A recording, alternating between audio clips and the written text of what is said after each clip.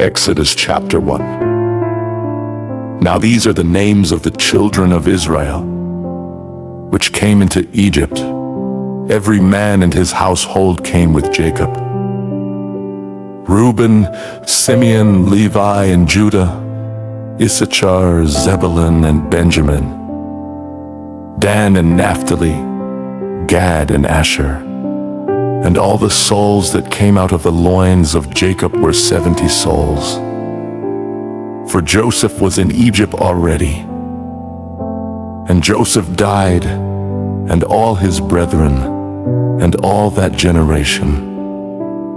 And the children of Israel were fruitful, and increased abundantly, and multiplied, and waxed exceeding mighty. And the land was filled with them. Now there arose up a new king over Egypt, which knew not Joseph. And he said unto his people, Behold, the people of the children of Israel are more and mightier than we. Come on, let us deal wisely with them, lest they multiply. And it come to pass, that when there falleth out any war, they join also unto our enemies, and fight against us, and so get them up out of the land. Therefore they did set over them taskmasters to afflict them with their burdens. And they built for Pharaoh treasure cities, Pithom and Ramses. But the more they afflicted them, the more they multiplied and grew, and they were grieved because of the children of Israel. And the Egyptians made the children of Israel to serve with rigor. And they made their lives bitter with hard bondage in mortar and in brick and in all manner of service in the field. All their service, wherein they made them serve, was with rigor. And the king of Egypt spake to the Hebrew midwives, of which the name of the one was Shiphrah, and the name of the other Puah. And he said, When ye do the office of a midwife to the Hebrew women, and see them upon the stools, if it be a son, then ye shall kill him. But if it be a daughter, then she shall live. But the midwives feared God, and did not as the king of Egypt commanded them, but saved the men children alive. And the king of Egypt called for the midwives, and said unto them, Why have ye done this thing, and have saved the men children alive? And the midwives said unto Pharaoh, Because the Hebrew women are not as the Egyptian women, for they are lively, and are delivered ere the midwives come in unto them. Therefore God dealt well with the midwives, and the people multiplied, and waxed very mighty. And it came to pass, because the midwives feared God, that he made them houses. And Pharaoh charged all his people, saying, Every son that is born ye shall cast into the river, and every daughter ye shall save alive.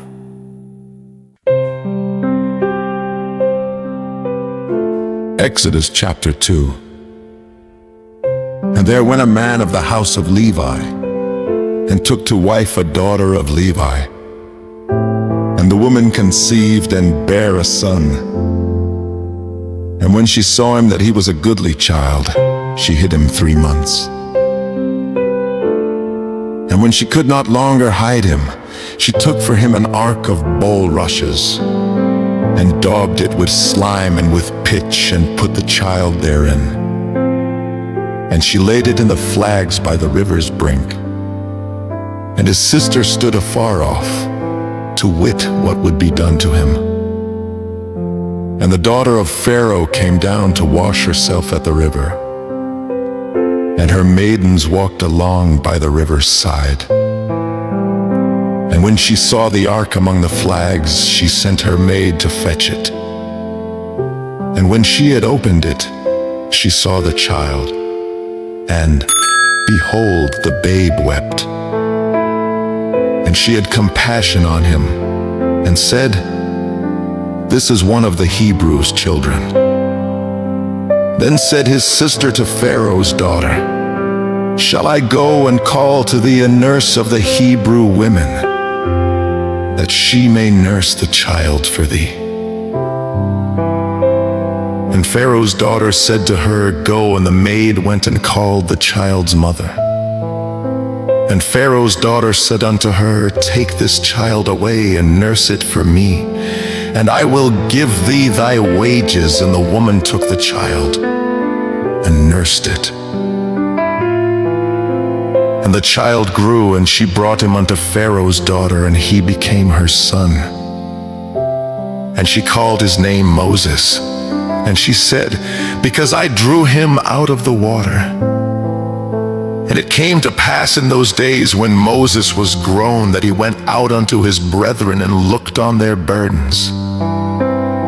And he spied an Egyptian smiting an Hebrew, one of his brethren. And he looked this way and that way. And when he saw that there was no man, he slew the Egyptian and hid him in the sand. And when he went out the second day, behold, 2 men of the Hebrews strove together. And he said to him that did the wrong, "Wherefore smitest thou thy fellow?" And he said, "Who made thee a prince and a judge over us? Intendest thou to kill me, as thou killedst the Egyptian?" And Moses feared and said, "Surely this thing is known." Now when Pharaoh heard this thing, he sought to slay Moses. But Moses fled from the face of Pharaoh and dwelt in the land of Midian, and he sat down by a well. Now the priest of Midian had 7 daughters, and they came and drew water, and filled the troughs to water their father's flock. And the shepherds came and drove them away. But Moses stood up and helped them, and watered their flock. And when they came to reel their father, he said, "How is it that ye are come so soon today?" And they said, "An Egyptian delivered us out of the hand of the shepherds, and also drew water enough for us, and watered the flock."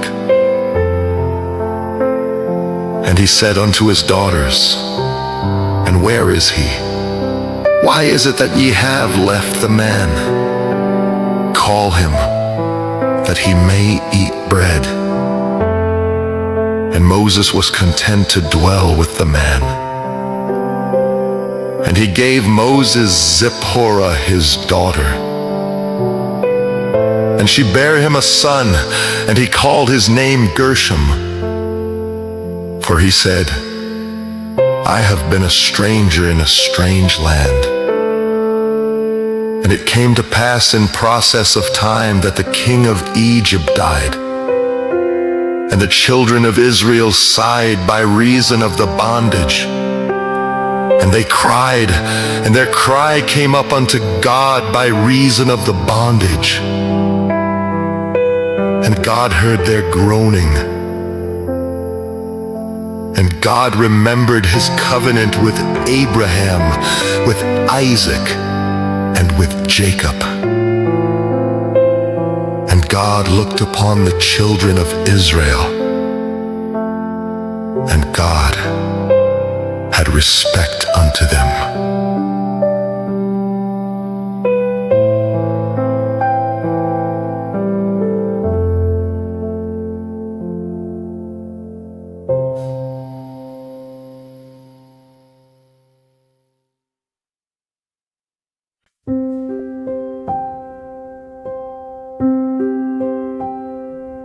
Exodus chapter 3. Now Moses kept the flock of Jethro, his father-in-law, the priest of Midian, and he led the flock to the backside of the desert and came to the mountain of God, even to Horeb. And the angel of the Lord appeared unto him in a flame of fire out of the midst of a bush. And he looked, and behold, the bush burned with fire, and the bush was not consumed. And Moses said, I will now turn aside and see this great sight, why the bush is not burnt.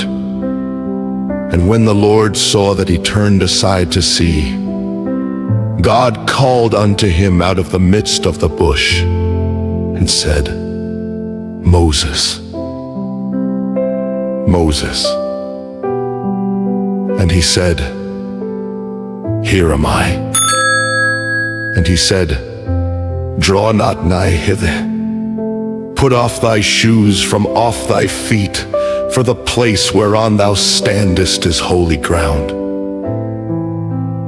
Moreover, he said, I am the God of thy father, the God of Abraham, the God of Isaac, and the God of Jacob. And Moses hid his face, for he was afraid to look upon God. And the Lord said, I have surely seen the affliction of my people which are in Egypt, and have heard their cry by reason of their taskmasters. For I know their sorrows. And I am come down to deliver them out of the hand of the Egyptians, and to bring them up out of that land unto a good land, and a large, unto a land flowing with milk and honey, unto the place of the Canaanites, and the Hittites, and the Amorites, and the Perizzites, and the Hivites, and the Jebusites. Now therefore, behold, the cry of the children of Israel is come unto me. And I have also seen the oppression wherewith the Egyptians oppress them. Come now therefore, and I will send thee unto Pharaoh, that thou mayest bring forth my people, the children of Israel, out of Egypt. And Moses said unto God, Who am I, that I should go unto Pharaoh, and that I should bring forth the children of Israel out of Egypt? And he said, Certainly I will be with thee, and this shall be a token unto thee, that I have sent thee. When thou hast brought forth the people out of Egypt, ye shall serve God upon this mountain. And Moses said unto God, Behold, when I come unto the children of Israel, and shall say unto them, The God of your fathers hath sent me unto you. And they shall say to me, What is his name? What shall I say unto them? And God said unto Moses, I am that I am. And he said, Thus shalt thou say unto the children of Israel, I am hath sent me unto you. And God said moreover unto Moses, Thus shalt thou say unto the children of Israel, The Lord God of your fathers, the God of Abraham, the God of Isaac, and the God of Jacob, hath sent me unto you. This is my name forever, and this is my memorial unto all generations. Go and gather the elders of Israel together, and say unto them, The Lord God of your fathers, the God of Abraham, of Isaac, and of Jacob, appeared unto me, saying, I have surely visited you, and seen that which is done to you in Egypt.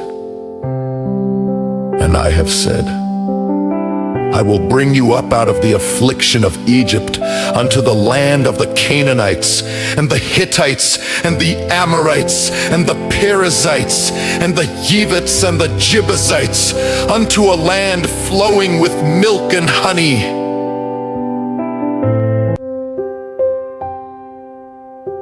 And they shall hearken to thy voice, and thou shalt come, thou and the elders of Israel, unto the king of Egypt.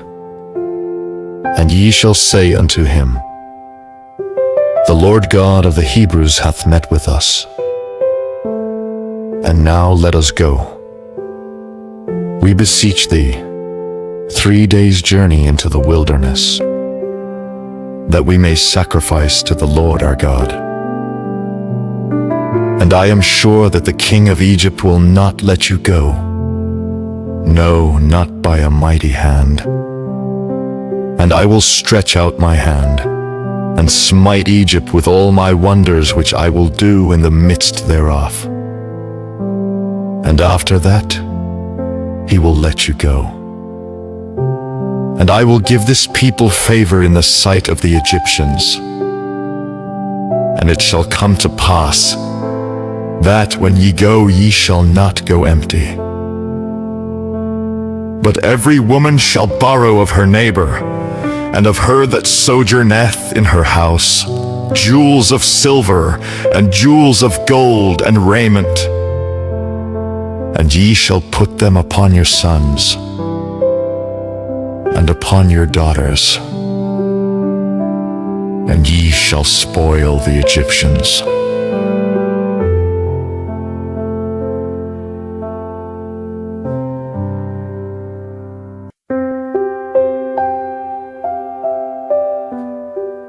Book of Exodus, chapter 4. And Moses answered and said, But behold, they will not believe me, nor hearken unto my voice. For they will say, The Lord hath not appeared unto thee. And the Lord said unto him, What is that in thine hand?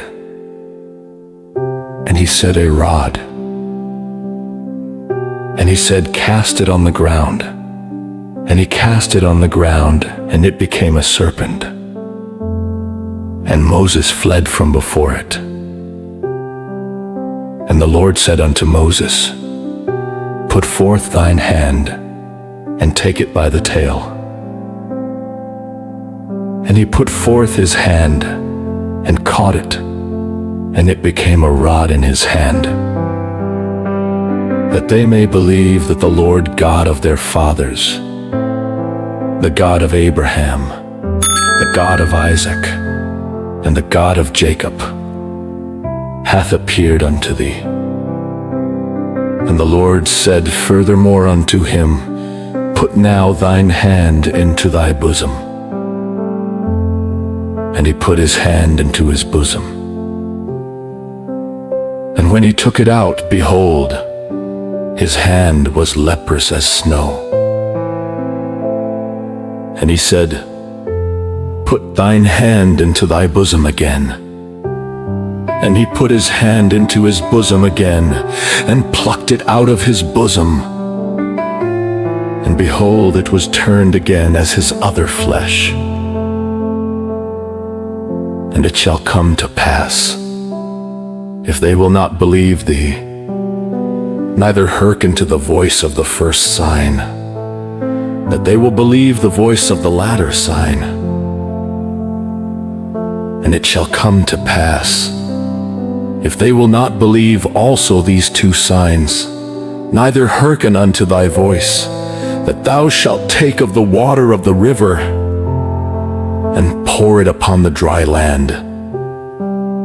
And the water which thou takest out of the river shall become blood upon the dry land. And Moses said unto the Lord, O my Lord, I am not eloquent, neither heretofore, nor since thou hast spoken unto thy servant. But I am slow of speech, and of a slow tongue.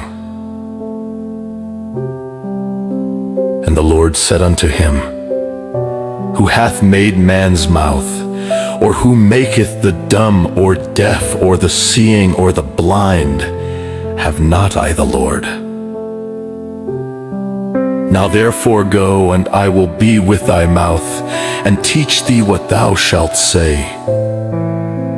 And he said, O my Lord, send, I pray thee, by the hand of him whom thou wilt send.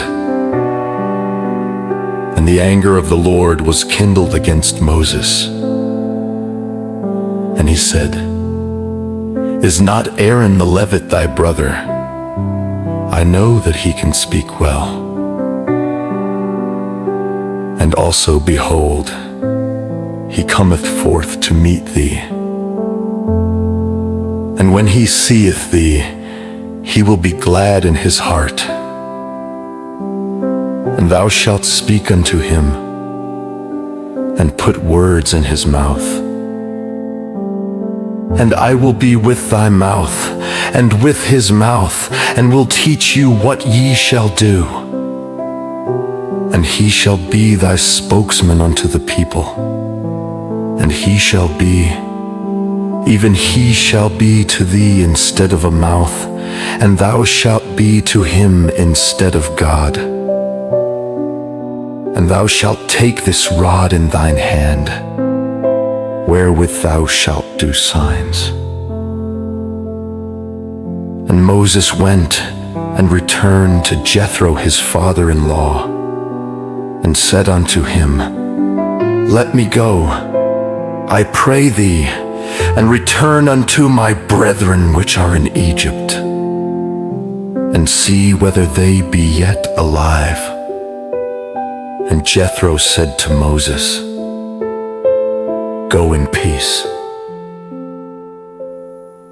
And the Lord said unto Moses in Midian, Go, return into Egypt, for all the men are dead which sought thy life. And Moses took his wife and his sons, and set them upon an ass, and he returned to the land of Egypt. And Moses took the rod of God in his hand.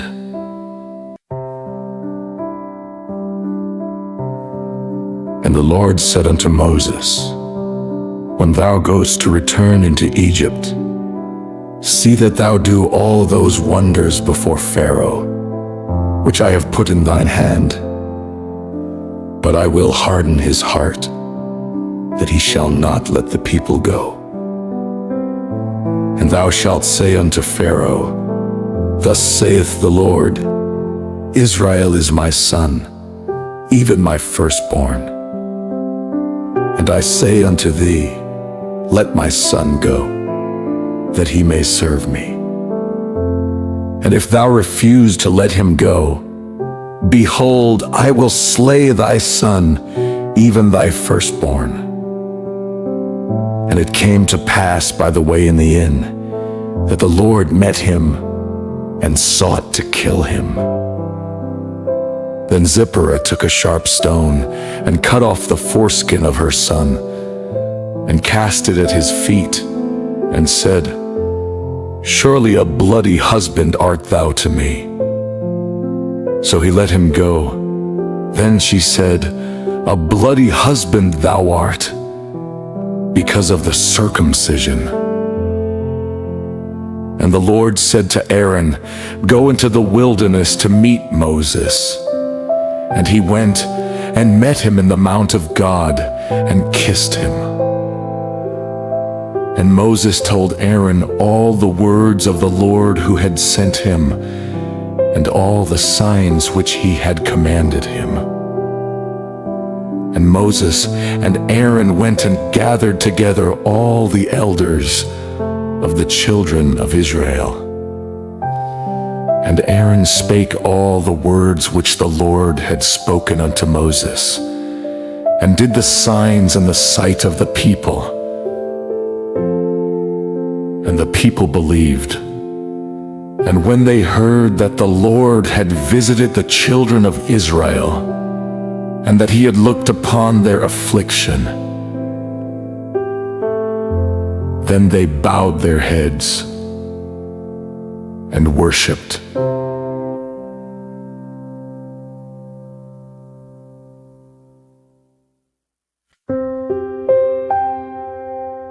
Book of Exodus, chapter 5. And afterward Moses and Aaron went in and told Pharaoh, Thus saith the Lord God of Israel, Let my people go, that they may hold a feast unto me in the wilderness. And Pharaoh said, Who is the Lord, that I should obey his voice to let Israel go? I know not the Lord, neither will I let Israel go. And they said, The God of the Hebrews hath met with us. Let us go, we pray thee, 3 days' journey into the desert, and sacrifice unto the Lord our God, lest he fall upon us with pestilence, or with the sword. And the king of Egypt said unto them, Wherefore do ye, Moses and Aaron, let the people from their works get you unto your burdens? And Pharaoh said, Behold, the people of the land now are many, and ye make them rest from their burdens. And Pharaoh commanded the same day the taskmasters of the people and their officers, saying, Ye shall no more give the people straw to make brick, as heretofore. Let them go and gather straw for themselves. And the tale of the bricks, which they did make heretofore, ye shall lay upon them. Ye shall not diminish aught thereof, for they be idle. Therefore they cry, saying, Let us go and sacrifice to our God. Let their more work be laid upon the men, that they may labor therein. And let them not regard vain words. And the taskmasters of the people went out, and their officers. And they spake to the people, saying, Thus saith Pharaoh, I will not give you straw. Go ye, get you straw where ye can find it, yet not aught of your work shall be diminished. So the people were scattered abroad throughout all the land of Egypt to gather stubble instead of straw. And the taskmasters hasted them, saying, Fulfill your works, your daily tasks, as when there was straw. And the officers of the children of Israel, which Pharaoh's taskmasters had set over them, were beaten and demanded, Wherefore have ye not fulfilled your task in making brick both yesterday and today, as heretofore? Then the officers of the children of Israel came and cried unto Pharaoh, saying, Wherefore dealest thou thus with thy servants? There is no straw given unto thy servants, and they say to us, Make brick, and behold, thy servants are beaten. But the fault is in thine own people. But he said, Ye are idle, ye are idle. Therefore ye say, Let us go and do sacrifice to the Lord. Go therefore now, and work. For there shall no straw be given you, yet shall ye deliver the tale of bricks. And the officers of the children of Israel did see that they were in evil case. After it was said, Ye shall not minish aught from your bricks of your daily task. And they met Moses and Aaron, who stood in the way, as they came forth from Pharaoh. And they said unto them, The Lord look upon you and judge, because ye have made our savor to be abhorred in the eyes of Pharaoh. and in the eyes of his servants, to put a sword in their hand to slay us. And Moses returned unto the Lord, and said, Lord, wherefore hast thou so evil entreated this people? Why is it that thou hast sent me? For since I came to Pharaoh to speak in thy name, he hath done evil to this people. Neither hast thou delivered thy people at all.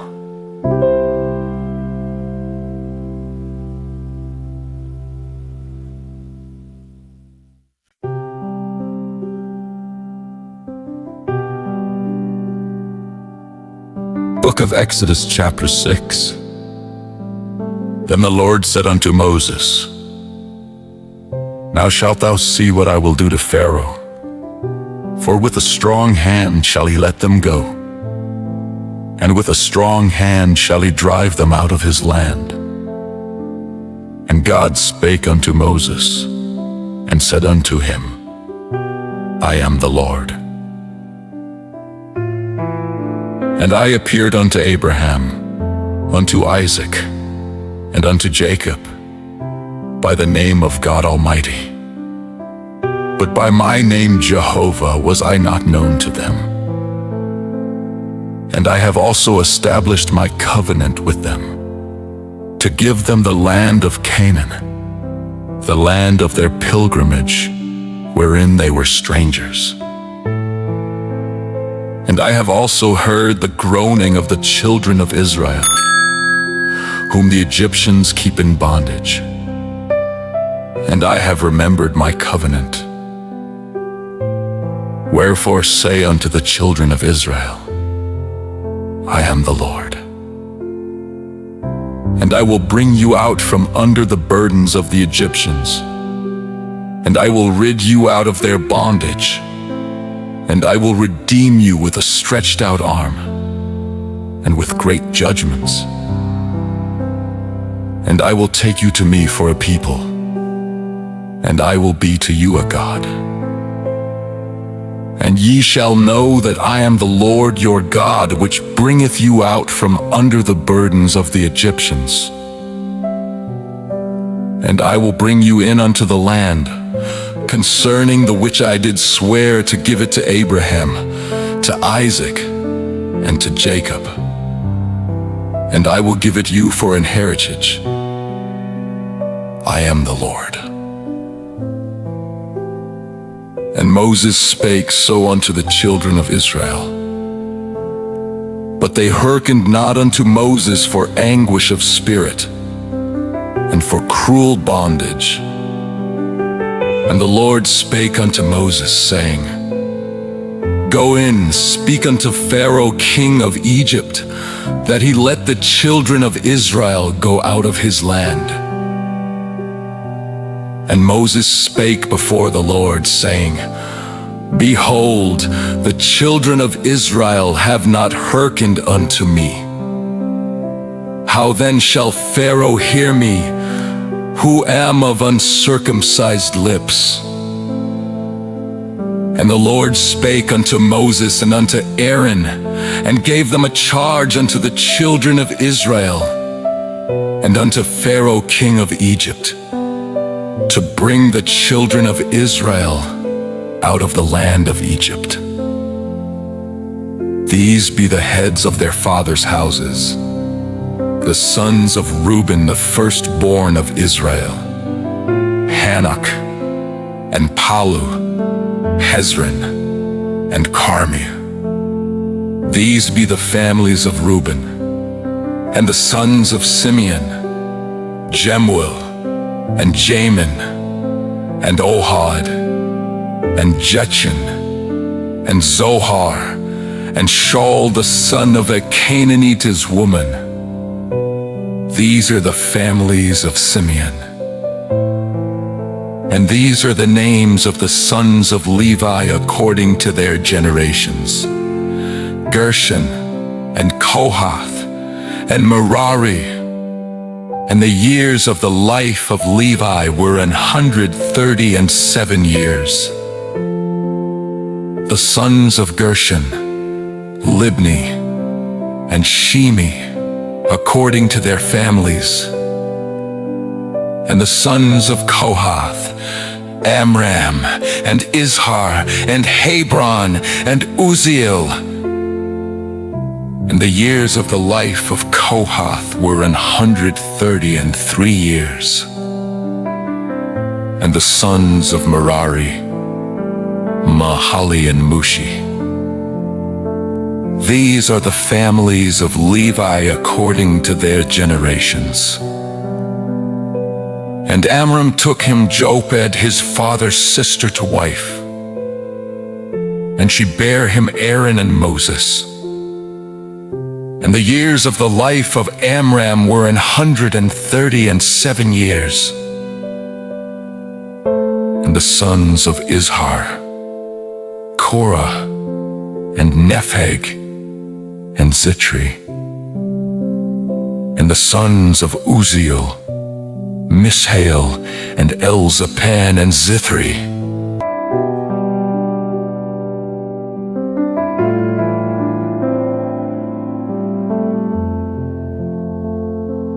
And Aaron took him Elisheba, daughter of Amminadab, sister of Nahshon, to wife.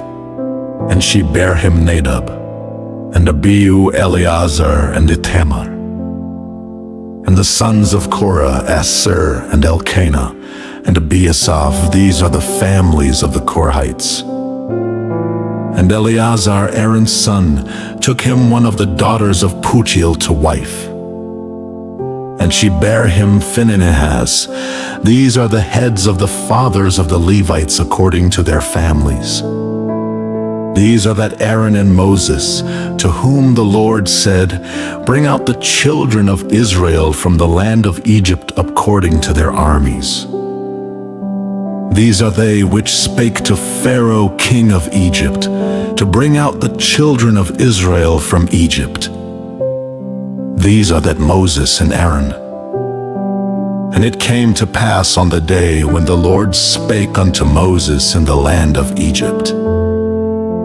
29, that the Lord spake unto Moses, saying, I am the Lord, speak thou unto Pharaoh king of Egypt all that I say unto thee. And Moses said before the Lord, Behold, I am of uncircumcised lips. And how shall Pharaoh hearken unto me?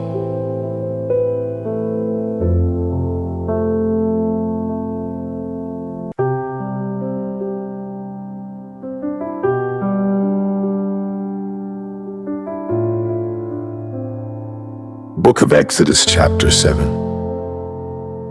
And the Lord said unto Moses, See, I have made thee a god to Pharaoh, and Aaron thy brother shall be thy prophet. Thou shalt speak all that I command thee. And Aaron thy brother shall speak unto Pharaoh, that he send the children of Israel out of his land. And I will harden Pharaoh's heart, and multiply my signs and my wonders in the land of Egypt. But Pharaoh shall not hearken unto you, that I may lay my hand upon Egypt, and bring forth mine armies, and my people the children of Israel, out of the land of Egypt by great judgments. And the Egyptians shall know that I am the Lord, when I stretch forth mine hand upon Egypt, and bring out the children of Israel from among them. And Moses and Aaron did as the Lord commanded them. So did they. And Moses was 80 years old, and Aaron 83 years old, when they spake unto Pharaoh. And the Lord spake unto Moses and unto Aaron, saying, When Pharaoh shall speak unto you, saying, Shew a miracle for you, then thou shalt say unto Aaron, Take thy rod and cast it before Pharaoh, and it shall become a serpent. And Moses and Aaron went in unto Pharaoh, and they did so as the Lord had commanded. And Aaron cast down his rod before Pharaoh and before his servants, and it became a serpent. Then Pharaoh also called the wise men and the sorcerers, now the magicians of Egypt. They also did in like manner with their enchantments. For they cast down every man his rod, and they became serpents. But Aaron's rod swallowed up their rods. And he hardened Pharaoh's heart, that he hearkened not unto them, as the Lord had said. And the Lord said unto Moses, Pharaoh's heart is hardened, he refuseth to let the people go. Get thee unto Pharaoh in the morning. Lo, he goeth out unto the water. And thou shalt stand by the river's brink against he come. And the rod which was turned to a serpent shalt thou take in thine hand.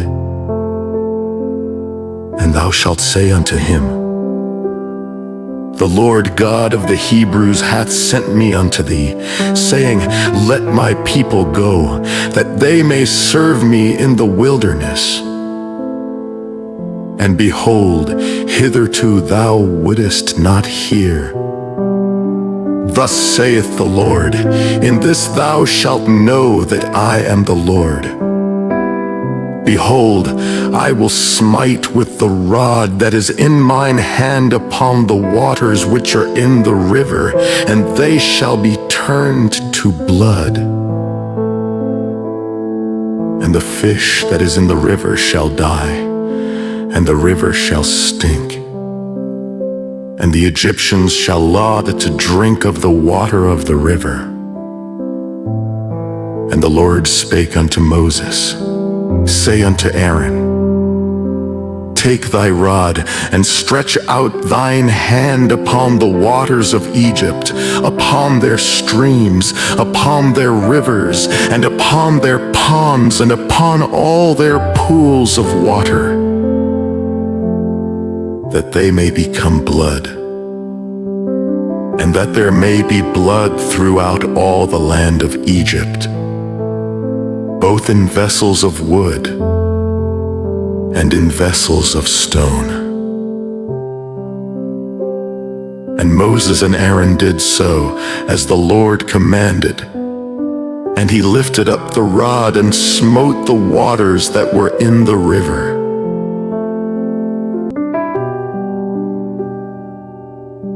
And Moses and Aaron did so as the Lord commanded.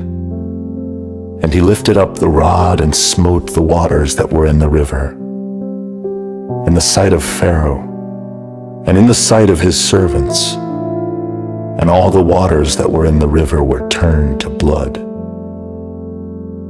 And the fish that was in the river died, and the river stank, and the Egyptians could not drink of the water of the river.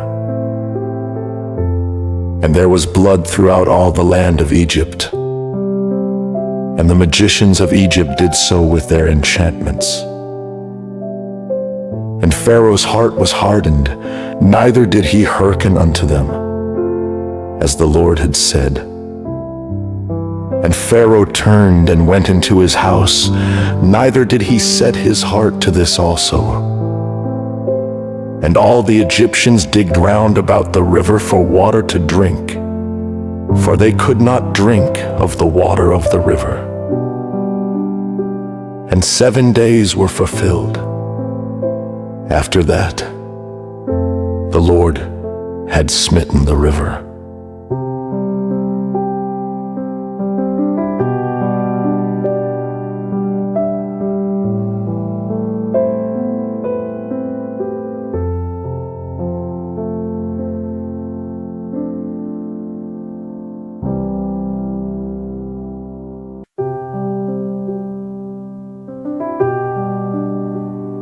Book of Exodus, chapter 8.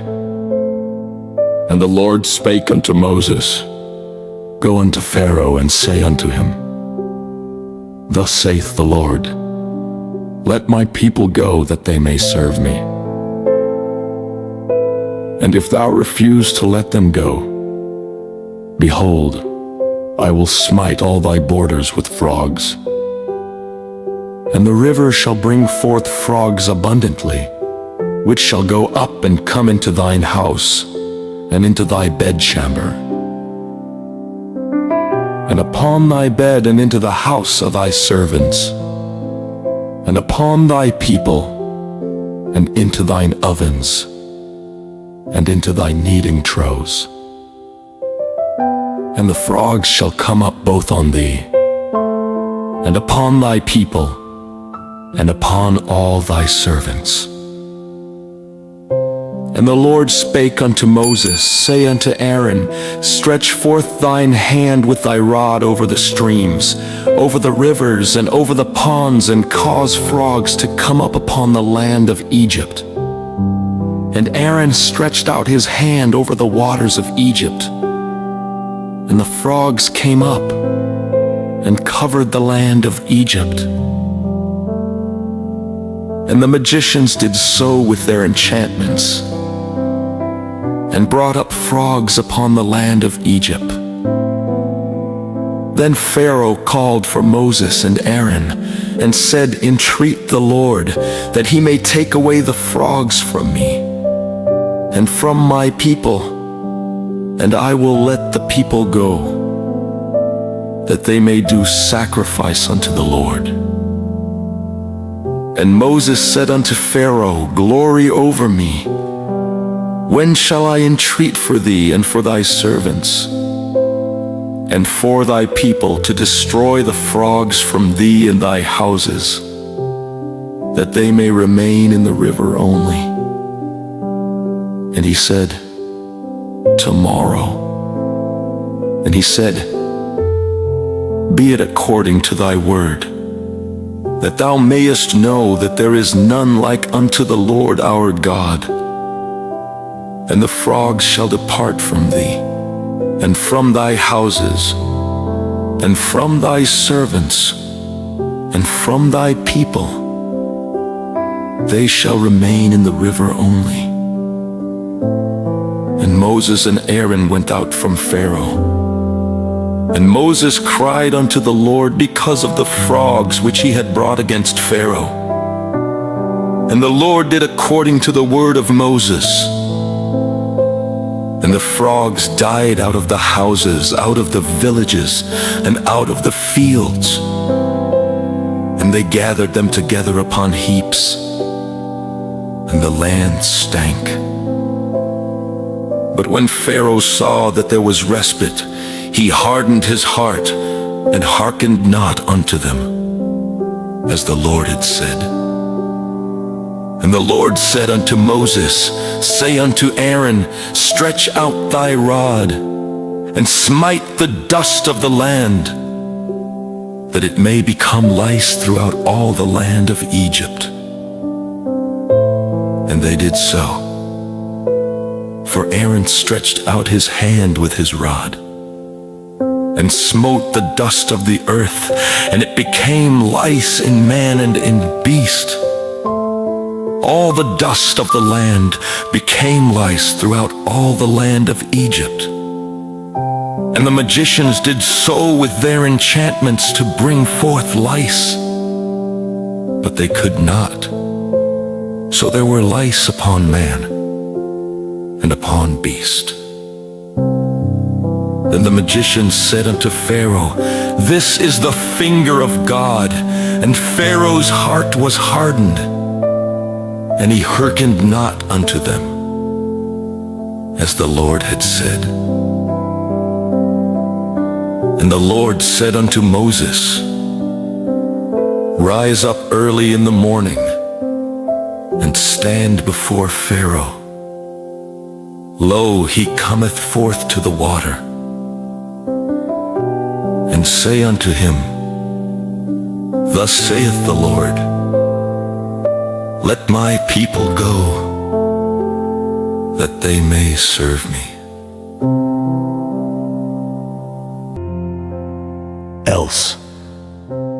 thou wilt not let my people go, behold, I will send swarms of flies upon thee, and upon thy servants, and upon thy people, and into thy houses.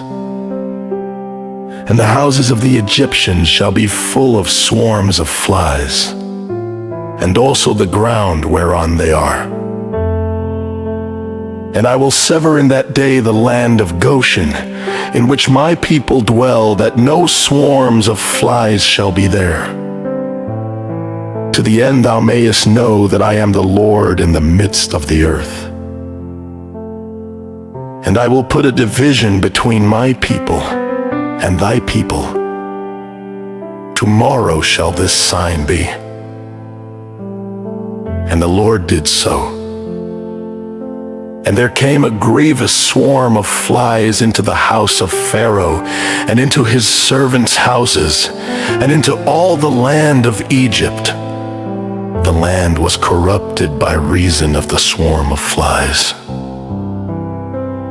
And Pharaoh called for Moses and for Aaron, and said, Go ye, sacrifice to your God in the land.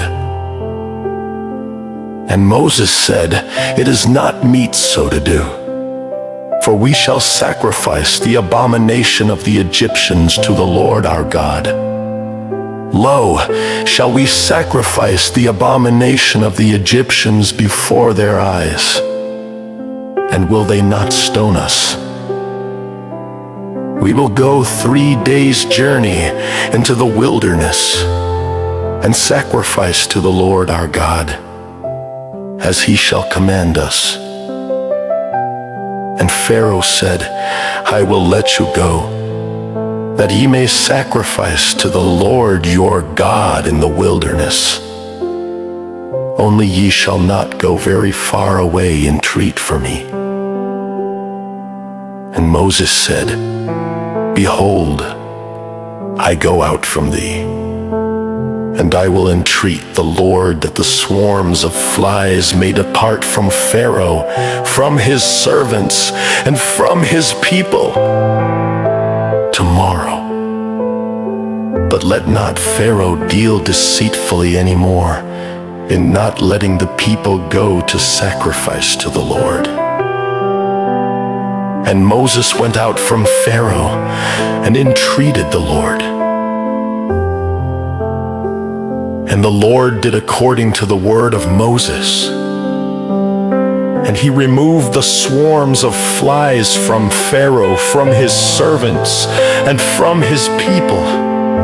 There remained not one. And Pharaoh hardened his heart at this time also.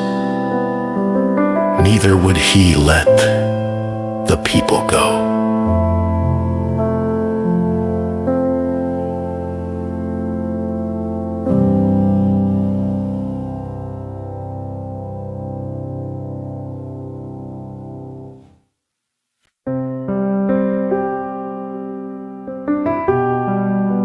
Book of Exodus, chapter 9.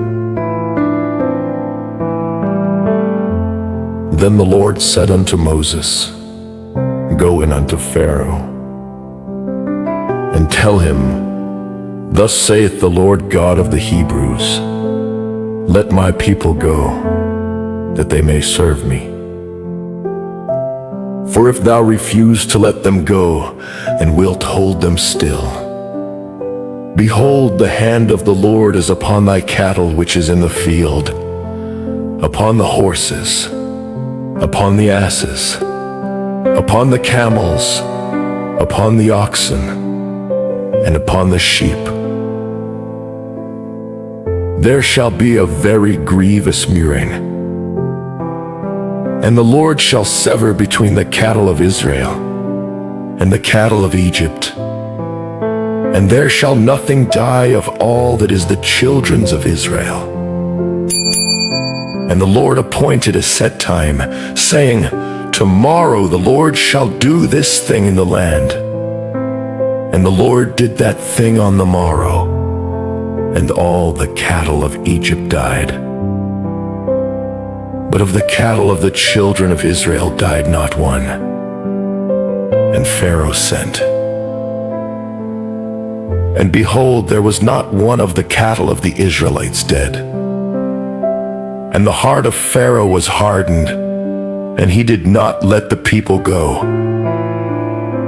And the Lord said unto Moses and unto Aaron, Take to you handfuls of ashes of the furnace, and let Moses sprinkle it toward the heaven in the sight of Pharaoh.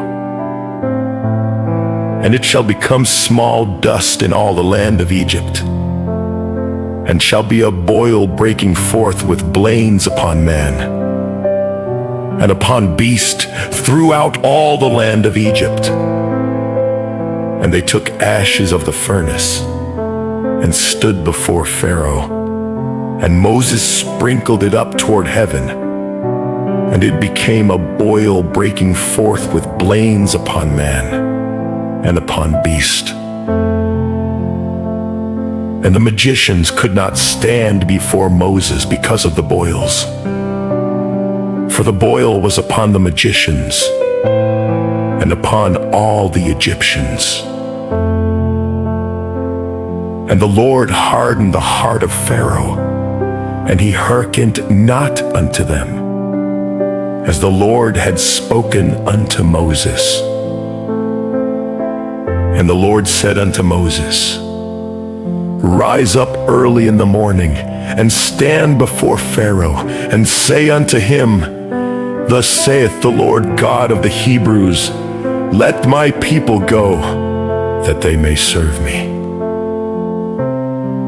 For I will at this time send all my plagues upon thine heart, and upon thy servants, and upon thy people, that thou mayest know that there is none like me in all the earth.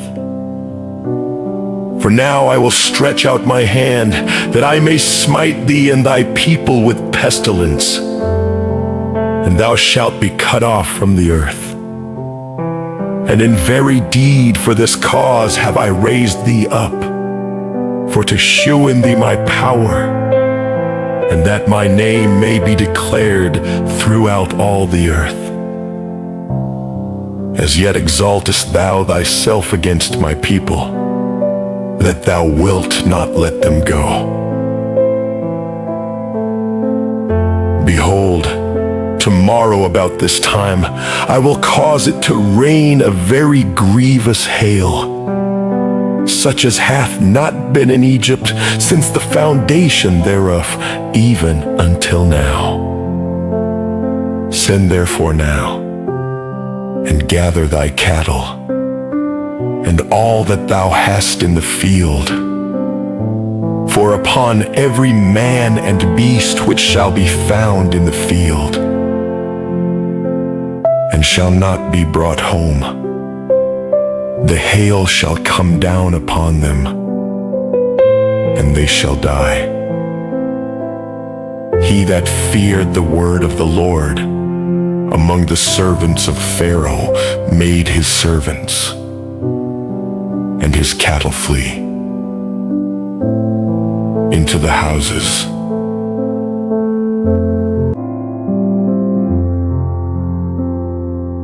And he that regarded not the word of the Lord left his servants and his cattle in the field. And the Lord said unto Moses, Stretch forth thine hand toward heaven, that there may be hail in all the land of Egypt, upon man, and upon beast, and upon every herb of the field, throughout the land of Egypt. And Moses stretched forth his rod toward heaven, and the Lord sent thunder and hail, and the fire ran along upon the ground, and the Lord rained hail upon the land of Egypt. So there was hail, and fire mingled with the hail, very grievous, such as there was none like it in all the land of Egypt since it became a nation.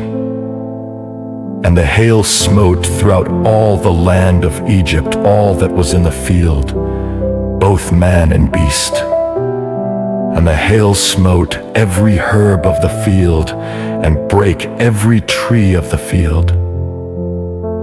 Only in the land of Goshen, where the children of Israel were, was there no hail. And Pharaoh sent and called for Moses and Aaron, and said unto them, I have sinned this time. The Lord is righteous, and I and my people are wicked. Entreat the Lord, for it is enough that there be no more mighty thunderings and hail. And I will let you go, and ye shall stay no longer. And Moses said unto him, As soon as I am gone out of the city, I will spread abroad my hands unto the Lord. And the thunders shall cease, neither shall there be any more hail, that thou mayest know how that the earth is the Lord. But as for thee and thy servants, I know that ye will not yet fear the Lord God. And the flax and the barley was smitten, for the barley was in the ear, and the flax was bald. But the wheat and the rye were not smitten, for they were not grown up. And Moses went out of the city from Pharaoh, and spread abroad his hands unto the Lord. And the thunders and hail ceased, and the rain was not poured upon the earth. And when Pharaoh saw that the rain and the hail and the thunders were ceased, he sinned yet more, and hardened his heart, he and his servants. And the heart of Pharaoh was hardened, neither would he let the children of Israel go, as the Lord had spoken by Moses.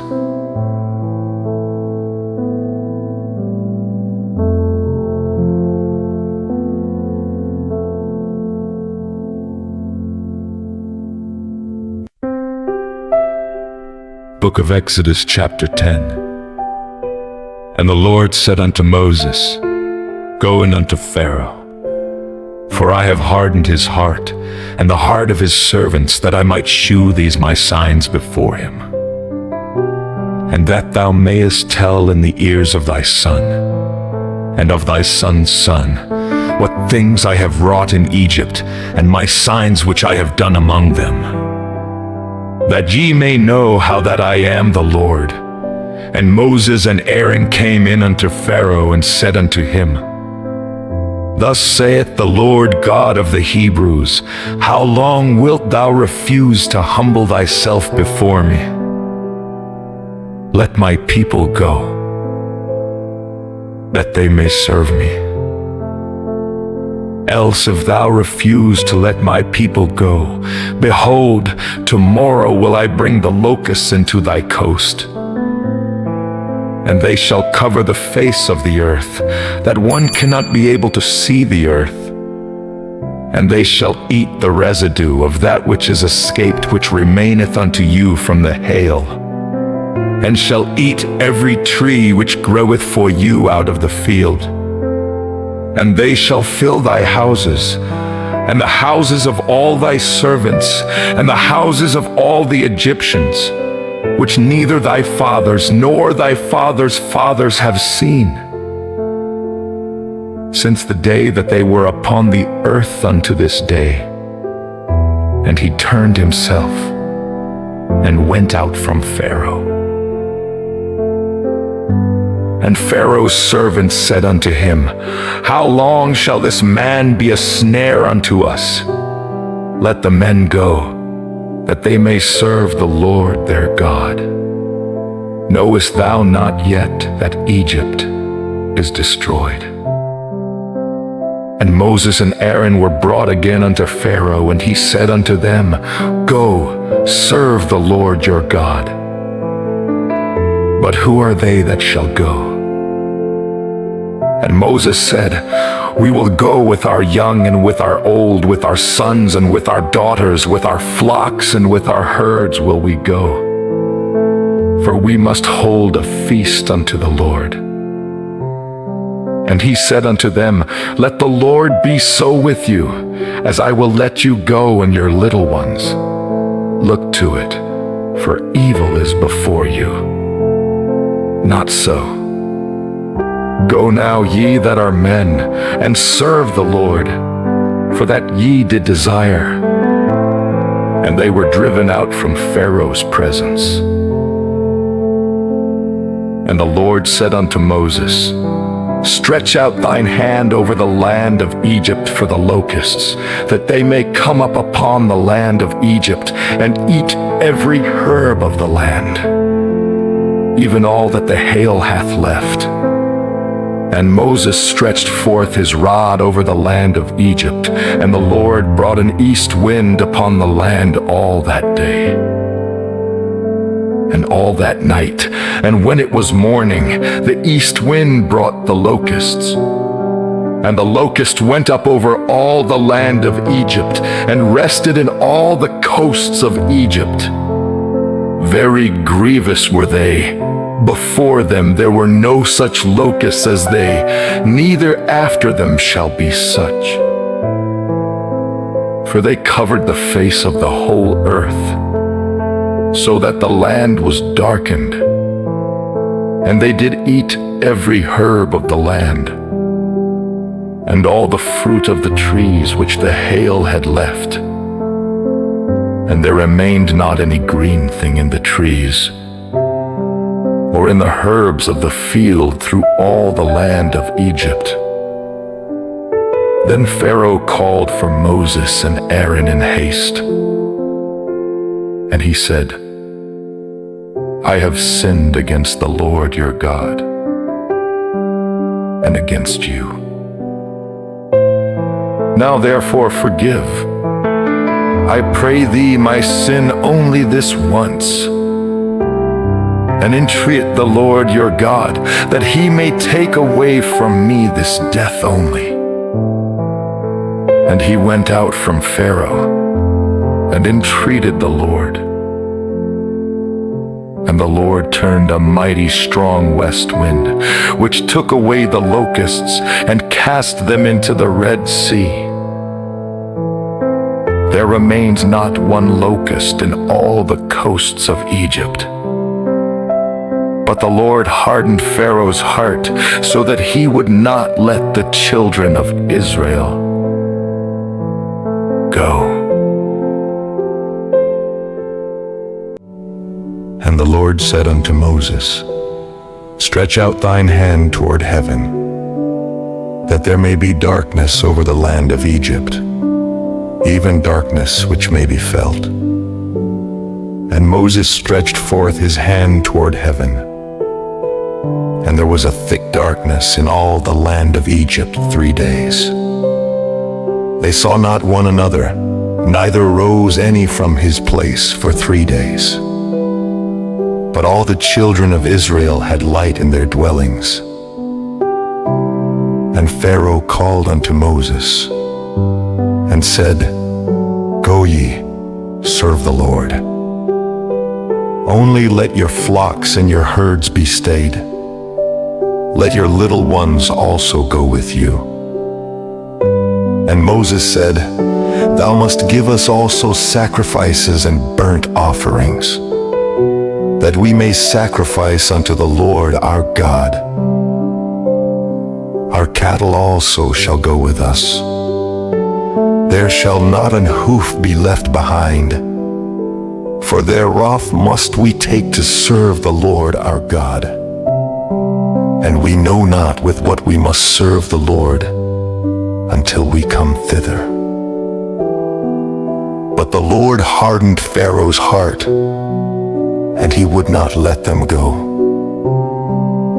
And Pharaoh said unto him, Get thee from me, take heed to thyself. See my face no more. For in that day thou seest my face, thou shalt die. And Moses said, Thou hast spoken well.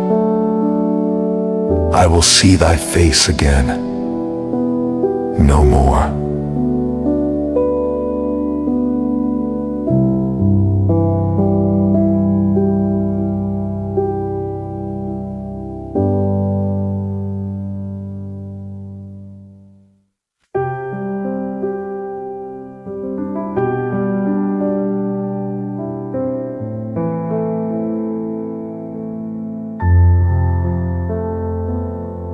Book of Exodus, chapter 11. And the Lord said unto Moses, Yet will I bring one plague more upon Pharaoh, and upon Egypt.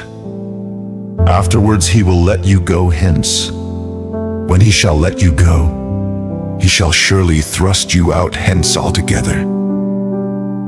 Speak now in the ears of the people, and let every man borrow of his neighbor, and every woman of her neighbor, jewels of silver and jewels of gold. And the Lord gave the people favor in the sight of the Egyptians. Moreover, the man Moses was very great in the land of Egypt, in the sight of Pharaoh's servants, and in the sight of the people. And Moses said, Thus saith the Lord, About midnight will I go out into the midst of Egypt, and all the firstborn in the land of Egypt shall die, from the firstborn of Pharaoh that sitteth upon his throne, even unto the firstborn of the maidservant that is behind the mill, and all the firstborn of beasts. And there shall be a great cry throughout all the land of Egypt, such as there was none like it, nor shall be like it any more.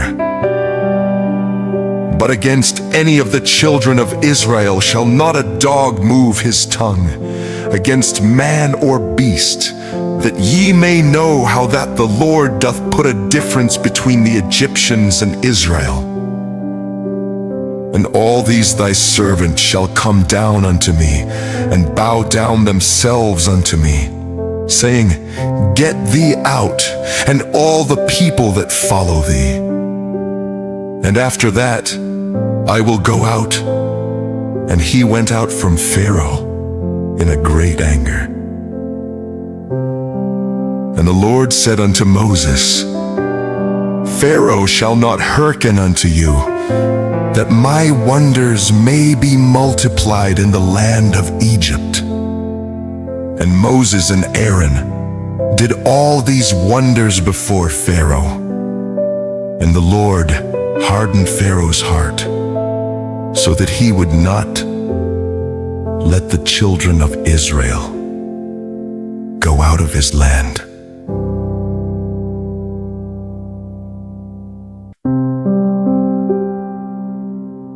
Book of Exodus, chapter 12. And the Lord spake unto Moses and Aaron in the land of Egypt, saying, This month shall be unto you the beginning of months. It shall be the first month of the year to you. Speak ye unto all the congregation of Israel, saying, In the 10th day of this month they shall take to them every man a lamb, according to the house of their fathers, a lamb for an house. And if the household be too little for the lamb, let him and his neighbor next unto his house take it according to the number of the souls. Every man according to his eating shall make your count for the lamb. Your lamb shall be without blemish, a male of the first year. Ye shall take it out from the sheep or from the goats. And ye shall keep it up until the 14th day of the same month. And the whole assembly of the congregation of Israel shall kill it in the evening. And they shall take of the blood, and strike it on the 2 side posts, and on the upper door post of the houses, wherein they shall eat it. And they shall eat the flesh in that night, roast with fire and unleavened bread, and with bitter herbs they shall eat it. Eat not of it raw, nor sodden it all with water, but roast with fire his head with his legs, and with the purtenance thereof. And ye shall let nothing of it remain until the morning. And that which remaineth of it until the morning ye shall burn with fire. And thus shall ye eat it, with your loins girded, your shoes on your feet, and your staff in your hand, and ye shall eat it in haste. It is the Lord's Passover. For I will pass through the land of Egypt this night, and will smite all the firstborn in the land of Egypt, both man and beast. And against all the gods of Egypt I will execute judgment.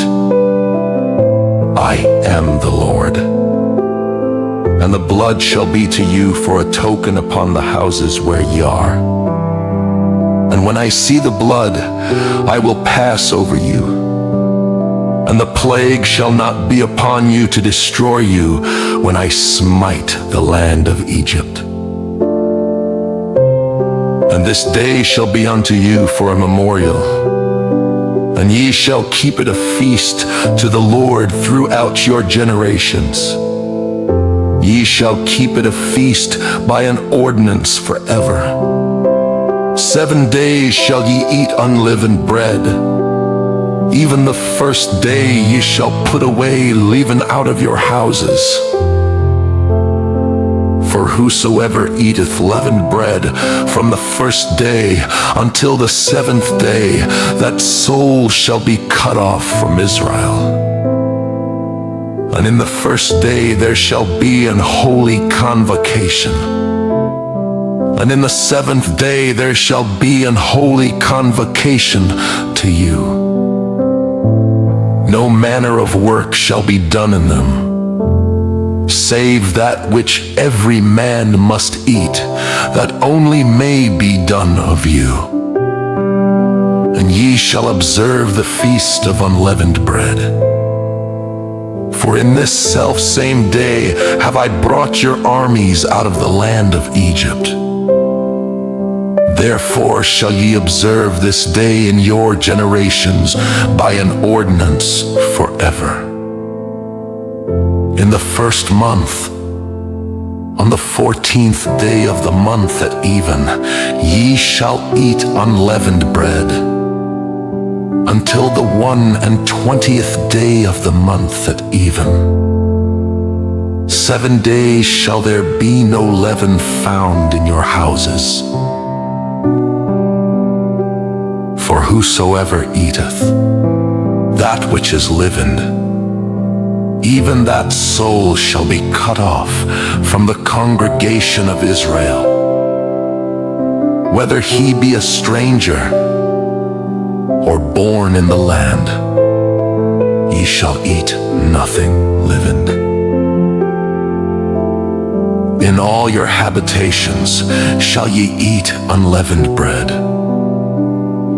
Then Moses called for all the elders of Israel, and said unto them, Draw out and take you a lamb according to your families, and kill the Passover. And ye shall take a bunch of hyssop, and dip it in the blood that is in the basin, and strike the lintel and the 2 side posts with the blood that is in the basin. And none of you shall go out at the door of his house until the morning.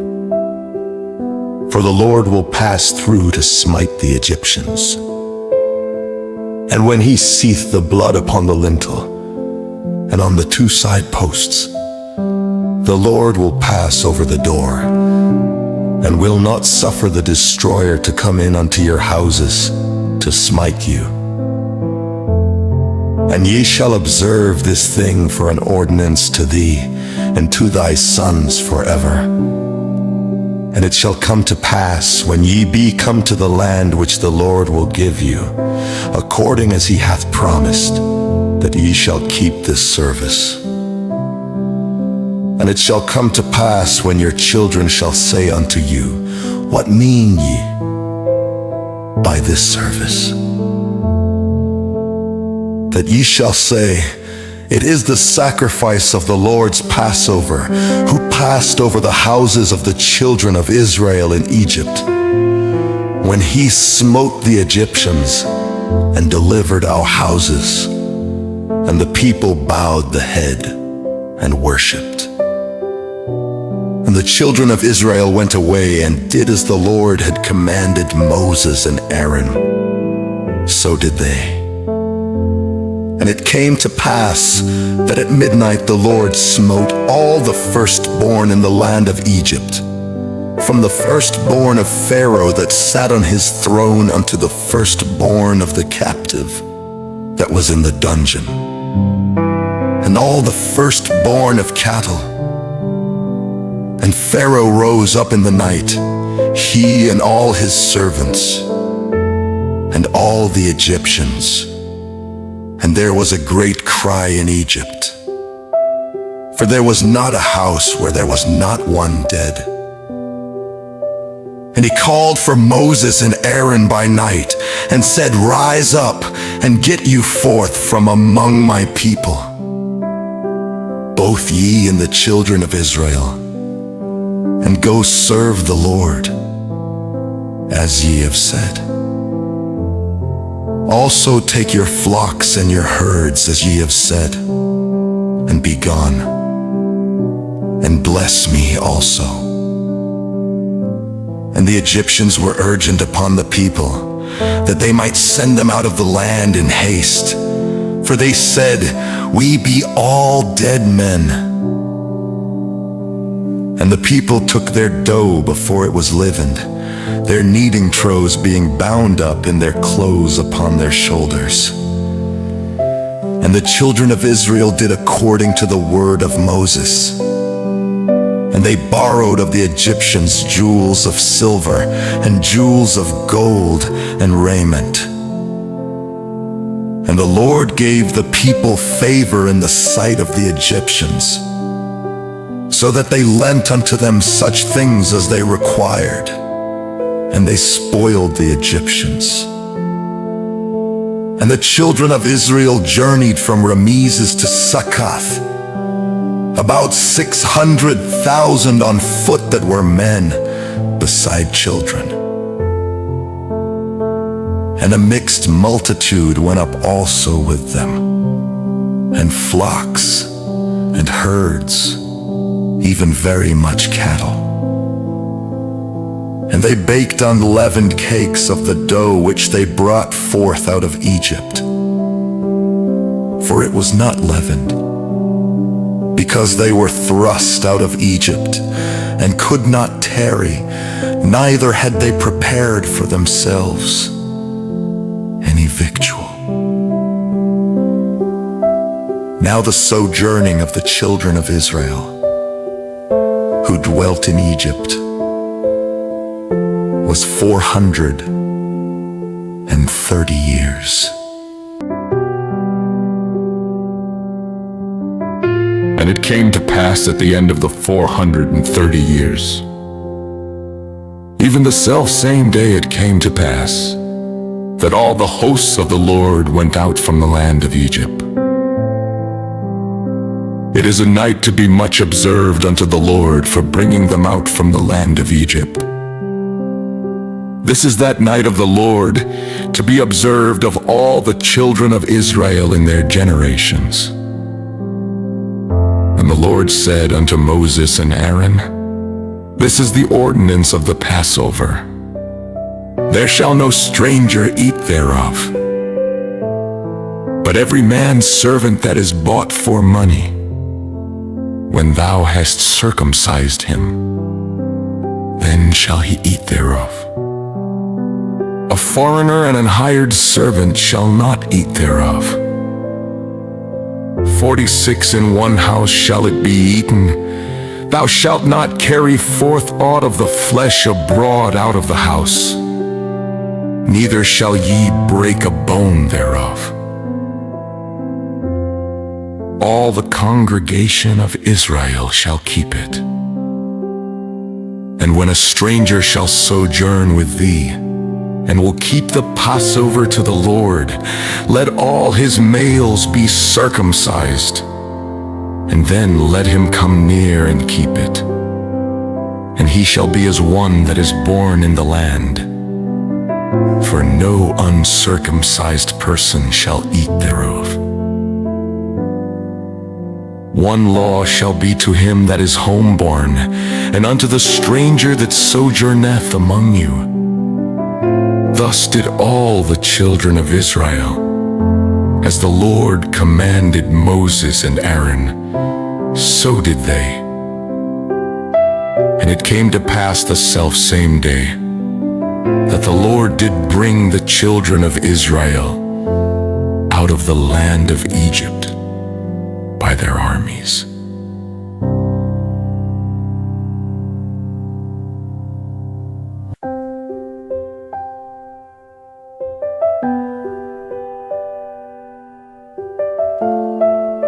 Book of Exodus, chapter 13. And the Lord spake unto Moses, saying, Sanctify unto me all the firstborn, whatsoever openeth the womb among the children of Israel, both of man and of beast, it is mine. And Moses said unto the people, Remember this day in which ye came out from Egypt, out of the house of bondage, for by strength of hand the Lord brought you out from this place. There shall no leavened bread be eaten. This day came ye out in the month Abib. And it shall be when the Lord shall bring thee into the land of the Canaanites, and the Hittites, and the Amorites, and the Hivites, and the Jebusites, which he sware unto thy fathers to give thee, a land flowing with milk and honey, that thou shalt keep this service in this month. 7 days thou shalt eat unleavened bread, and in the 7th day shall be a feast to the Lord. Unleavened bread shall be eaten 7 days, and there shall no leavened bread be seen with thee. Neither shall there be leaven seen with thee in all thy quarters. And thou shalt show thy son in that day, saying, This is done because of that which the Lord did unto me when I came forth out of Egypt. And it shall be for a sign unto thee upon thine hand, and for a memorial between thine eyes, that the Lord's law may be in thy mouth, for with a strong hand hath the Lord brought thee out of Egypt. Thou shalt therefore keep this ordinance in his season from year to year. And it shall be when the Lord shall bring thee into the land of the Canaanites, as he sware unto thee and to thy fathers, and shall give it thee, that thou shalt set apart unto the Lord all that openeth the matrix, and every firstling that cometh of a beast which thou hast. The males shall be the Lord's, and every firstling of an ass thou shalt redeem with a lamb. And if thou wilt not redeem it, then thou shalt break his neck. And all the firstborn of man among thy children shalt thou redeem. And it shall be when thy son asketh thee in time to come, saying, What is this? That thou shalt say unto him, By strength of hand the Lord brought us out from Egypt, from the house of bondage. And it came to pass, when Pharaoh would hardly let us go, that the Lord slew all the firstborn in the land of Egypt, both the firstborn of man and the firstborn of beast. Therefore I sacrifice to the Lord all that openeth the matrix, being males. But all the firstborn of my children I redeem. And it shall be for a token upon thine hand, and for frontlets between thine eyes. For by strength of hand the Lord brought us forth out of Egypt. And it came to pass, when Pharaoh had let the people go, that God led them not through the way of the Philistines, although that was near. For God said, Lest peradventure the people repent when they see war, and they return to Egypt. But God led the people about through the way of the wilderness of the Red Sea. And the children of Israel went up harnessed out of the land of Egypt. And Moses took the bones of Joseph with him, for he had straitly sworn the children of Israel, saying, God will surely visit you, and ye shall carry up my bones away hence with you. And they took their journey from Succoth, and encamped in Etham, in the edge of the wilderness. And the Lord went before them by day in a pillar of a cloud to lead them the way, and by night in a pillar of fire to give them light, to go by day and night. He took not away the pillar of the cloud by day, nor the pillar of fire by night from before the people.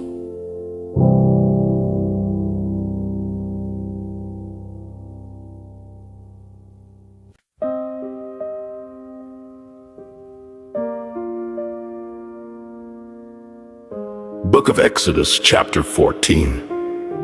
And the Lord spake unto Moses, saying, Speak unto the children of Israel, that they turn and encamp before Pihahiroth, between Migdol and the sea, over against Baalzephon, before it shall ye encamp by the sea. For Pharaoh will say of the children of Israel, They are entangled in the land, the wilderness hath shut them in. And I will harden Pharaoh's heart, that he shall follow after them. And I will be honored upon Pharaoh and upon all his host, that the Egyptians may know that I am the Lord. And they did so. And it was told the king of Egypt that the people fled, and the heart of Pharaoh and of his servants was turned against the people. And they said, Why have we done this, that we have let Israel go from serving us? And he made ready his chariot, and took his people with him. And he took 600 chosen chariots, and all the chariots of Egypt, and captains over every one of them. And the Lord hardened the heart of Pharaoh king of Egypt, and he pursued after the children of Israel. And the children of Israel went out with an high hand. But the Egyptians pursued after them, all the horses and chariots of Pharaoh, and his horsemen, and his army, and overtook them encamping by the sea beside Pihahiroth, before Baalzephon. And when Pharaoh drew nigh, the children of Israel lifted up their eyes, and behold, the Egyptians marched after them. And they were sore afraid, and the children of Israel cried out unto the Lord. And they said unto Moses, Because there were no graves in Egypt, hast thou taken us away to die in the wilderness? Wherefore hast thou dealt thus with us, to carry us forth out of Egypt? Is not this the word that we did tell thee in Egypt, saying, Let us alone, that we may serve the Egyptians? For it had been better for us to serve the Egyptians, than that we should die in the wilderness. And Moses said unto the people, Fear ye not, stand still, and see the salvation of the Lord, which he will shew to you today. For the Egyptians whom ye have seen today, ye shall see them again no more forever. The Lord shall fight for you, and ye shall hold your peace. And the Lord said unto Moses, Wherefore criest thou unto me? Speak unto the children of Israel, that they go forward. But lift thou up thy rod, and stretch out thine hand over the sea, and divide it. and the children of Israel shall go on dry ground through the midst of the sea. And I, behold, I will harden the hearts of the Egyptians, and they shall follow them. And I will get me honor upon Pharaoh and upon all his host, upon his chariots and upon his horsemen. And the Egyptians shall know that I am the Lord, when I have gotten me honor upon Pharaoh, upon his chariots and upon his horsemen. And the angel of God which went before the camp of Israel removed and went behind them. And the pillar of the cloud went from before their face and stood behind them.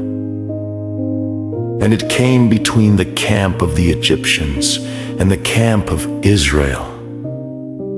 And it was a cloud and darkness to them, but it gave light by night to these, so that the one came not near the other all the night.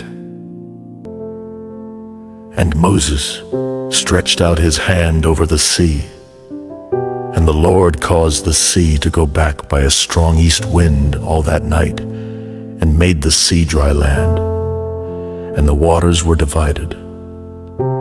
And the children of Israel went into the midst of the sea upon the dry ground, and the waters were a wall unto them on their right hand and on their left.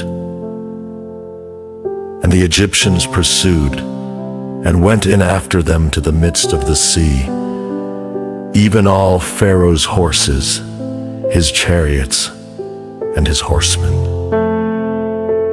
And it came to pass that in the morning watch the Lord looked unto the host of the Egyptians through the pillar of fire and of the cloud, and troubled the host of the Egyptians, and took off their chariot wheels, that they drave them heavily.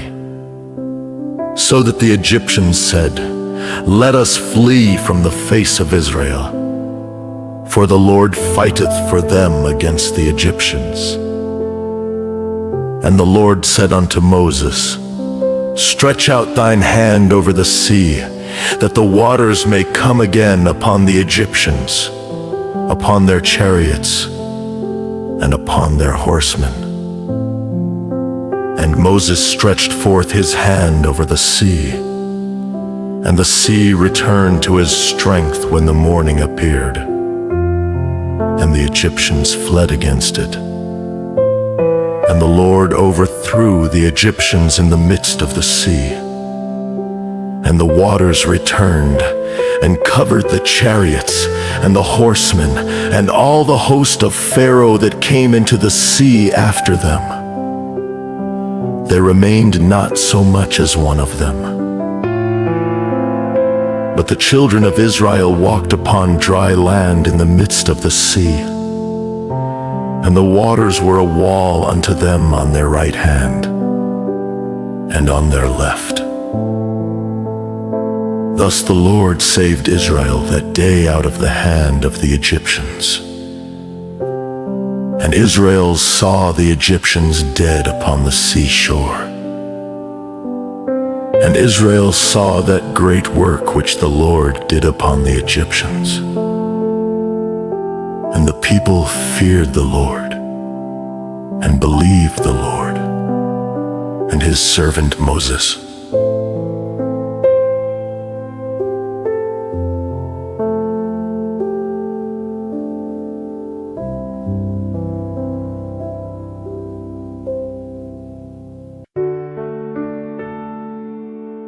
Book of Exodus, chapter 15. Then sang Moses and the children of Israel this song unto the Lord, and spake, saying, I will sing unto the Lord, for he hath triumphed gloriously. The horse and his rider hath he thrown into the sea. The Lord is my strength and song, and he is become my salvation. He is my God, and I will prepare him an habitation, my father's God, and I will exalt him. The Lord is a man of war, the Lord is his name. Pharaoh's chariots and his host hath he cast into the sea. His chosen captains also are drowned in the Red Sea. The depths have covered them. They sank into the bottom as a stone. Thy right hand, O Lord, is become glorious in power. Thy right hand, O Lord, hath dashed in pieces the enemy. And in the greatness of thine excellency thou hast overthrown them that rose up against thee. Thou sentest forth thy wrath, which consumed them as stubble. And with the blast of thy nostrils the waters were gathered together. The flood stood upright as an heap, and the depths were congealed in the heart of the sea. The enemy said, I will pursue. I will overtake. I will divide the spoil. My lust shall be satisfied upon them. I will draw my sword, my hand shall destroy them. Thou didst blow with thy wind. The sea covered them. They sank as lead in the mighty waters. Who is like unto thee, O Lord, among the gods? Who is like thee, glorious in holiness, fearful in praises, doing wonders? Thou stretchedst out thy right hand, the earth swallowed them. Thou in thy mercy hast led forth the people which thou hast redeemed. Thou hast guided them in thy strength unto thy holy habitation. The people shall hear and be afraid. Sorrow shall take hold on the inhabitants of Palestina. Then the dukes of Edom shall be amazed. The mighty men of Moab, trembling shall take hold upon them. All the inhabitants of Canaan shall melt away. Fear and dread shall fall upon them. By the greatness of thine arm they shall be as still as a stone. Till thy people pass over, O Lord. Till the people pass over which thou hast purchased. Thou shalt bring them in, and plant them in the mountain of thine inheritance, in the place, O Lord, which thou hast made for thee to dwell in the sanctuary, O Lord, which thy hands have established. The Lord shall reign forever and ever. For the horse of Pharaoh went in with his chariots and with his horsemen into the sea. And the Lord brought again the waters of the sea upon them. But the children of Israel went on dry land in the midst of the sea. And Miriam the prophetess, the sister of Aaron, took a timbrel in her hand. And all the women went out after her with timbrels and with dances. And Miriam answered them, Sing ye to the Lord, for he hath triumphed gloriously. The horse and his rider hath he thrown into the sea. So Moses brought Israel from the Red Sea, and they went out into the wilderness of Shur. And they went 3 days in the wilderness, and found no water. And when they came to Marah, they could not drink of the waters of Marah, for they were bitter. Therefore the name of it was called Marah. And the people murmured against Moses, saying, What shall we drink? And he cried unto the Lord, and the Lord shewed him a tree, which when he had cast into the waters were made sweet. There he made for them a statute and an ordinance, and there he proved them, and said, If thou wilt diligently hearken to the voice of the Lord thy God, and wilt do that which is right in his sight, and wilt give ear to his commandments, and keep all his statutes, I will put none of these diseases upon thee, which I have brought upon the Egyptians, for I am the Lord that healeth thee. And they came to Elim, where were 12 wells of water, and 70 palm trees. And they encamped there by the waters.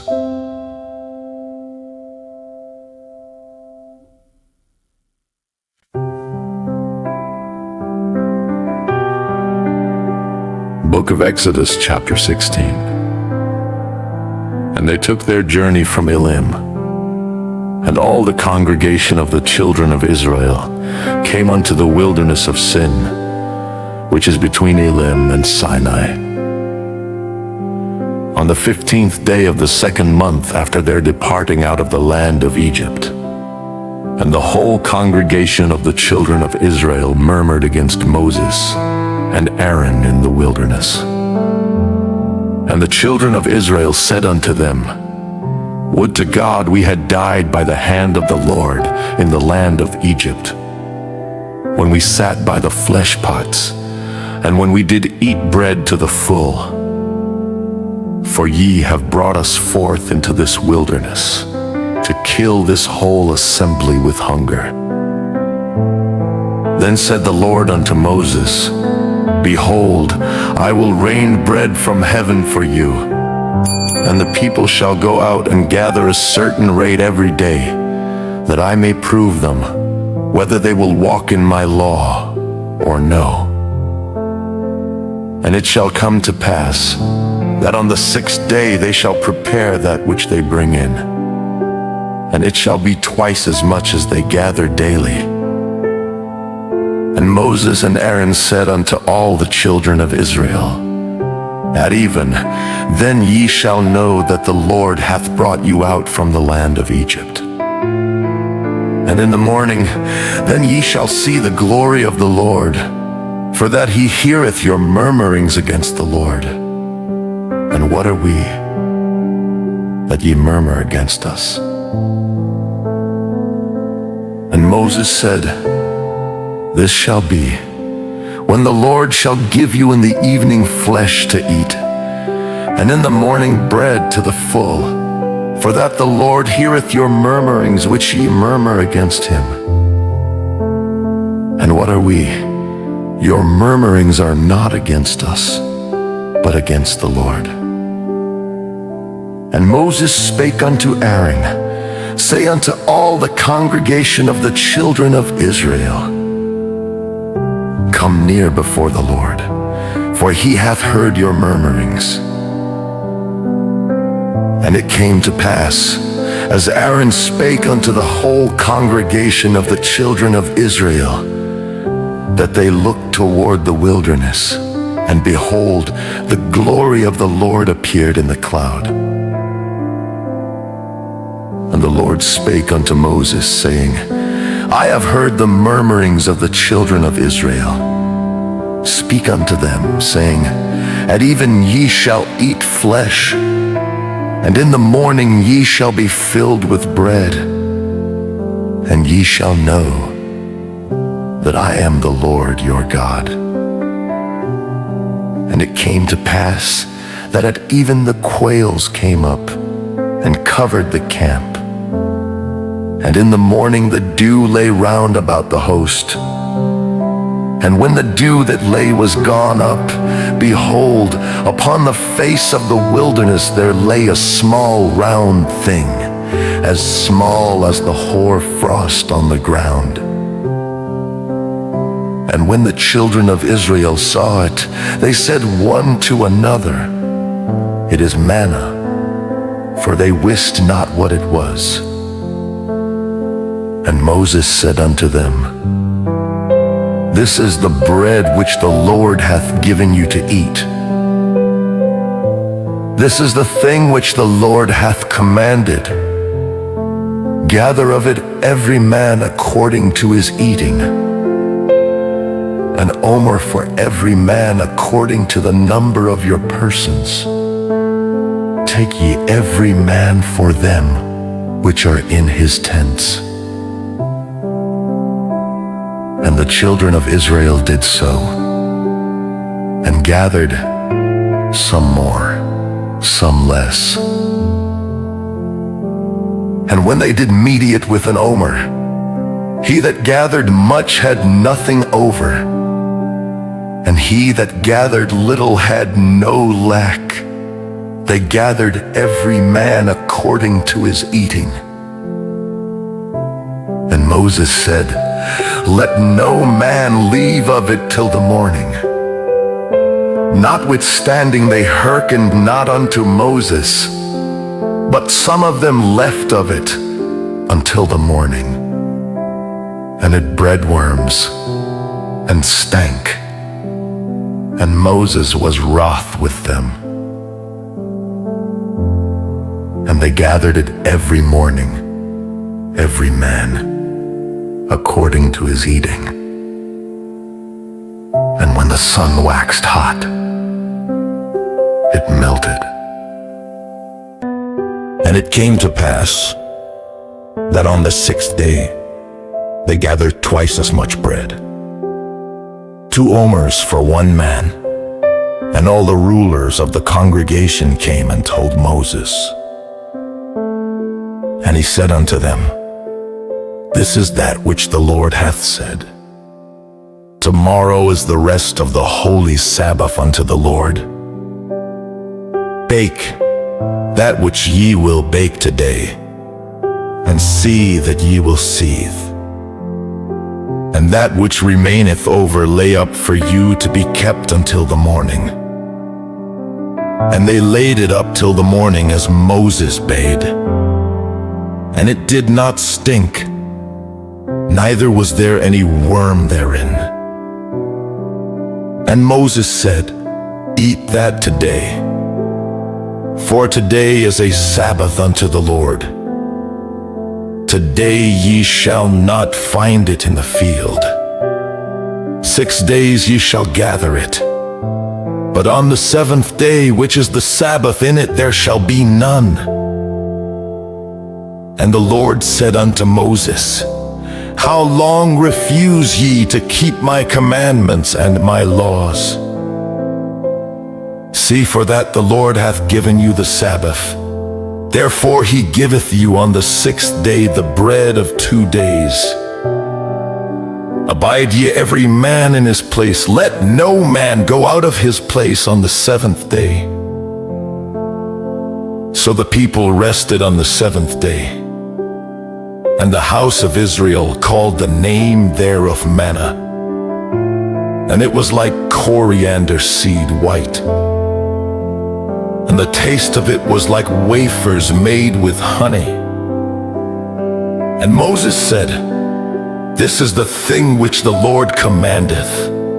Fill an omer of it to be kept for your generations, that they may see the bread wherewith I have fed you in the wilderness, when I brought you forth from the land of Egypt.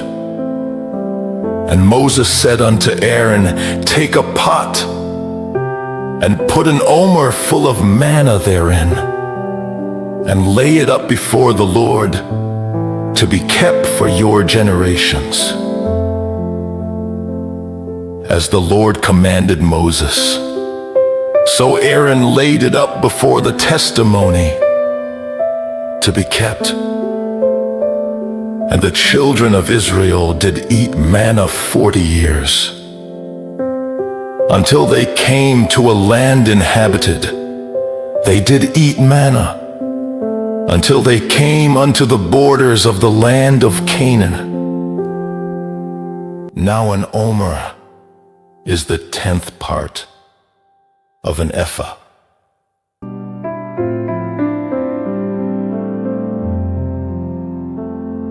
Book of Exodus, chapter 17.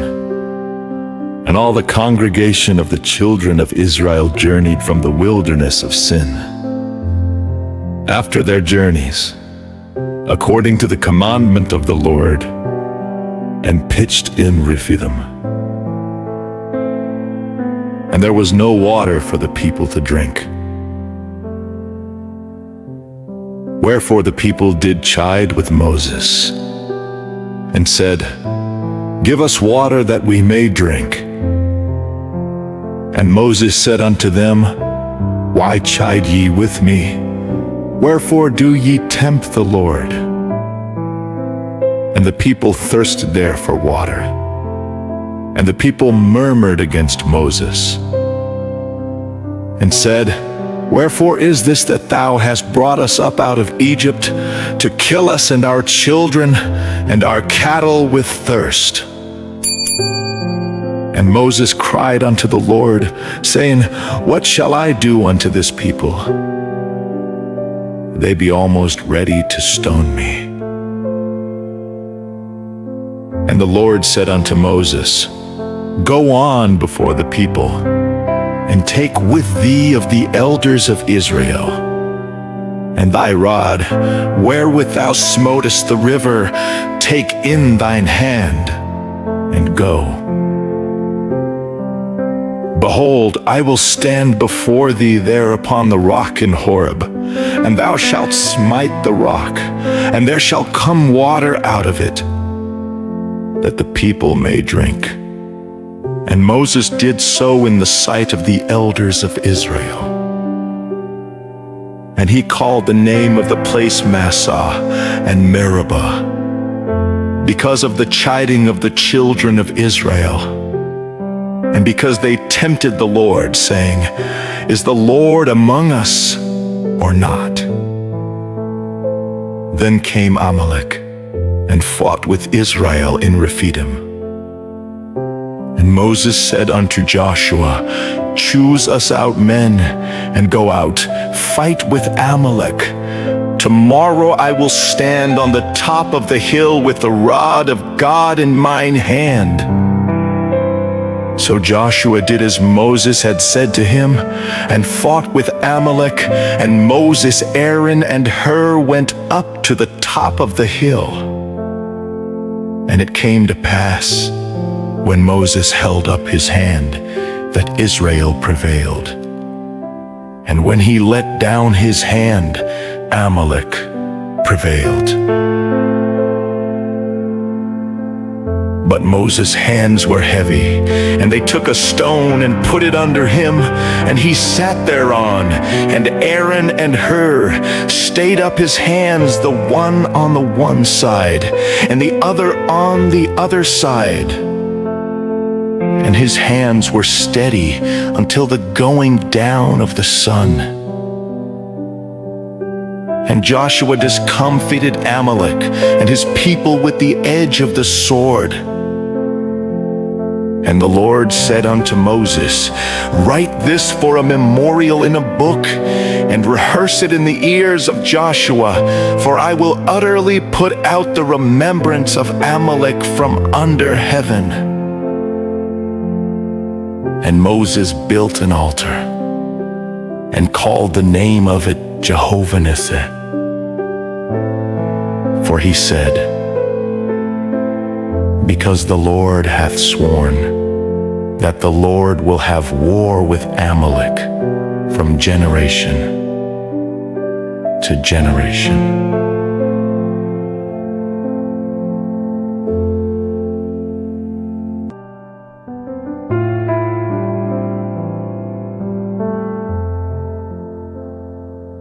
Book of Exodus, chapter 18.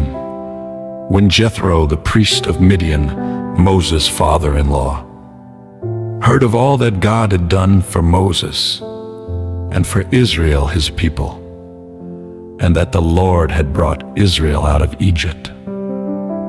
Then Jethro, Moses' father-in-law, took Zipporah, Moses' wife, after he had sent her back, and her 2 sons, of which the name of the one was Gershom.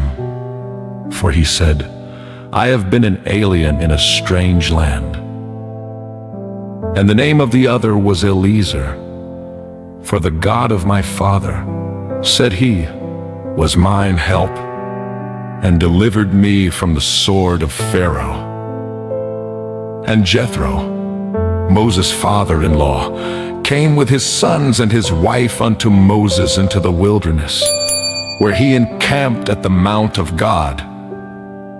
And he said unto Moses, I, thy father-in-law Jethro, am come unto thee, and thy wife, and her 2 sons with her. And Moses went out to meet his father-in-law, and did obeisance, and kissed him. And they asked each other of their welfare, and they came into the tent. And Moses told his father-in-law all that the Lord had done unto Pharaoh and to the Egyptians for Israel's sake, and all the travail that had come upon them by the way, and how the Lord delivered them. And Jethro rejoiced for all the goodness which the Lord had done to Israel, whom he had delivered out of the hand of the Egyptians. And Jethro said, Blessed be the Lord, who hath delivered you out of the hand of the Egyptians, and out of the hand of Pharaoh, who hath delivered the people from under the hand of the Egyptians. Now I know that the Lord is greater than all gods, for in the thing wherein they dealt proudly he was above them. And Jethro, Moses' father-in-law, took a burnt offering and sacrifices for God. And Aaron came, and all the elders of Israel, to eat bread with Moses' father-in-law before God. And it came to pass on the morrow that Moses sat to judge the people. And the people stood by Moses from the morning unto the evening. And when Moses' father-in-law saw all that he did to the people, he said, What is this thing that thou dost to the people? Why sittest thou thyself alone, and all the people stand by thee from morning unto even? And Moses said unto his father-in-law, Because the people come unto me to inquire of God. When they have a matter, they come unto me, and I judge between one and another, and I do make them know the statutes of God and his laws. And Moses' father-in-law said unto him, The thing that thou dost is not good. Thou wilt surely wear away both thou and this people that is with thee. For this thing is too heavy for thee.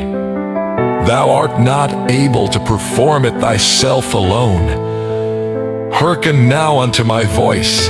I will give thee counsel, and God shall be with thee. Be thou for the people to Godward, that thou mayest bring the causes unto God. And thou shalt teach them ordinances and laws, and shalt shew them the way wherein they must walk, and the work that they must do. Moreover, thou shalt provide out of all the people able men, such as fear God, men of truth, hating covetousness, and place such over them, to be rulers of thousands, and rulers of hundreds, rulers of 50s, and rulers of 10s. And let them judge the people at all seasons. And it shall be, that every great matter they shall bring unto thee, but every small matter they shall judge. So shall it be easier for thyself, and they shall bear the burden with thee. If thou shalt do this thing, and God command thee so, then thou shalt be able to endure, and all this people shall also go to their place in peace. So Moses hearkened to the voice of his father-in-law, and did all that he had said. And Moses chose able men out of all Israel, and made them heads over the people, rulers of thousands, rulers of hundreds, rulers of 50s, and rulers of 10s. And they judged the people at all seasons. The hard causes they brought unto Moses, but every small matter they judged themselves. And Moses let his father-in-law depart, and he went his way into his own land.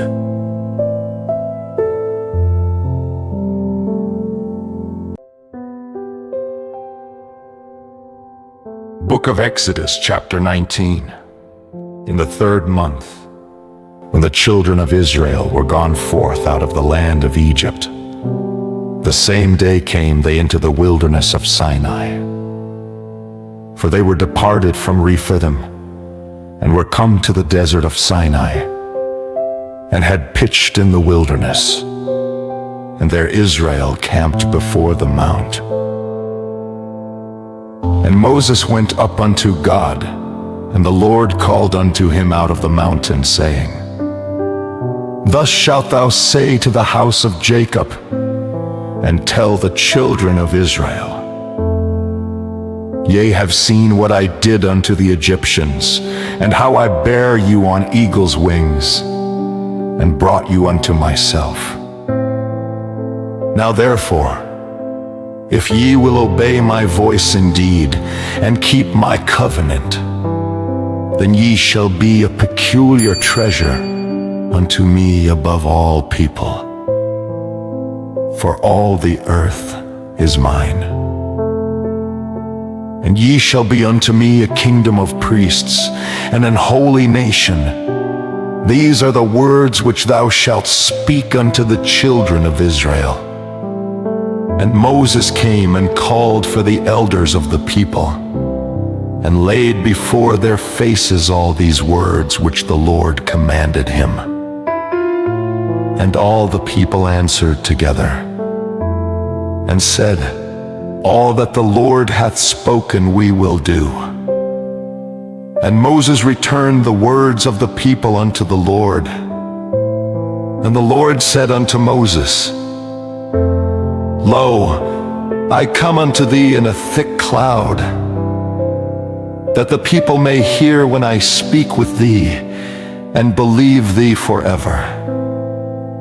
And Moses told the words of the people unto the Lord. And the Lord said unto Moses, Go unto the people, and sanctify them today and tomorrow, and let them wash their clothes, and be ready against the 3rd day. For the 3rd day the Lord will come down in the sight of all the people upon Mount Sinai. And thou shalt set bounds unto the people round about, saying, Take heed to yourselves, that ye go not up into the mount, or touch the border of it. Whosoever toucheth the mount shall be surely put to death. There shall not an hand touch it, but he shall surely be stoned or shot through. Whether it be beast or man, it shall not live. When the trumpet soundeth long, they shall come up to the mount. And Moses went down from the mount unto the people, and sanctified the people, and they washed their clothes. And he said unto the people, Be ready against the 3rd day. Come not at your wives. And it came to pass on the 3rd day in the morning, that there were thunders and lightnings, and a thick cloud upon the mount, and the voice of the trumpet exceeding loud, so that all the people that was in the camp trembled. And Moses brought forth the people out of the camp to meet with God. And they stood at the nether part of the mount. And Mount Sinai was altogether on a smoke, because the Lord descended upon it in fire. and the smoke thereof ascended as the smoke of a furnace, and the whole mount quaked greatly. And when the voice of the trumpet sounded long and waxed louder and louder, Moses spake, and God answered him by a voice. And the Lord came down upon Mount Sinai, on the top of the mount. And the Lord called Moses up to the top of the mount. And Moses went up. And the Lord said unto Moses, Go down, charge the people, lest they break through unto the Lord to gaze, and many of them perish. And let the priests also which come near to the Lord sanctify themselves, lest the Lord break forth upon them. And Moses said unto the Lord, The people cannot come up to Mount Sinai, for thou chargedest us, saying, Set bounds about the mount and sanctify it. And the Lord said unto him, Away, get thee down. And thou shalt come up, thou and Aaron with thee. But let not the priests and the people break through to come up unto the Lord, lest he break forth upon them. So Moses went down unto the people, and spake unto them.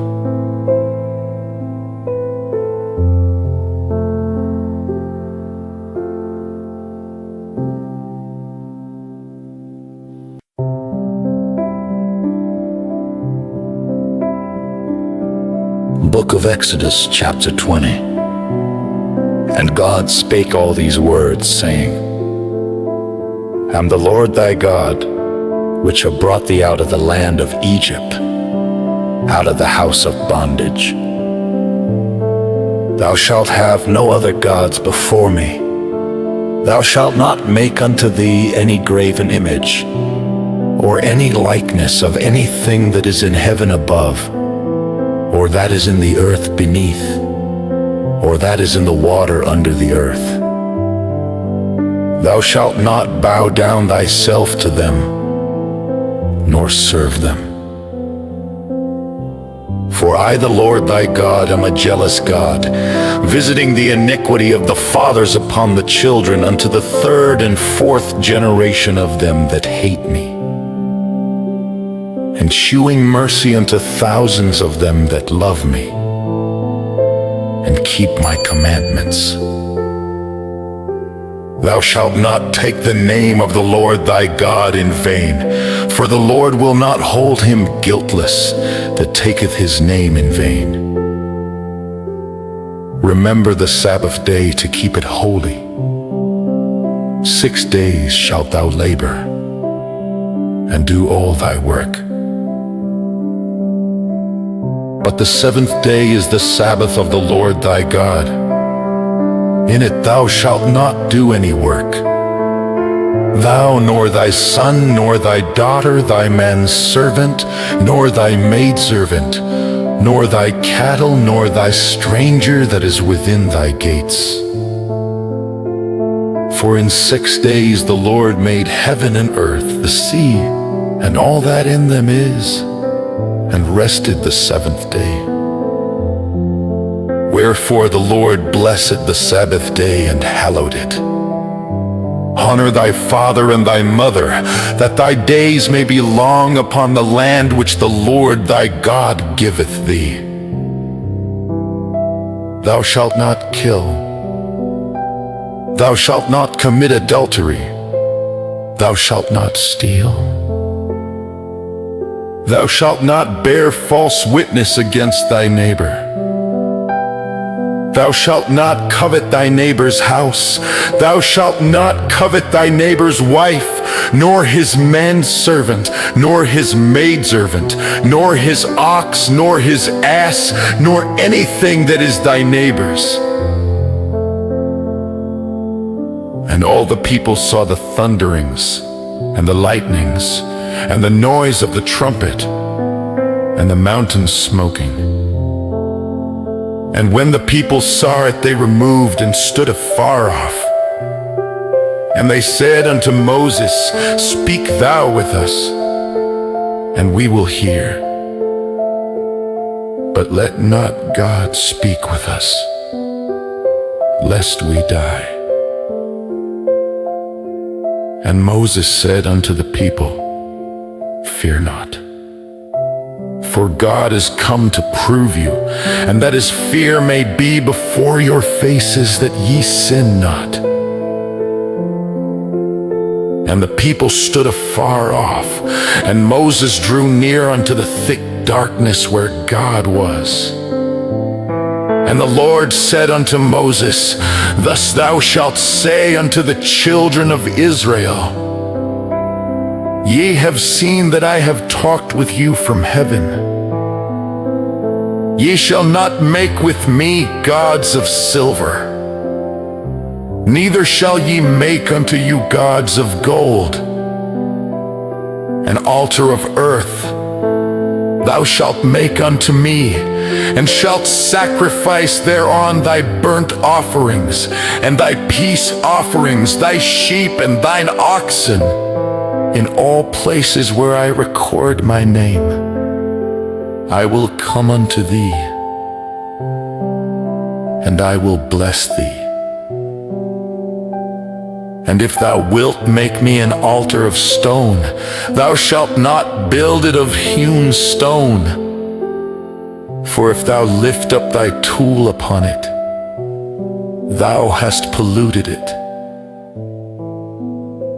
Neither shalt thou go up by steps unto mine altar, that thy nakedness be not discovered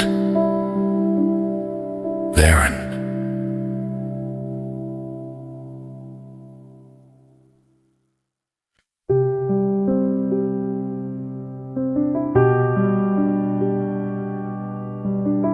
Book of Exodus, chapter 21.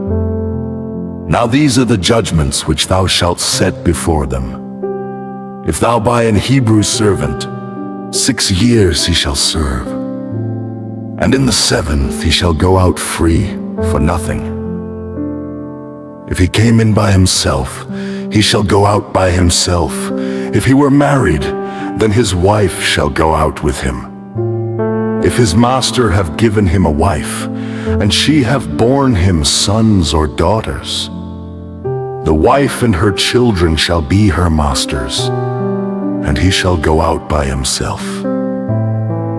And if the servant shall plainly say, I love my master, my wife, and my children, I will not go out free. Then his master shall bring him unto the judges. He shall also bring him to the door, or unto the doorpost. And his master shall bore his ear through with an awl, and he shall serve him forever. And if a man sell his daughter to be a maidservant, she shall not go out as the menservants do. If she please not her master, who hath betrothed her to himself, then shall he let her be redeemed. To sell her unto a strange nation he shall have no power, seeing he hath dealt deceitfully with her. And if he have betrothed her unto his son, he shall deal with her after the manner of daughters. If he take him another wife, her food, her raiment, and her duty of marriage shall he not diminish. And if he do not these 3 unto her, then shall she go out free without money. He that smiteth a man, so that he die, shall be surely put to death. And if a man lie not in wait, but God deliver him into his hand, then I will appoint thee a place whither he shall flee. But if a man come presumptuously upon his neighbor, to slay him with guile, thou shalt take him from mine altar, that he may die. And he that smiteth his father or his mother shall be surely put to death. And he that stealeth a man and selleth him, or if he be found in his hand, he shall surely be put to death. And he that curseth his father or his mother shall surely be put to death. And if men strive together, and one smite another with a stone or with his fist, and he die not, but keepeth his bed, if he rise again and walk abroad upon his staff, then shall he that smote him be quit. Only he shall pay for the loss of his time, and shall cause him to be thoroughly healed. And if a man smite his servant or his maid with a rod, and he die under his hand, he shall be surely punished. Notwithstanding, if he continue a day or two, he shall not be punished, for he is his money. If men strive, and hurt a woman with child, so that her fruit depart from her, and yet no mischief follow, he shall be surely punished, according as the woman's husband will lay upon him, and he shall pay as the judges determine. And if any mischief follow, then thou shalt give life for life, eye for eye, tooth for tooth, hand for hand, foot for foot, burning for burning, wound for wound, stripe for stripe. And if a man smite the eye of his servant, or the eye of his maid, that it perish, he shall let him go free for his eye's sake.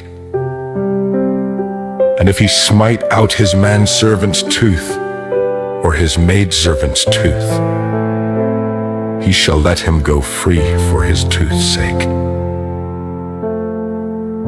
If an ox gore a man or a woman, that they die, then the ox shall be surely stoned, and his flesh shall not be eaten. But the owner of the ox shall be quit. But if the ox were wont to push with his horn in time past, and it hath been testified to his owner, and he hath not kept him in, but that he hath killed a man or a woman, the ox shall be stoned, and his owner also shall be put to death. If there be laid on him a sum of money, then he shall give for the ransom of his life whatsoever is laid upon him. Whether he have gored a son, or have gored a daughter, according to this judgment shall it be done unto him. If the ox shall push a manservant, or a maidservant, he shall give unto their master 30 shekels of silver, and the ox shall be stoned. And if a man shall open a pit, or if a man shall dig a pit and not cover it, and an ox or an ass fall therein, the owner of the pit shall make it good, and give money unto the owner of them, and the dead beast shall be his. And if one man's ox hurt another's, that he die, then they shall sell the live ox and divide the money of it. And the dead ox also they shall divide. Or if it be known that the ox hath used to push in time past, and his owner hath not kept him in, he shall surely pay ox for ox, and the dead shall be his own.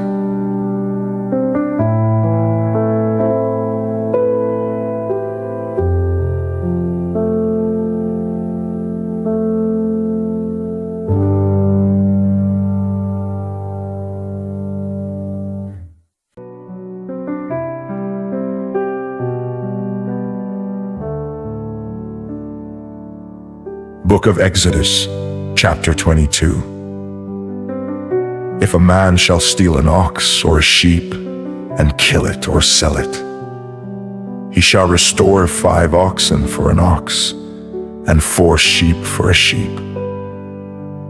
If a thief be found breaking up and be smitten that he die, there shall no blood be shed for him. If the sun be risen upon him, there shall be blood shed for him, for he should make full restitution. If he have nothing, then he shall be sold for his theft. If the theft be certainly found in his hand alive, whether it be ox or ass or sheep, he shall restore double. If a man shall cause a field or vineyard to be eaten, and shall put in his beast and shall feed in another man's field, of the best of his own field, and of the best of his own vineyard, shall he make restitution.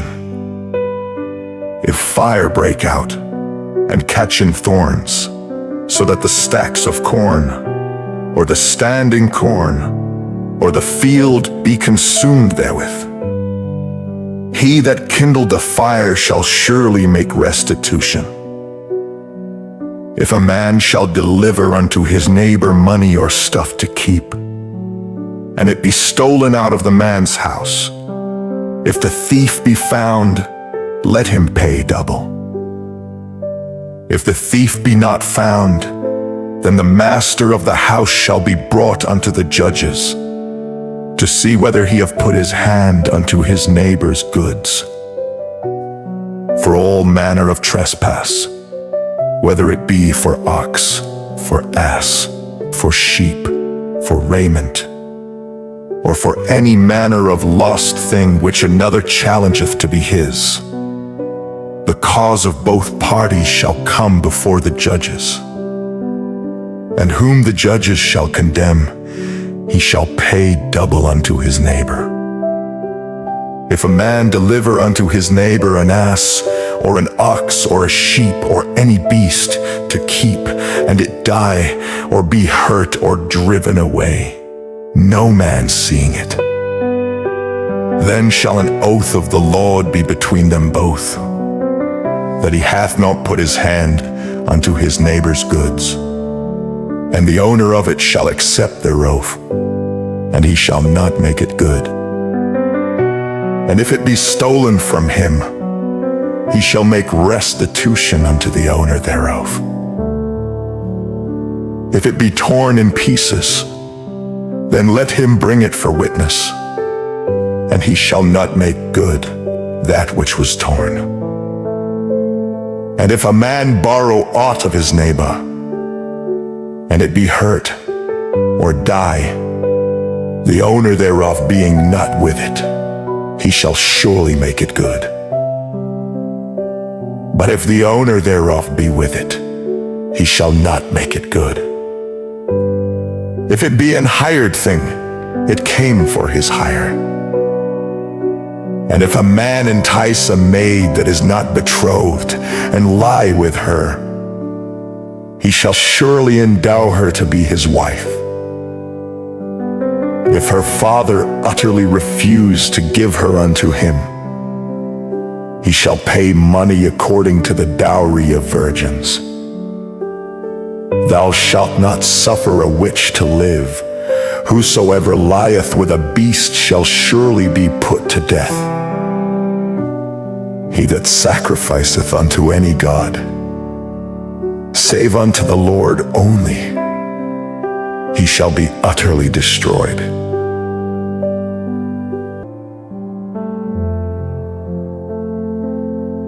Thou shalt neither vex a stranger, nor oppress him, for ye were strangers in the land of Egypt. Ye shall not afflict any widow or fatherless child. If thou afflict them in any wise, and they cry at all unto me, I will surely hear their cry. And my wrath shall wax hot, and I will kill you with the sword. and your wives shall be widows, and your children fatherless. If thou lend money to any of my people that is poor by thee, thou shalt not be to him as an usurer, neither shalt thou lay upon him usury. If thou at all take thy neighbor's raiment to pledge, thou shalt deliver it unto him, by that the sun goeth down.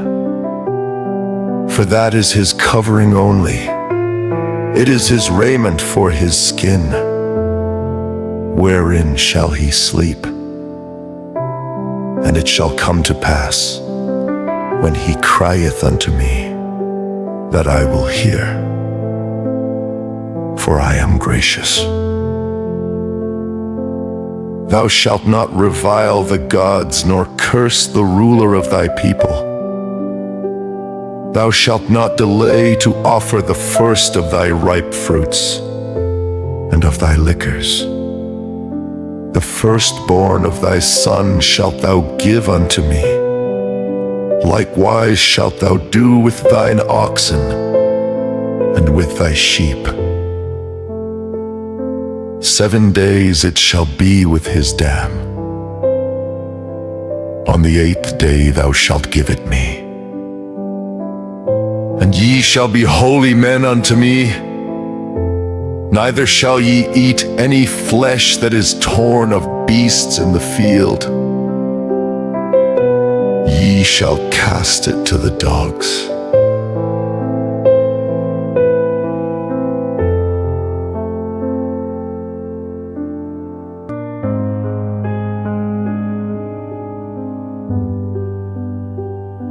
Book of Exodus, chapter 23. Thou shalt not raise a false report. Put not thine hand with the wicked to be an unrighteous witness. Thou shalt not follow a multitude to do evil.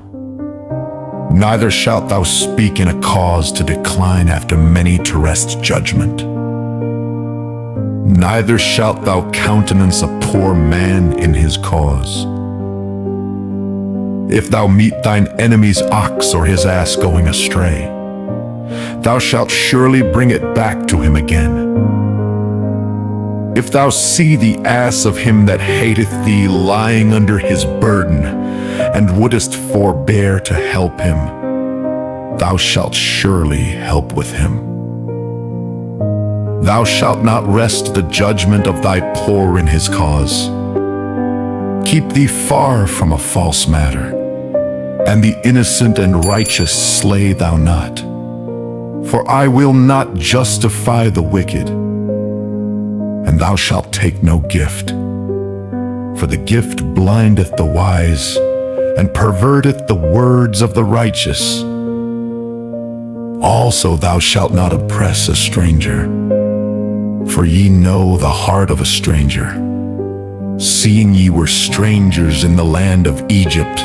And 6 years thou shalt sow thy land, and shalt gather in the fruits thereof. But the 7th year thou shalt let it rest and lie still, that the poor of thy people may eat, and what they leave the beasts of the field shall eat. In like manner thou shalt deal with thy vineyard, and with thy oliveyard. 6 days thou shalt do thy work, and on the 7th day thou shalt rest, that thine ox and thine ass may rest, and the son of thy handmaid and the stranger may be refreshed. And in all things that I have said unto you be circumspect, and make no mention of the name of other gods, neither let it be heard out of thy mouth. 3 times thou shalt keep a feast unto me in the year. Thou shalt keep the feast of unleavened bread. Thou shalt eat unleavened bread 7 days, as I commanded thee, in the time appointed of the month Abib. For in it thou camest out from Egypt, and none shall appear before me empty. And the feast of harvest, the firstfruits of thy labors, which thou hast sown in the field, and the feast of ingathering, which is in the end of the year, when thou hast gathered in thy labors out of the field. 3 times in the year all thy males shall appear before the Lord God. Thou shalt not offer the blood of my sacrifice with leavened bread, neither shall the fat of my sacrifice remain until the morning. The first of the firstfruits of thy land thou shalt bring into the house of the Lord thy God. Thou shalt not see the kid in his mother's milk. Behold, I send an angel before thee to keep thee in the way and to bring thee into the place which I have prepared. Beware of him, and obey his voice, provoke him not. For he will not pardon your transgressions, for my name is in him. But if thou shalt indeed obey his voice, and do all that I speak, then I will be an enemy unto thine enemies, and an adversary unto thine adversaries. For mine angel shall go before thee, and bring thee in unto the Amorites, and the Hittites, and the Perizzites, and the Canaanites, the Hivites, and the Jebusites, and I will cut them off. Thou shalt not bow down to their gods, nor serve them, nor do after their works. But thou shalt utterly overthrow them, and quite break down their images. And ye shall serve the Lord your God, and he shall bless thy bread and thy water. And I will take sickness away from the midst of thee. There shall nothing cast their young, nor be barren in thy land. The number of thy days I will fulfill. I will send my fear before thee, and will destroy all the people to whom thou shalt come. And I will make all thine enemies turn their backs unto thee. And I will send hornets before thee, which shall drive out the Hivite, the Canaanite, and the Hittite from before thee.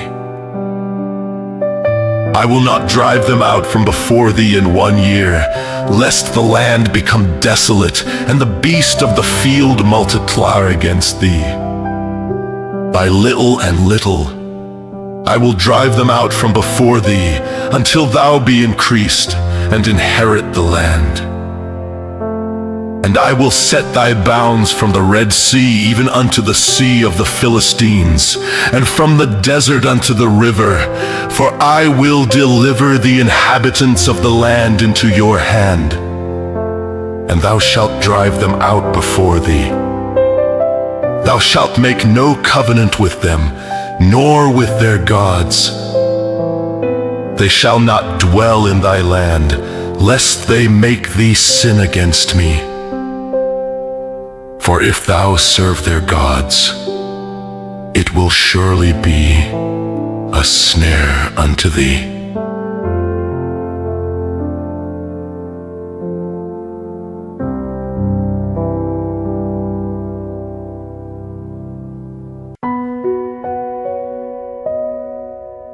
Book of Exodus, chapter 24. And he said unto Moses, Come up unto the Lord, thou and Aaron, Nadab and Abihu, and 70 of the elders of Israel, and worship ye afar off.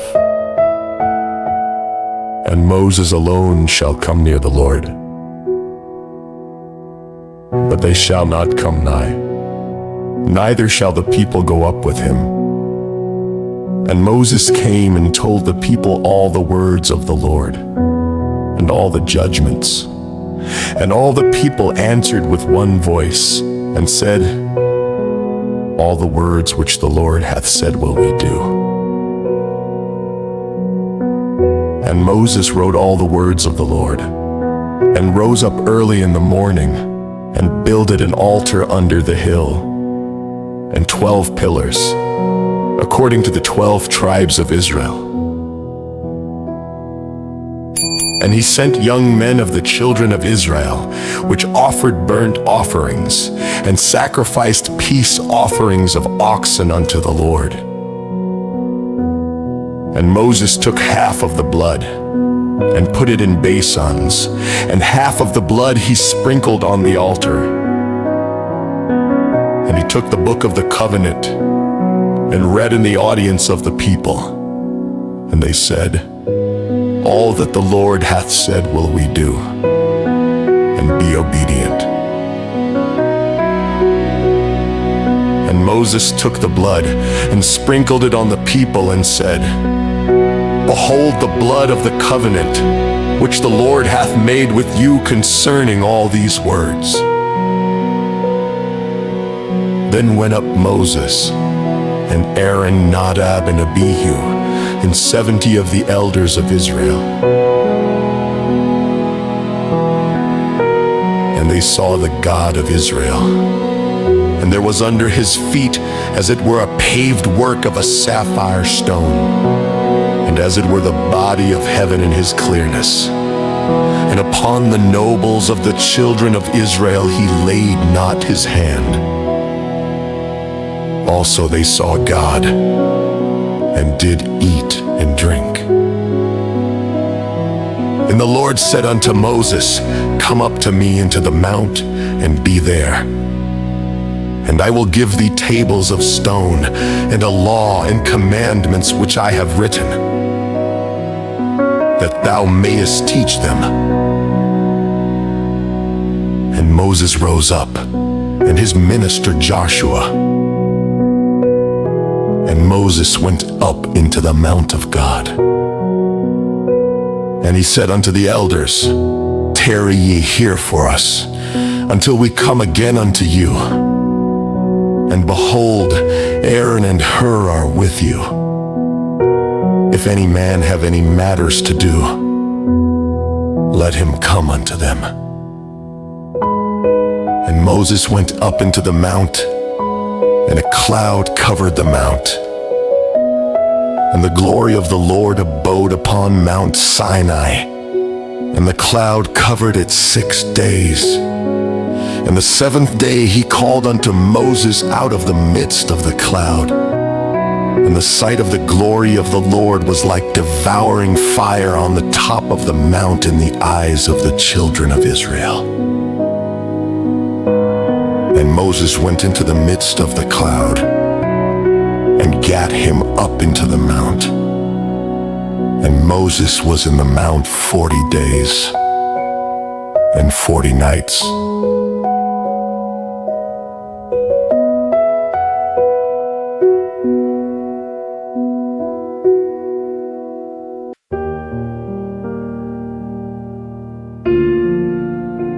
Book of Exodus, chapter 25. And the Lord spake unto Moses, saying, Speak unto the children of Israel that they bring me an offering. Of every man that giveth it willingly with his heart, ye shall take my offering. And this is the offering which ye shall take of them: gold and silver and brass, and blue and purple and scarlet, and fine linen and goat's hair, and rams and skins dyed red, and badgers' skins and shittim wood. Oil for the light, spices for anointing oil, and for sweet incense, onyx stones and stones to be set in the ephod, and in the breastplate. And let them make me a sanctuary, that I may dwell among them, according to all that I shew thee, after the pattern of the tabernacle, and the pattern of all the instruments thereof, even so shall ye make it. And they shall make an ark of shittim wood. 2 cubits and a half shall be the length thereof, and a cubit and a half the breadth thereof, and a cubit and a half the height thereof. And thou shalt overlay it with pure gold, within and without shalt thou overlay it, and shalt make upon it a crown of gold round about. And thou shalt cast 4 rings of gold for it, and put them in the 4 corners thereof. And 2 rings shall be in the one side of it, and 2 rings in the other side of it. And thou shalt make staves of shittim wood, and overlay them with gold. And thou shalt put the staves into the rings by the sides of the ark, that the ark may be borne with them. The staves shall be in the rings of the ark, they shall not be taken from it. And thou shalt put into the ark the testimony, which I shall give thee. And thou shalt make a mercy seat of pure gold. 2 cubits and a half shall be the length thereof, and a cubit and a half the breadth thereof. And thou shalt make 2 cherubims of gold, of beaten work shalt thou make them, in the 2 ends of the mercy seat, and make 1 cherub on the one end, and the other cherub on the other end. Even of the mercy seat shall ye make the cherubims on the 2 ends thereof. And the cherubim shall stretch forth their wings on high, covering the mercy seat with their wings, and their faces shall look one to another. Toward the mercy seat shall the faces of the cherubims be. And thou shalt put the mercy seat above upon the ark. And in the ark thou shalt put the testimony that I shall give thee. And there I will meet with thee, and I will commune with thee from above the mercy seat, from between the 2 cherubims which are upon the ark of the testimony, of all things which I will give thee in commandment unto the children of Israel. Thou shalt also make a table of shittim wood.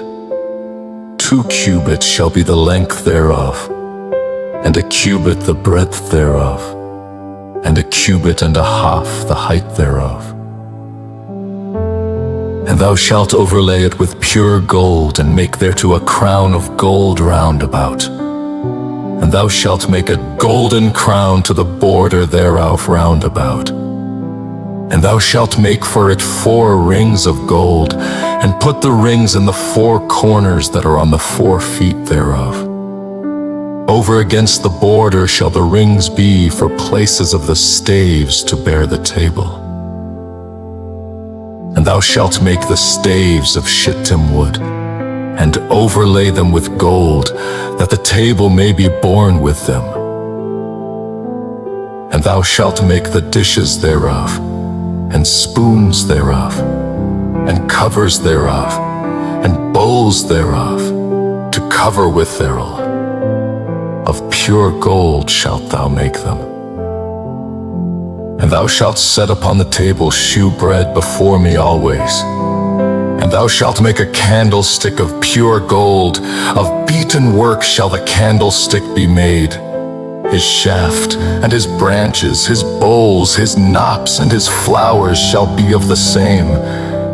And 6 branches shall come out of the sides of it, 3 branches of the candlestick out of the one side, and 3 branches of the candlestick out of the other side. 3 bowls made like unto almonds, with a knop and a flower in one branch, and 3 bowls made like almonds in the other branch, with a knop and a flower. So in the 6 branches that come out of the candlestick. And in the candlestick shall be 4 bowls made like unto almonds, with their knops and their flowers. And there shall be a knop under 2 branches of the same, and a knop under 2 branches of the same, according to the 6 branches that proceed out of the candlestick. Their knops and their branches shall be of the same. All it shall be one beaten work of pure gold. And thou shalt make the 7 lamps thereof, and they shall light the lamps thereof, that they may give light over against it. And the tongues thereof, and the snuff dishes thereof, shall be of pure gold. Of a talent of pure gold shall he make it, with all these vessels. And look that thou make them after their pattern, which was shewed thee in the mount.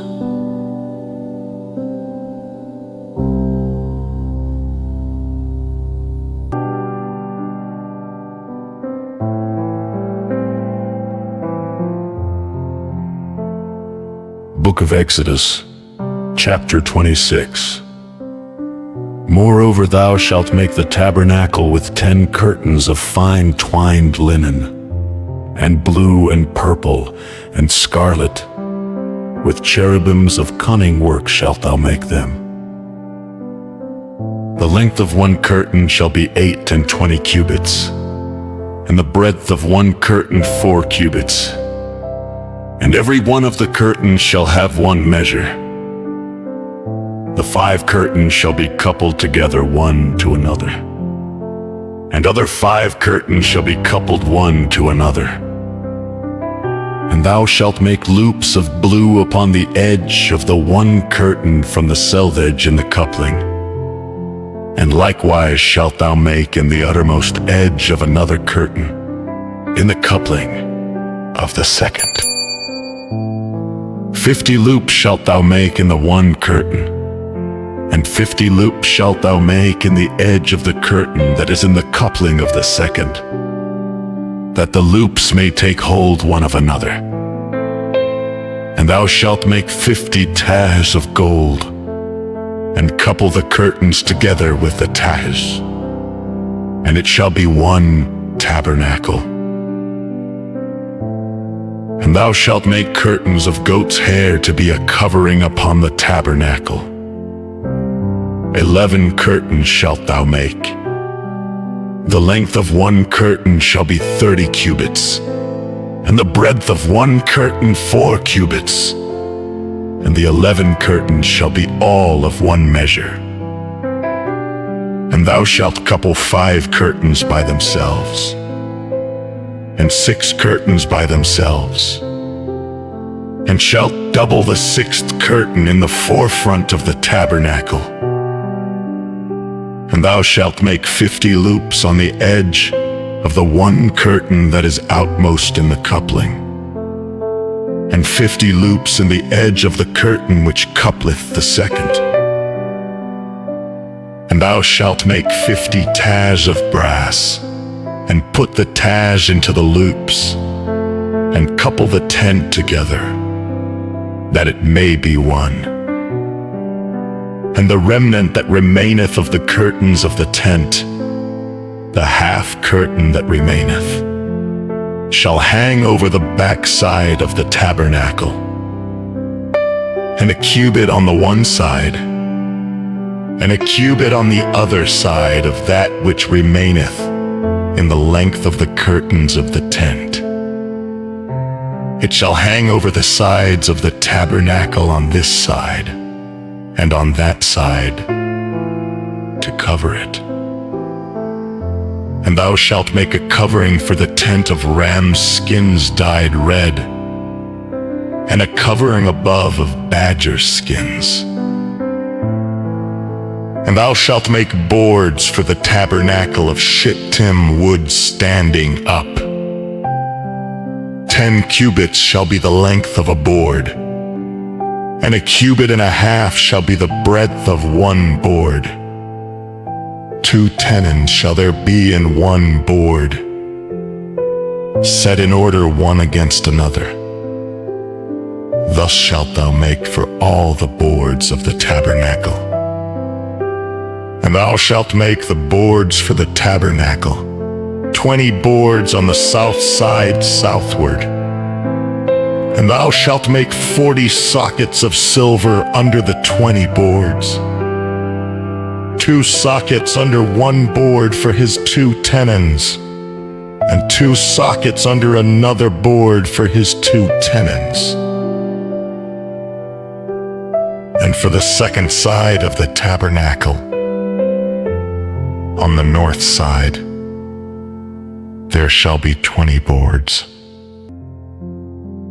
And there 40 sockets of silver, 2 sockets under one board, and 2 sockets under another board. And for the sides of the tabernacle westward, thou shalt make 6 boards.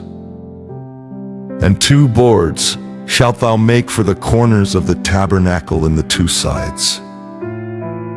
And they shall be coupled together beneath. And they shall be coupled together above the head of it unto one ring. Thus shall it be for them both. They shall be for the 2 corners. And they shall be 8 boards, and their sockets of silver, 16 sockets, 2 sockets under one board, and 2 sockets under another board. And thou shalt make bars of shittim wood, 5 for the boards of the one side of the tabernacle, and 5 bars for the boards of the other side of the tabernacle, and 5 bars for the boards of the side of the tabernacle, for the 2 sides westward.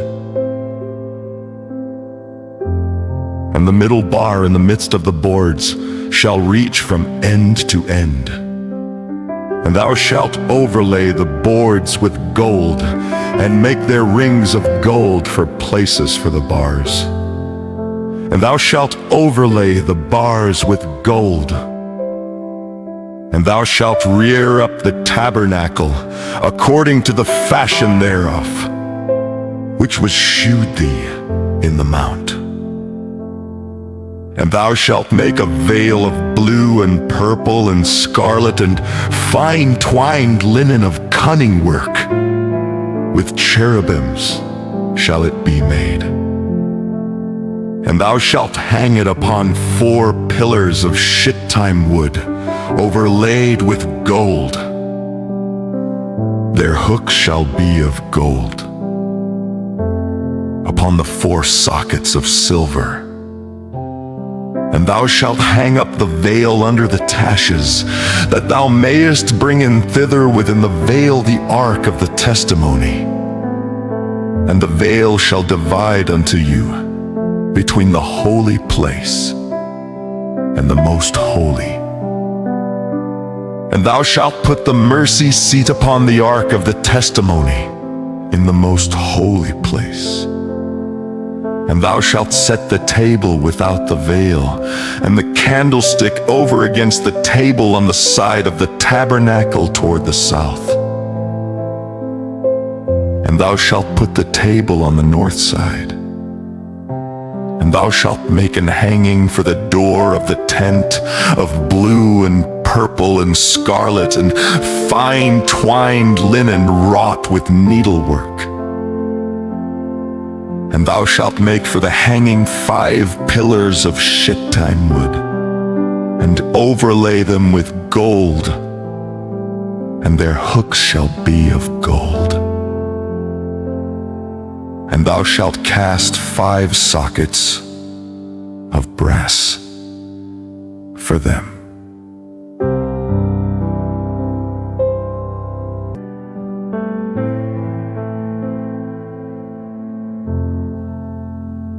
Book of Exodus, chapter 27. And thou shalt make an altar of shittim wood, 5 cubits long, and 5 cubits broad. The altar shall be 80, and the height thereof shall be 3 cubits. And thou shalt make the horns of it upon the 4 corners thereof. His horns shall be of the same. And thou shalt overlay it with brass. And thou shalt make his pans to receive his ashes, and his shovels, and his basins, and his flesh hooks, and his fire pans. All the vessels thereof thou shalt make of brass. And thou shalt make for it a grate of network of brass. And upon the net shalt thou make 4 brazen rings in the 4 corners thereof. And thou shalt put it under the compass of the altar beneath, that the net may be even to the midst of the altar. And thou shalt make staves for the altar, staves of shittim wood, and overlay them with brass. And the staves shall be put into the rings, and the staves shall be upon the 2 sides of the altar, to bear it. Hollow with boards shalt thou make it. As it was shewed thee in the mount, so shall they make it. And thou shalt make the court of the tabernacle. For the south side southward there shall be hangings for the court of fine twined linen of 100 cubits long for one side. And the 20 pillars thereof, and their 20 sockets shall be of brass. The hooks of the pillars and their fillets shall be of silver.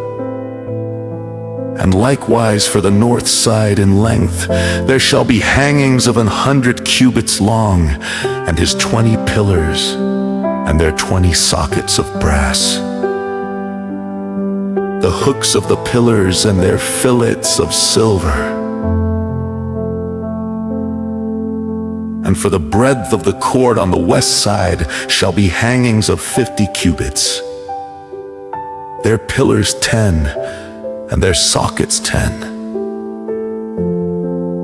And the breadth of the court on the east side, eastward, shall be 50 cubits.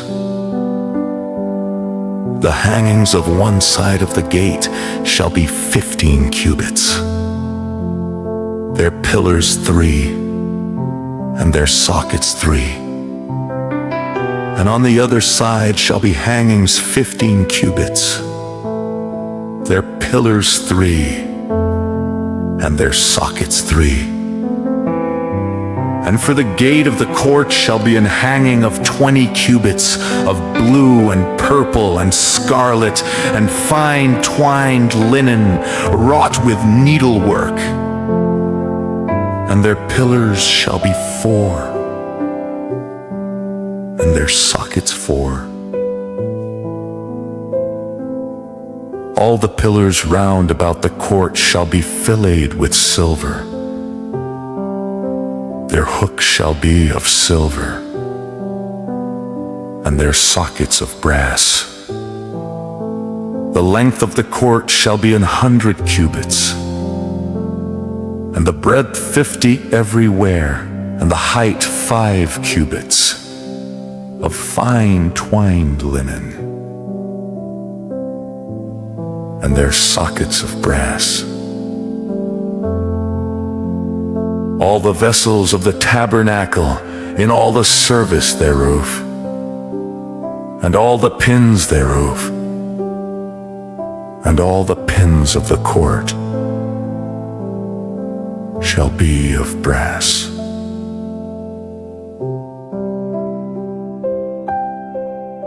And thou shalt command the children of Israel that they bring thee pure oil olive beaten for the light, to cause the lamp to burn always in the tabernacle of the congregation without the veil, which is before the testimony. Aaron and his sons shall order it from evening to morning before the Lord. It shall be a statute forever unto their generations on the behalf of the children of Israel.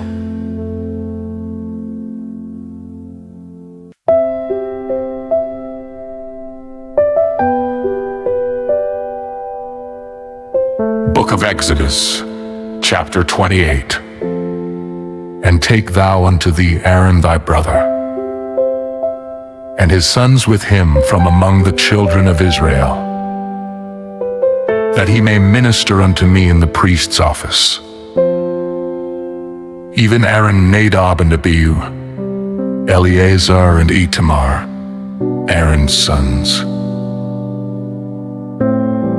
And thou shalt make holy garments for Aaron thy brother for glory and for beauty. And thou shalt speak unto all that are wise-hearted, whom I have filled with the spirit of wisdom, that they may make Aaron's garments to consecrate him, that he may minister unto me in the priest's office. And these are the garments which they shall make: a breastplate, and an ephod, and a robe, and a broidered coat, a mitre, and a girdle. And they shall make holy garments for Aaron thy brother and his sons, that he may minister unto me in the priest's office. And they shall take gold, and blue, and purple, and scarlet, and fine linen. And they shall make the ephod of gold, of blue, and of purple, of scarlet, and fine twined linen, with cunning work. It shall have the 2 shoulder pieces thereof joined at the 2 edges thereof, and so it shall be joined together. And the curious girdle of the ephod, which is upon it, shall be of the same, according to the work thereof, even of gold, of blue, and purple, and scarlet, and fine twined linen. And thou shalt take 2 onyx stones, and grave on them the names of the children of Israel, 6 of their names on one stone, and the other 6 names of the rest on the other stone, according to their birth. With the work of an engraver in stone, like the engravings of a signet, shalt thou engrave the 2 stones with the names of the children of Israel. Thou shalt make them to be set in ouches of gold.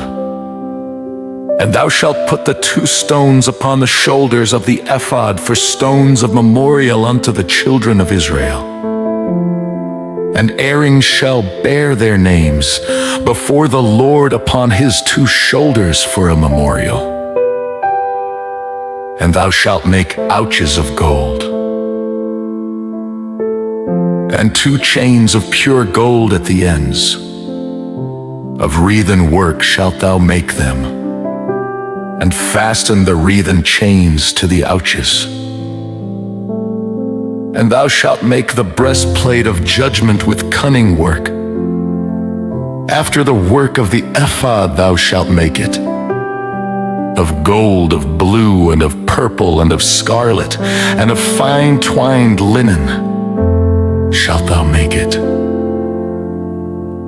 4 it shall be, being doubled. A span shall be the length thereof, and a span shall be the breadth thereof.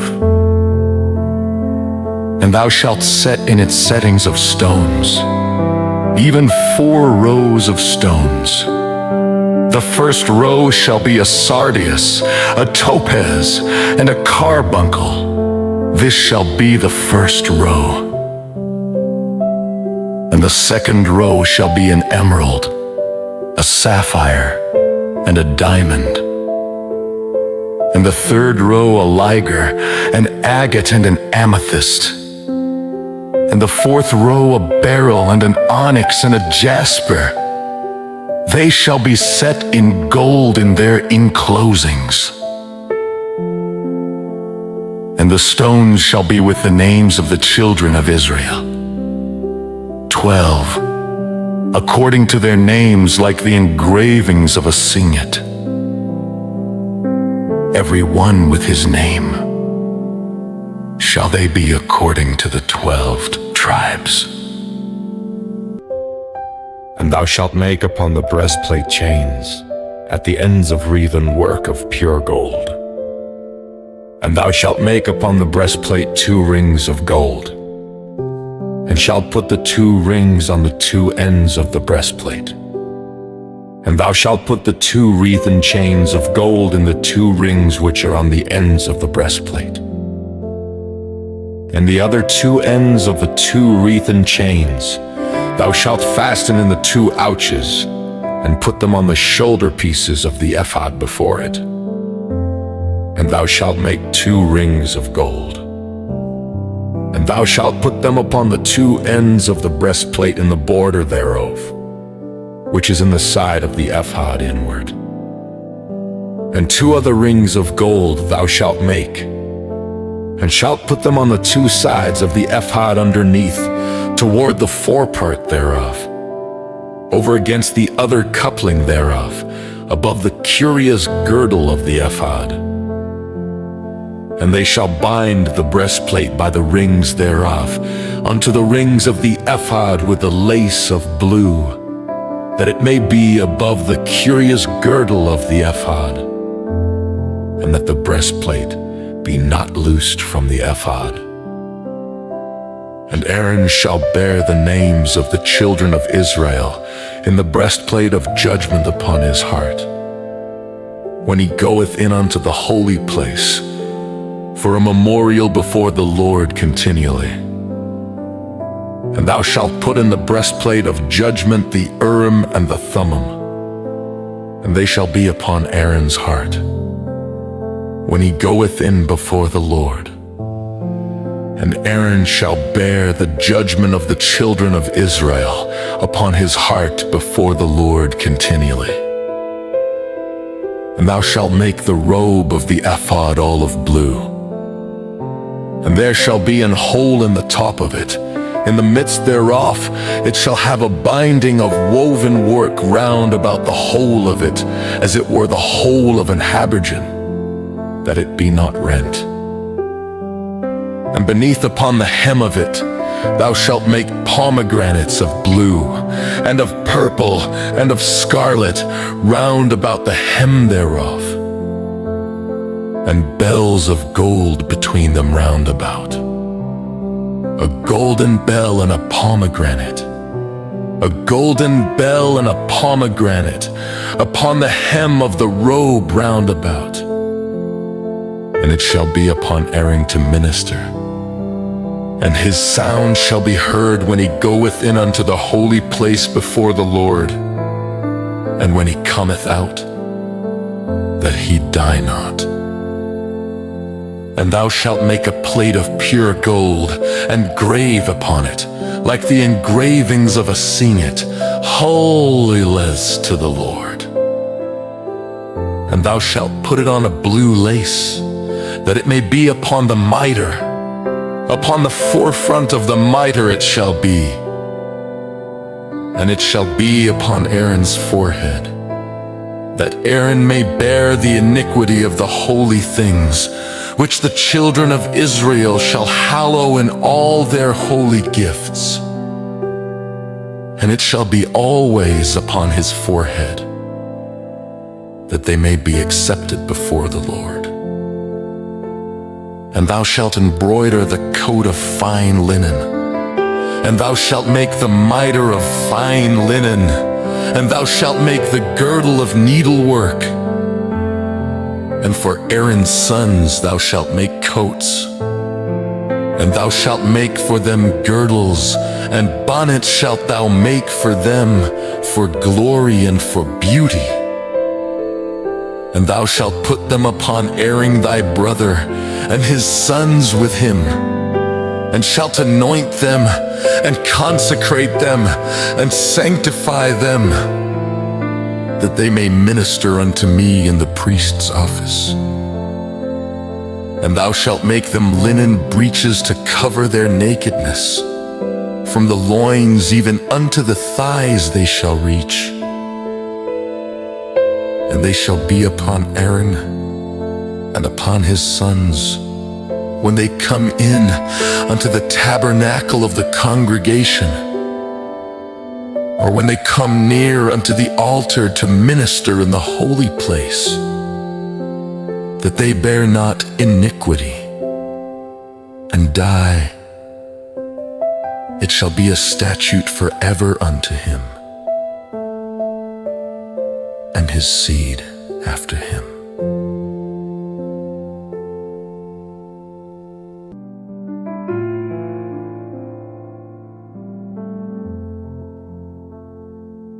Book of Exodus, chapter 29. And this is the thing that thou shalt do unto them to hallow them, to minister unto me in the priest's office. Take 1 young bullock, and 2 rams without blemish, and unleavened bread, and cakes unleavened tempered with oil, and wafers unleavened anointed with oil. Of wheaten flour shalt thou make them. And thou shalt put them into 1 basket, and bring them in the basket with the bullock and the 2 rams. And Aaron and his sons thou shalt bring unto the door of the tabernacle of the congregation, and shalt wash them with water. And thou shalt take the garments, and put upon Aaron the coat, and the robe of the ephod, and the ephod and the breastplate, and gird him with the curious girdle of the ephod. And thou shalt put the mitre upon his head, and put the holy crown upon the mitre. Then shalt thou take the anointing oil, and pour it upon his head, and anoint him. And thou shalt bring his sons, and put coats upon them. And thou shalt gird them with girdles, Aaron and his sons, and put the bonnets on them. And the priest's office shall be theirs for a perpetual statute. And thou shalt consecrate Aaron and his sons. And thou shalt cause a bullock to be brought before the tabernacle of the congregation. And Aaron and his sons shall put their hands upon the head of the bullock. And thou shalt kill the bullock before the Lord by the door of the tabernacle of the congregation. And thou shalt take of the blood of the bullock, and put it upon the horns of the altar with thy finger, and pour all the blood beside the bottom of the altar.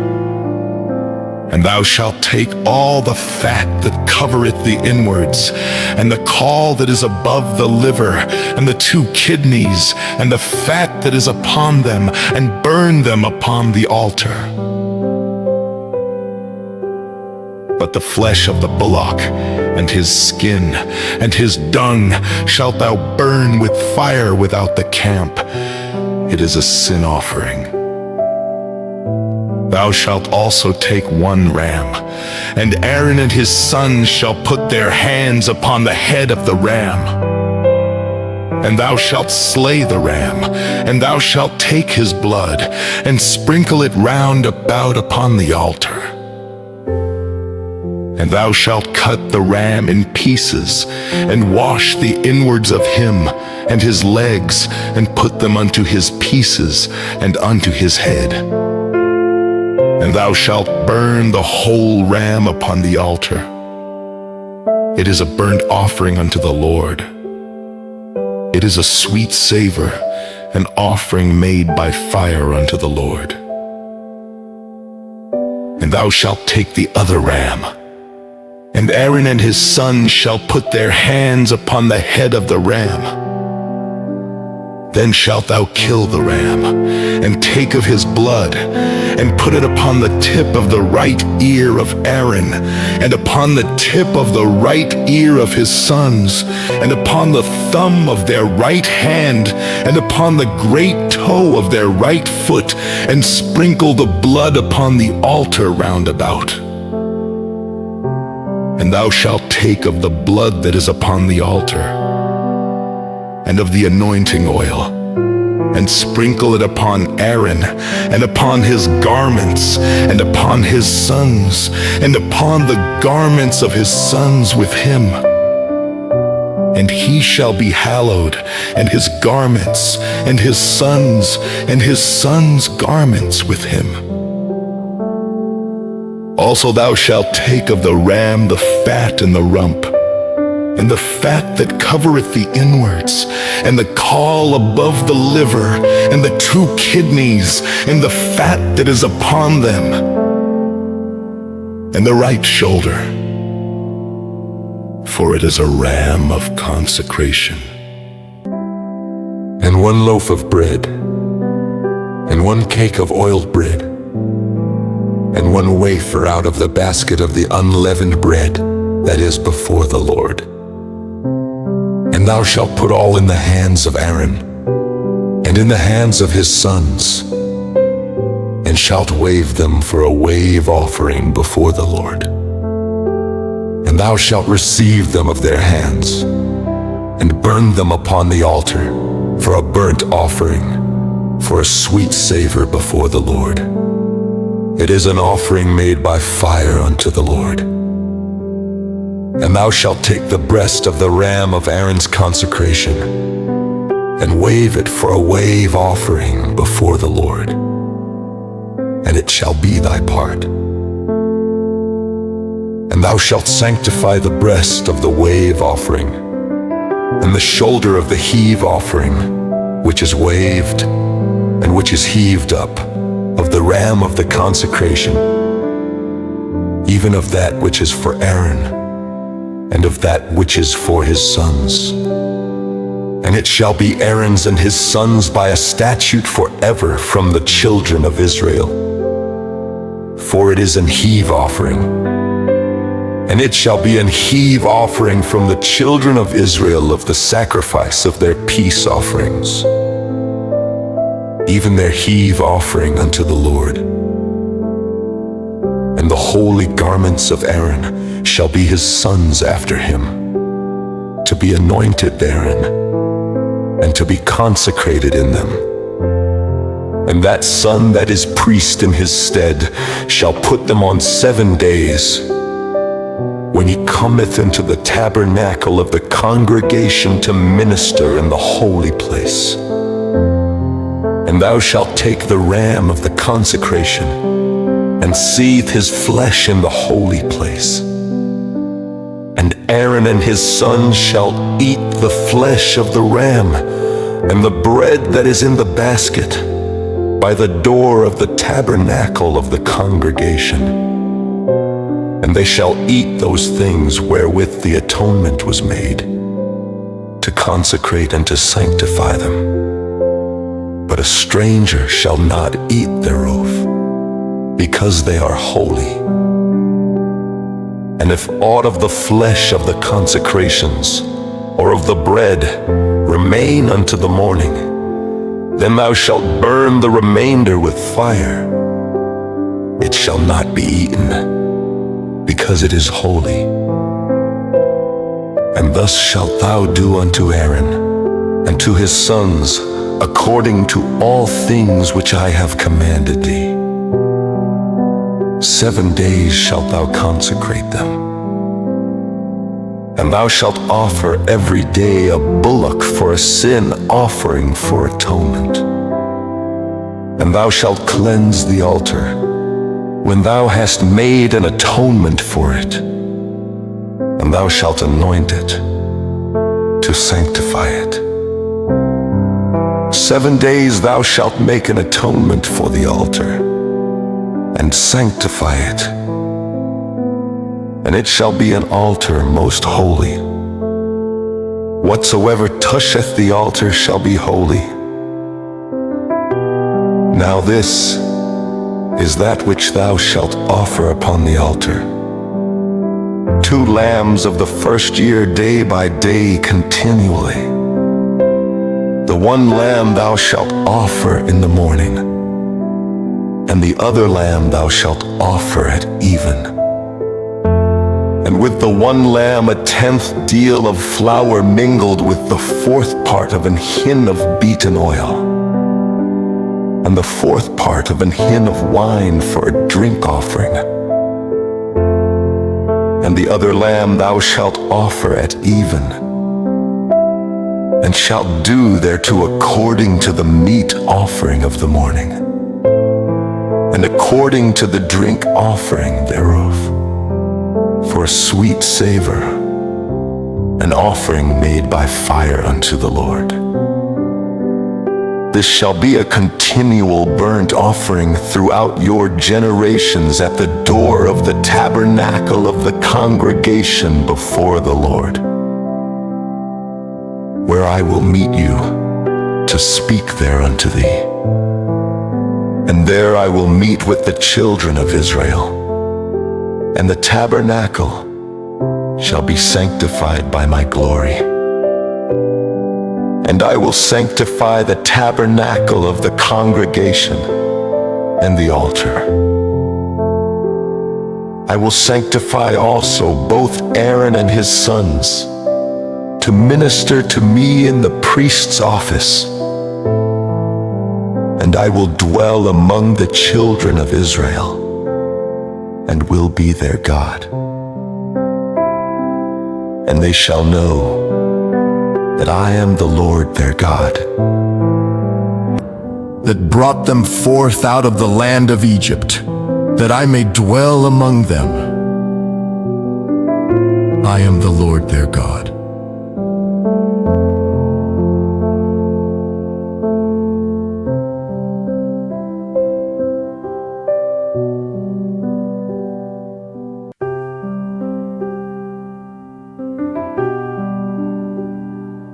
Book of Exodus, chapter 30. And thou shalt make an altar to burn incense upon. Of shittim wood shalt thou make it. A cubit shall be the length thereof, and a cubit the breadth thereof.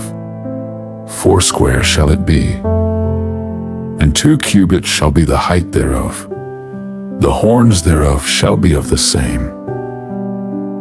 And thou shalt overlay it with pure gold, the top thereof, and the sides thereof round about, and the horns thereof. And thou shalt make unto it a crown of gold round about, and 2 golden rings shalt thou make to it under the crown of it, by the 2 corners thereof. Upon the 2 sides of it shalt thou make it, and they shall be for places for the staves to bear it withal. And thou shalt make the staves of shittim wood, and overlay them with gold. And thou shalt put it before the veil that is by the ark of the testimony, before the mercy seat that is over the testimony, where I will meet with thee. And Aaron shall burn thereon sweet incense every morning. When he dresseth the lamps, he shall burn incense upon it. And when Aaron lighteth the lamps at even, he shall burn incense upon it, a perpetual incense before the Lord throughout your generations. Ye shall offer no strange incense thereon, nor burnt sacrifice, nor meat offering, neither shall ye pour drink offering thereon. And Aaron shall make an atonement upon the horns of it once in a year with the blood of the sin offering of atonements. Once in the year shall he make atonement upon it throughout your generations. It is most holy unto the Lord.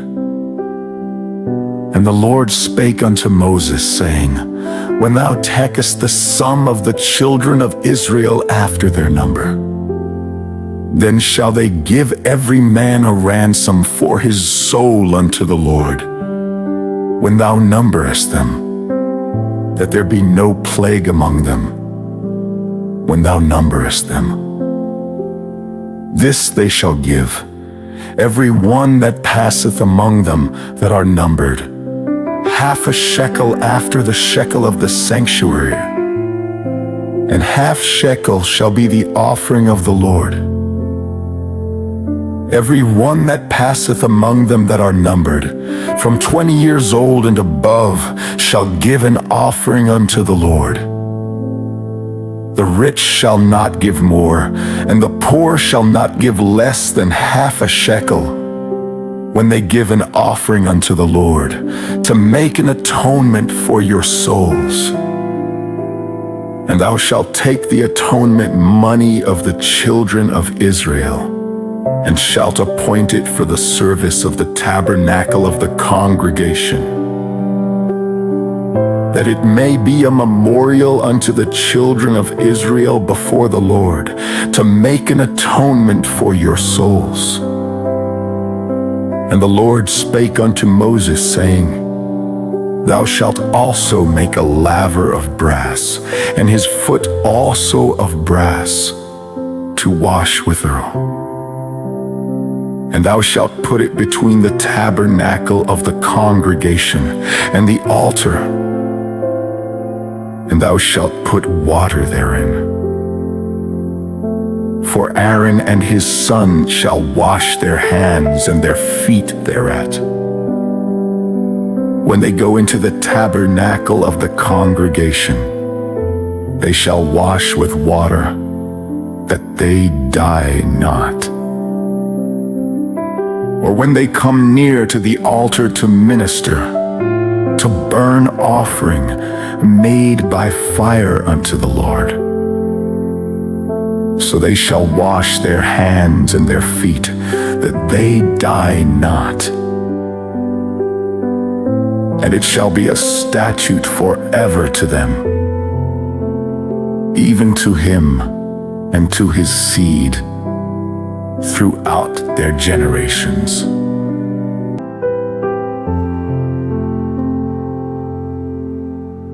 Moreover, the Lord spake unto Moses, saying, Take thou also unto thee principal spices, of pure myrrh 500 shekels, and of sweet cinnamon half so much, even 250 shekels, and of sweet calamus 250 shekels, and of cassia 500 shekels, after the shekel of the sanctuary, and of oil olive and hin. And thou shalt make it an oil of holy ointment, an ointment compound after the art of the apothecary. It shall be an holy anointing oil. And thou shalt anoint the tabernacle of the congregation therewith, and the ark of the testimony, and the table and all his vessels, and the candlestick and his vessels, and the altar of incense, and the altar of burnt offering with all his vessels, and the laver and his foot. And thou shalt sanctify them, that they may be most holy. Whatsoever toucheth them shall be holy. And thou shalt anoint Aaron and his sons, and consecrate them, that they may minister unto me in the priest's office. And thou shalt speak unto the children of Israel, saying, This shall be an holy anointing oil unto me throughout your generations. Upon man's flesh shall it not be poured, neither shall ye make any other like it. After the composition of it, it is holy, and it shall be holy unto you. Whosoever compoundeth any like it, or whosoever putteth any of it upon a stranger, shall even be cut off from his people. And the Lord said unto Moses, Take unto thee sweet spices, stacte and onycha and galbanum, these sweet spices with pure frankincense. Of each shall there be a like weight. And thou shalt make it a perfume, a confection after the art of the apothecary, tempered together, pure and holy. And thou shalt beat some of it very small, and put of it before the testimony in the tabernacle of the congregation, where I will meet with thee. it shall be unto you most holy. And as for the perfume which thou shalt make, ye shall not make to yourselves according to the composition thereof. It shall be unto thee holy for the Lord.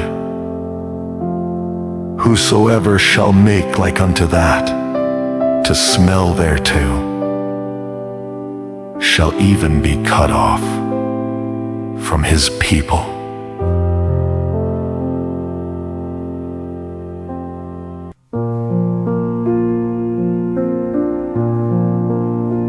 Book of Exodus, chapter 31. And the Lord spake unto Moses, saying, See, I have called by name Bezaleel the son of Uri, the son of Hur of the tribe of Judah. And I have filled him with the Spirit of God in wisdom and in understanding, and in knowledge and in all manner of workmanship, to devise cunning works, to work in gold and in silver and in brass, and in cutting of stones to set them, and in carving of timber to work in all manner of workmanship. And I, behold, I have given with him Aholiab, the son of Ahisamach, of the tribe of Dan. And in the hearts of all that are wise-hearted I have put wisdom, that they may make all that I have commanded thee. The tabernacle of the congregation, and the ark of the testimony, and the mercy seat that is thereupon, and all the furniture of the tabernacle, and the table and his furniture, and the pure candlestick with all his furniture, and the altar of incense, and the altar of burnt offering with all his furniture, and the laver and his foot, and the clothes of service, and the holy garments for Aaron the priest, and the garments of his sons to minister in the priest's office, and the anointing oil, and sweet incense for the holy place. According to all that I have commanded thee shall they do. And the Lord spake unto Moses, saying, Speak thou also unto the children of Israel, saying, Verily my Sabbaths ye shall keep, for it is a sign between me and you throughout your generations, that ye may know that I am the Lord that doth sanctify you. Ye shall keep the Sabbath therefore, for it is holy unto you. Every one that defileth it shall surely be put to death. For whosoever doeth any work therein, that soul shall be cut off from among his people. 6 days may work be done, but in the seventh is the Sabbath of rest, holy to the Lord. Whosoever doeth any work in the Sabbath day, he shall surely be put to death. Wherefore the children of Israel shall keep the Sabbath, to observe the Sabbath throughout their generations, for a perpetual covenant. It is a sign between me and the children of Israel forever. For in 6 days the Lord made heaven and earth, and on the seventh day he rested and was refreshed. And he gave unto Moses, when he had made an end of communing with him upon Mount Sinai, 2 tables of testimony, tables of stone, written with the finger of God.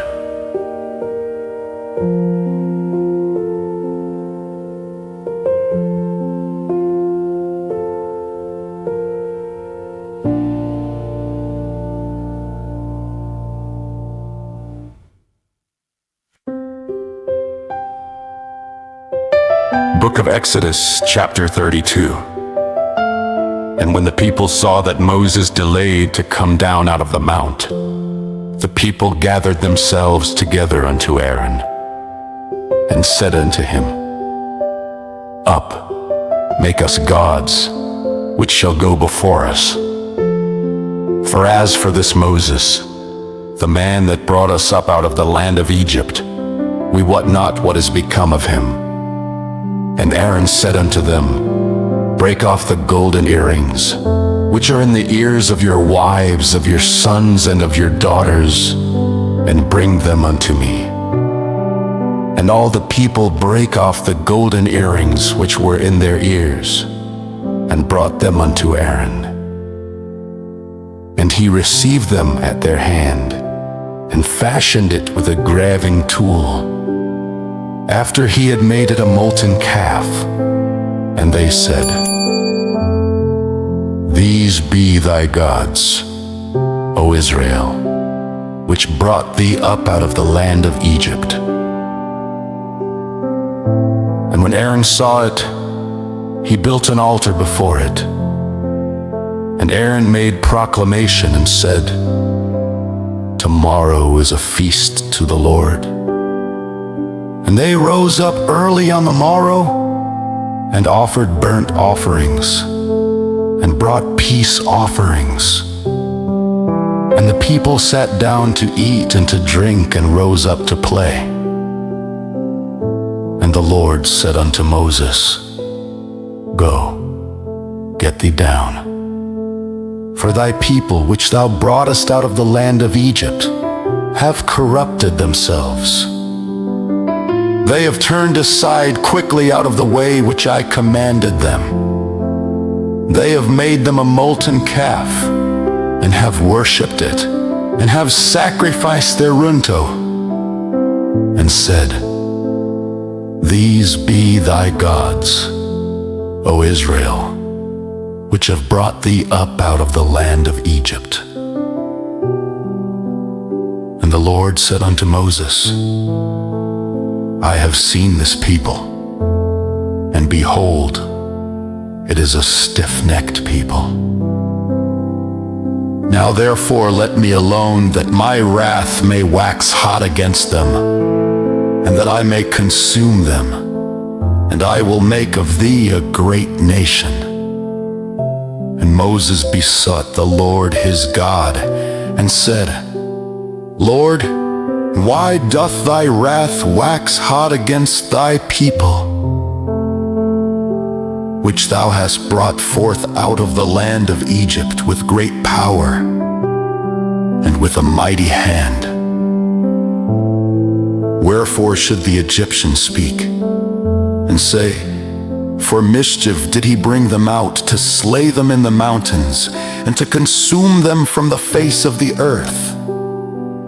Turn from thy fierce wrath, and repent of this evil against thy people. Remember Abraham, Isaac, and Israel, thy servants, to whom thou swarest by thine own self, and saidst unto them, I will multiply your seed as the stars of heaven. And all this land that I have spoken of will I give unto your seed, and they shall inherit it forever. And the Lord repented of the evil which he thought to do unto his people. And Moses turned and went down from the mount, and the 2 tables of the testimony were in his hand. The tables were written on both their sides, on the one side and on the other were they written. And the tables were the work of God, and the writing was the writing of God graven upon the tables.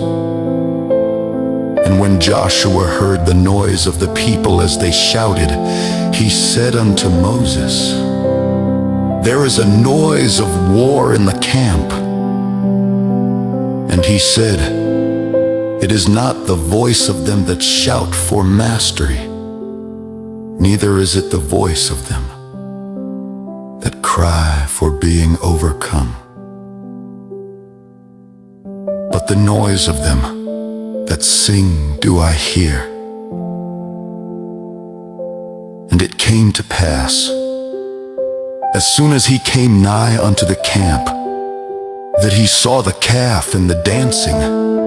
And Moses' anger waxed hot, and he cast the tables out of his hands and brake them beneath the mount. And he took the calf which they had made, and burnt it in the fire, and ground it to powder, and strawed it upon the water, and made the children of Israel drink of it.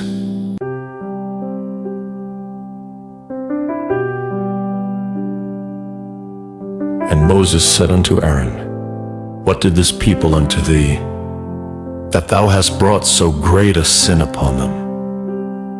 And Aaron said, Let not the anger of my Lord wax hot. Thou knowest the people that they are set on mischief. For they said unto me, Make us gods which shall go before us. For as for this Moses, the man that brought us up out of the land of Egypt, we wot not what is become of him.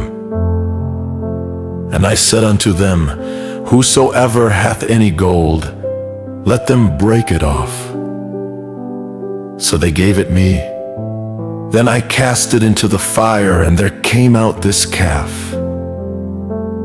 And when Moses saw that the people were naked, for Aaron had made them naked unto their shame among their enemies, then Moses stood in the gate of the camp and said, Who is on the Lord's side?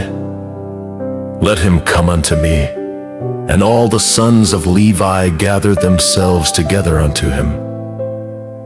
And he said unto them, Thus saith the Lord God of Israel, Put every man his sword by his side, and go in and out from gate to gate throughout the camp, and slay every man his brother, and every man his companion, and every man his neighbor. And the children of Levi did according to the word of Moses. And there fell of the people that day about 3,000 men. For Moses had said, Consecrate yourselves today to the Lord, even every man upon his son and upon his brother, that he may bestow upon you a blessing this day.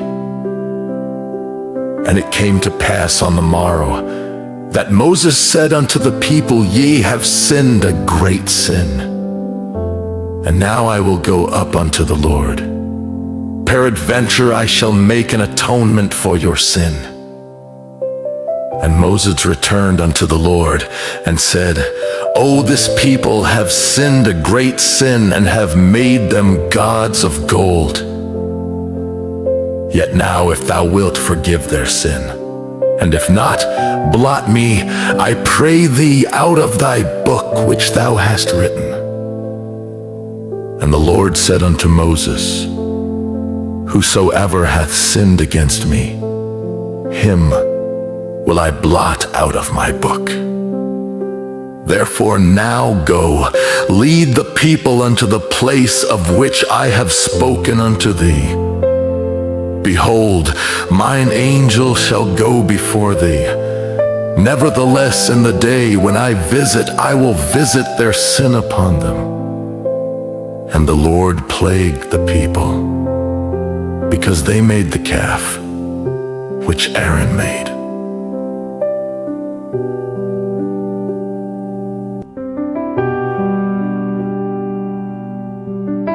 Book of Exodus, chapter 33. And the Lord said unto Moses, Depart and go up hence, thou and the people which thou hast brought up out of the land of Egypt, unto the land which I swear unto Abraham, to Isaac, and to Jacob, saying, Unto thy seed will I give it. And I will send an angel before thee, and I will drive out the Canaanite, the Amorite, and the Hittite, and the Perizzite, the Hivite, and the Jebusite. unto a land flowing with milk and honey. For I will not go up in the midst of thee. For thou art a stiff-necked people, lest I consume thee in the way. And when the people heard these evil tidings, they mourned, and no man did put on him his ornaments. For the Lord had said unto Moses, Say unto the children of Israel, Ye are a stiff-necked people. I will come up into the midst of thee in a moment, and consume thee. Therefore now put off thy ornaments from thee, that I may know what to do unto thee. And the children of Israel stripped themselves of their ornaments by the Mount Horeb. And Moses took the tabernacle, and pitched it without the camp, afar off from the camp, and called it the tabernacle of the congregation. And it came to pass that every one which sought the Lord went out unto the tabernacle of the congregation, which was without the camp. And it came to pass, when Moses went out unto the tabernacle, that all the people rose up, and stood every man at his tent door, and looked after Moses, until he was gone into the tabernacle. And it came to pass, as Moses entered into the tabernacle, the cloudy pillar descended, and stood at the door of the tabernacle.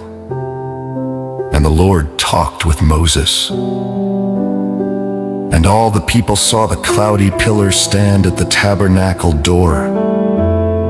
And all the people rose up and worshipped, every man in his tent door. And the Lord spake unto Moses face to face, as a man speaketh unto his friend. And he turned again into the camp. But his servant Joshua, the son of Nun, a young man, departed not out of the tabernacle. And Moses said unto the Lord, See, thou sayest unto me, Bring up this people. And thou hast not let me know whom thou wilt send with me. Yet thou hast said, I know thee by name, and thou hast also found grace in my sight. Now therefore, I pray thee, if I have found grace in thy sight, show me now thy way, that I may know thee, that I may find grace in thy sight, and consider that this nation is thy people. And he said, My presence shall go with thee, and I will give thee rest. And he said unto him, If thy presence go not with me, carry us not up hence. For wherein shall it be known here that I and thy people have found grace in thy sight? Is it not in that thou goest with us? So shall we be separated, I and thy people, from all the people that are upon the face of the earth. And the Lord said unto Moses, I will do this thing also that thou hast spoken, for thou hast found grace in my sight, and I know thee by name. And he said, I beseech thee, shew me thy glory. And he said, I will make all my goodness pass before thee, and I will proclaim the name of the Lord before thee, and will be gracious to whom I will be gracious, and will show mercy on whom I will show mercy. And he said, Thou canst not see my face, for there shall no man see me and live. And the Lord said, Behold, there is a place by me, and thou shalt stand upon a rock. And it shall come to pass, while my glory passeth by, that I will put thee in a cleft of the rock, and will cover thee with my hand while I pass by. And I will take away mine hand, and thou shalt see my back parts, but my face shall not be seen.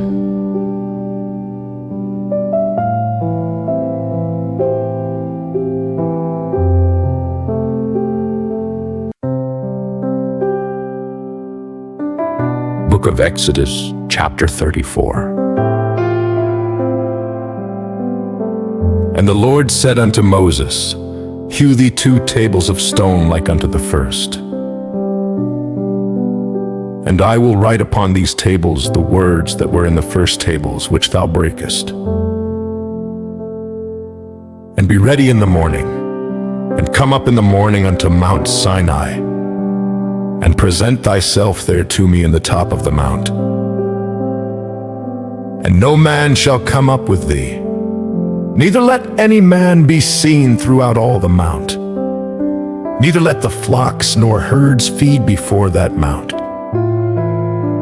And he hewed 2 tables of stone like unto the first. And Moses rose up early in the morning, and went up unto Mount Sinai, as the Lord had commanded him, and took in his hand the 2 tables of stone.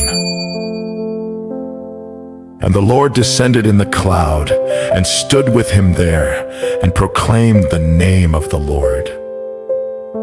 And the Lord passed by before him, and proclaimed, the Lord God, merciful and gracious, long-suffering, and abundant in goodness and truth, keeping mercy for thousands, forgiving iniquity and transgression and sin, and that will by no means clear the guilty, visiting the iniquity of the fathers upon the children, and upon the children's children, unto the 3rd and to the 4th generation. And Moses made haste, and bowed his head toward the earth, and worshipped. And he said, If now I have found grace in thy sight, O Lord, let my Lord, I pray thee, go among us. For it is a stiff-necked people, and pardon our iniquity and our sin, and take us for thine inheritance. And he said, Behold, I make a covenant. Before all thy people I will do marvels, such as have not been done in all the earth, nor in any nation. And all the people among which thou art shall see the work of the Lord. For it is a terrible thing that I will do with thee. Observe thou that which I command thee this day. Behold, I drive out before thee the Amorite, and the Canaanite, and the Hittite, and the Perizzite, and the Hivite, and the Jebusite. Take heed to thyself, lest thou make a covenant with the inhabitants of the land. Whither thou goest, lest it be for a snare in the midst of thee. But ye shall destroy their altars, break their images, and cut down their groves. For thou shalt worship no other God, for the Lord, whose name is jealous, is a jealous God. Lest thou make a covenant with the inhabitants of the land, and they go a-whoring after their gods, and do sacrifice unto their gods, and one call thee, and thou eat of his sacrifice. And thou take of their daughters unto thy sons, and their daughters go a-whoring after their gods, and make thy sons go a-whoring after their gods. Thou shalt make thee no molten gods. The feast of unleavened bread shalt thou keep 7 days. Thou shalt eat unleavened bread, as I commanded thee, in the time of the month Abib. For in the month Abib thou camest out from Egypt. All that openeth the matrix is mine, and every firstling among thy cattle, whether ox or sheep, that is male. But the firstling of an ass thou shalt redeem with a lamb. And if thou redeem him not, then shalt thou break his neck. All the firstborn of thy sons thou shalt redeem. And none shall appear before me empty.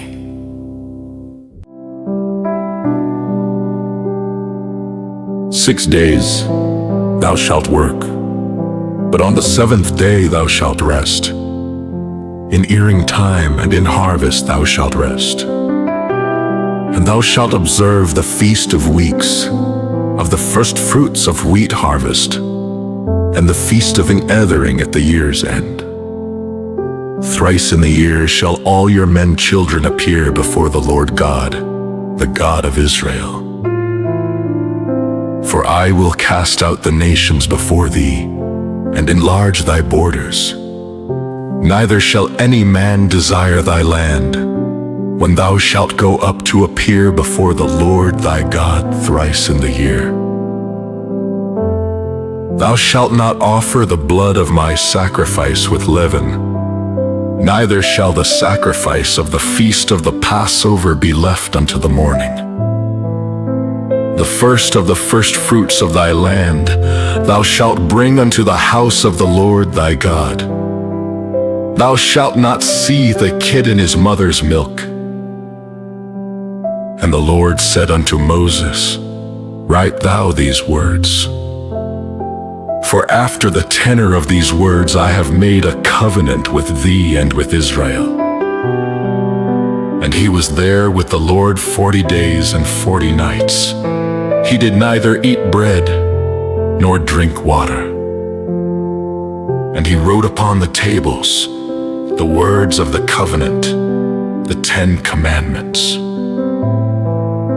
And it came to pass, when Moses came down from Mount Sinai with the 2 tables of testimony in Moses' hand, when he came down from the mount, that Moses wist not that the skin of his face shone while he talked with him. And when Aaron and all the children of Israel saw Moses, behold, the skin of his face shone, and they were afraid to come nigh him.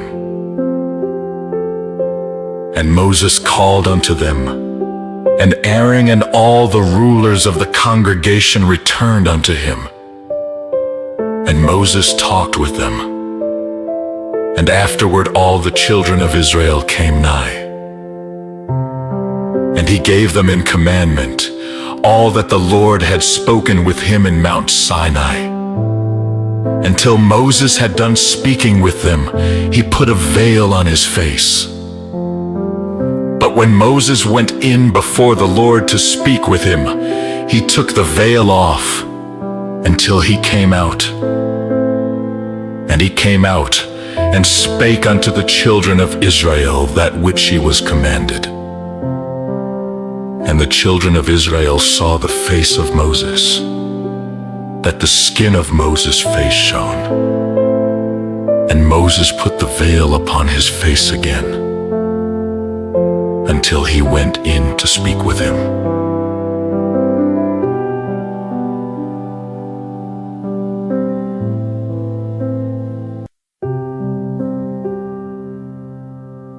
Book of Exodus, chapter 35. And Moses gathered all the congregation of the children of Israel together, and said unto them, These are the words which the Lord hath commanded, that ye should do them. 6 days shall work be done. But on the 7th day there shall be to you an holy day, a Sabbath of rest to the Lord. Whosoever doeth work therein shall be put to death. Ye shall kindle no fire throughout your habitations upon the Sabbath day. And Moses spake unto all the congregation of the children of Israel, saying, This is the thing which the Lord commanded, saying, Take ye from among you an offering unto the Lord. Whosoever is of a willing heart, let him bring it, an offering of the Lord. Gold and silver and brass and blue and purple and scarlet and fine linen and goat's hair and ram's skins dyed red and badger skins and shittim wood and oil for the light and spices for anointing oil and for the sweet incense and onyx stones and stones to be set for the ephod and for the breastplate. And every wise-hearted among you shall come, and make all that the Lord hath commanded. The tabernacle, his tent, and his covering, his taches, and his boards, his bars, his pillars, and his sockets. The ark and the staves thereof, with the mercy seat, and the veil of the covering. The table and his staves and all his vessels and the shewbread,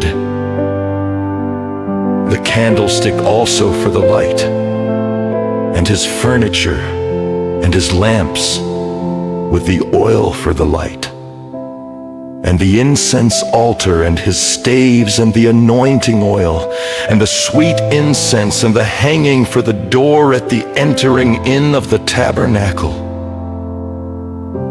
The altar of burnt offering, with his brazen grate, his staves and all his vessels, the laver and his foot, the hangings of the court, his pillars and their sockets, and the hanging for the door of the court, the pins of the tabernacle, and the pins of the court, and their cords, the cloths of service, to do service in the holy place, the holy garments for Aaron the priest, and the garments of his sons to minister in the priest's office. And all the congregation of the children of Israel departed from the presence of Moses. And they came, everyone whose heart stirred him up, and everyone whom his spirit made willing. And they brought the Lord's offering to the work of the tabernacle of the congregation, and for all his service, and for the holy garments. And they came, both men and women, as many as were willing-hearted, and brought bracelets and earrings and rings and tablets, all jewels of gold. And every man that offered an offering of gold unto the Lord. And every man with whom was found blue and purple and scarlet and fine linen and goat's hair and red skins of rams and badger skins brought them. Every one that did offer an offering of silver and brass brought the Lord's offering. And every man with whom was found shittim wood for any work of the service brought it.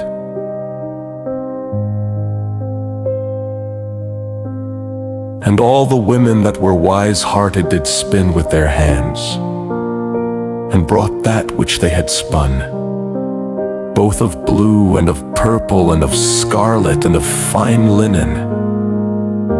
And all the women whose hearts stirred them up in wisdom spun goat's hair. And the rulers brought onyx stones, and stones to be set, for the ephod, and for the breastplate, and spice and oil for the light, and for the anointing oil, and for the sweet incense. The children of Israel brought a willing offering unto the Lord, every man and woman whose heart made them willing to bring for all manner of work, which the Lord had commanded to be made by the hand of Moses. And Moses said unto the children of Israel, See, the Lord hath called by name Bezaleel the son of Uri, the son of Hur of the tribe of Judah. And he hath filled him with the Spirit of God in wisdom, in understanding, and in knowledge, and in all manner of workmanship, and to devise curious works, to work in gold, and in silver, and in brass, and in the cutting of stones to set them, and in carving of wood to make any manner of cunning work. And he hath put in his heart that he may teach, both he and Aholiab, the son of Isamash, of the tribe of Dan. Them hath he filled with wisdom of heart, to work all manner of work of the engraver, and of the cunning workman, and of the embroiderer in blue, and in purple, in scarlet, and in fine linen, and of the weaver, even of them that do any work, and of those that devise cunning work.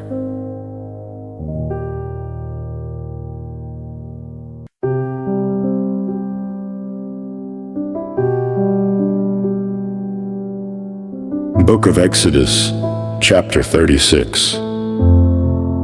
Then wrought Bezaleel and Aholiab, and every wise-hearted man in whom the Lord put wisdom and understanding to know how to work all manner of work for the service of the sanctuary, according to all that the Lord had commanded. And Moses called Bezaleel and Aholiab, and every wise-hearted man in whose heart the Lord had put wisdom, even every one whose heart stirred him up to come unto the work to do it.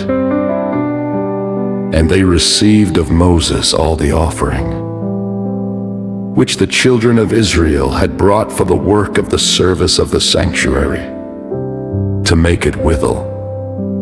And they brought yet unto him free offerings every morning.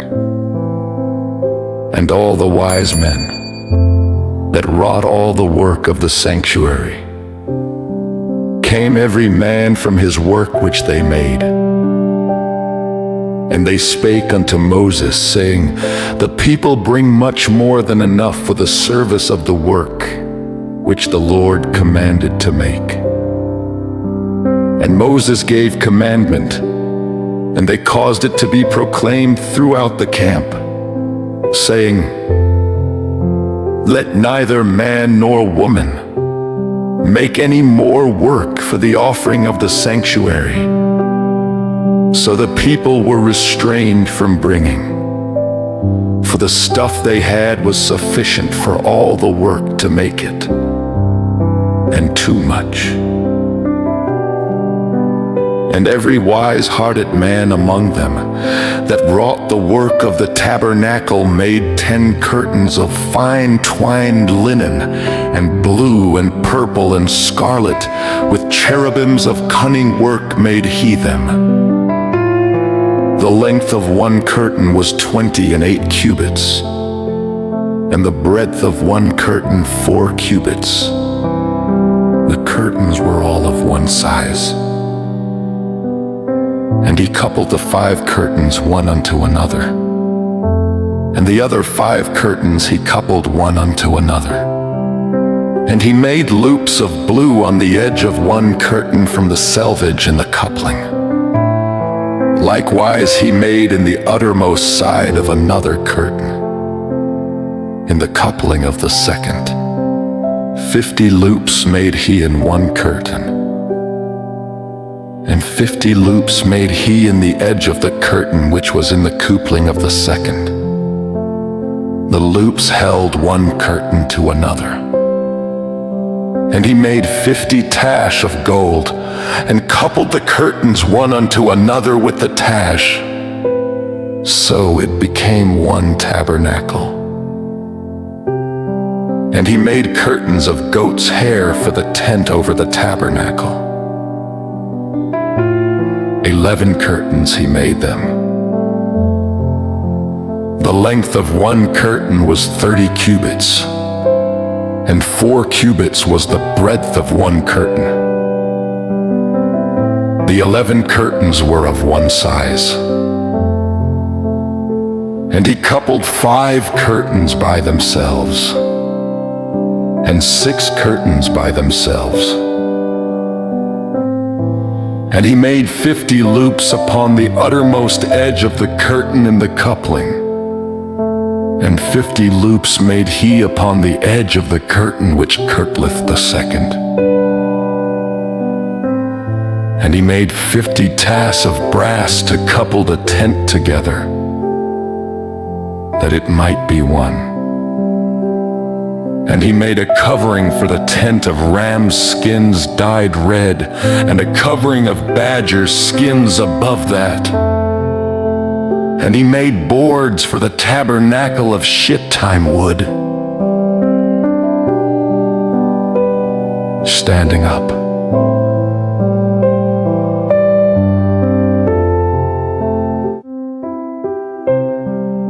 The length of a board was 10 cubits, and the breadth of a board 1 cubit and a half. One board had 2 tenons, equally distant one from another. Thus did he make for all the boards of the tabernacle. And he made boards for the tabernacle, 20 boards for the south side southward. And 40 sockets of silver he made under the 20 boards, 2 sockets under one board for his 2 tenons, and 2 sockets under another board for his 2 tenons. And for the other side of the tabernacle, which is towards the north corner, he made 20 boards, and there 40 sockets of silver, 2 sockets under one board, and 2 sockets under another board. And for the sides of the tabernacle westward he made 6 boards. And 2 boards made he for the corners of the tabernacle in the 2 sides. And they were coupled beneath and coupled together at the head thereof, to one ring. Thus he did to both of them in both the corners. And there were 8 boards, and their sockets were 16 sockets of silver, under every board 2 sockets. And he made bars of shittim wood, 5 for the boards of the one side of the tabernacle, and 5 bars for the boards of the other side of the tabernacle, and 5 bars for the boards of the tabernacle for the sides westward. And he made the middle bar to shoot through the boards from the one end to the other. And he overlaid the boards with gold, and made their rings of gold to be places for the bars, and overlaid the bars with gold. And he made a veil of blue, and purple, and scarlet, and fine twined linen. With cherubims made he it of cunning work. And he made their runto 4 pillars of shittim wood, and overlaid them with gold. Their hooks were of gold. And he cast for them 4 sockets of silver. And he made an hanging for the tabernacle door of blue and purple and scarlet and fine twined linen, of needlework. And the 5 pillars of it with their hooks. And he overlaid their chapiters and their fillets with gold. But their 5 sockets were of brass.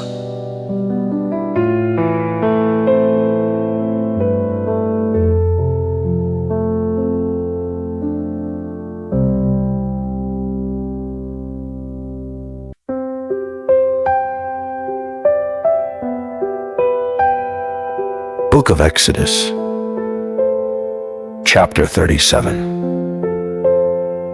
And Bezaleel made the ark of shittim wood. 2 cubits and a half was the length of it, and 1 cubit and a half the breadth of it, and 1 cubit and a half the height of it. And he overlaid it with pure gold within and without, and made a crown of gold to it round about. And he cast for it 4 rings of gold, to be set by the 4 corners of it, even 2 rings upon the one side of it, and 2 rings upon the other side of it. And he made staves of shittim wood, and overlaid them with gold. And he put the staves into the rings by the sides of the ark, to bear the ark. And he made the mercy seat of pure gold. 2 cubits and a half was the length thereof, and 1 cubit and a half the breadth thereof. And he made 2 cherubims of gold, beaten out of 1 piece made he them, on the 2 ends of the mercy seat. 1 cherub on the end on this side, and another cherub on the other end on that side. Out of the mercy seat made he the cherubims on the 2 ends thereof. And the cherubims spread out their wings on high, and covered with their wings over the mercy seat, with their faces one to another. Even to the mercy seatward were the faces of the cherubims. And he made the table of shittim wood. 2 cubits was the length thereof, and 1 cubit the breadth thereof, and 1 cubit and a half the height thereof. And he overlaid it with pure gold, and made thereunto a crown of gold round about. Also he made thereunto a border of an handbreadth round about, and made a crown of gold for the border thereof round about. And he cast for it 4 rings of gold, and put the rings upon the 4 corners that were in the 4 feet thereof. Over against the border were the rings, the places for the staves to bear the table. And he made the staves of shittim wood, and overlaid them with gold, to bear the table. And he made the vessels which were upon the table, his dishes, and his spoons, and his bowls, and his covers to cover withal, of pure gold. And he made the candlestick of pure gold, of beaten work, made he the candlestick. His shaft and his branch, his bowls, his knops, and his flowers were of the same, and 6 branches going out of the sides thereof. 3 branches of the candlestick out of the one side thereof, and 3 branches of the candlestick out of the other side thereof. 3 bowls made after the fashion of almonds, in one branch a knop and a flower, and 3 bowls made like almonds in another branch, a knop and a flower. So throughout the 6 branches going out of the candlestick. And in the candlestick were 4 bowls made like almonds, his knops and his flowers. And a knop under 2 branches of the same, and a knop under 2 branches of the same, and a knop under 2 branches of the same, according to the 6 branches going out of it. Their knops and their branches were of the same. All of it was one beaten work of pure gold. And he made his 7 lamps and his snuffers and his snuff dishes of pure gold. Of of a talent of pure gold made he it, and all the vessels thereof. And he made the incense altar of shittim wood. The length of it was a cubit, and the breadth of it a cubit. It was 80, and 2 cubits was the height of it. The horns thereof were of the same. And he overlaid it with pure gold, both the top of it, and the sides thereof round about, and the horns of it. Also he made unto it a crown of gold round about.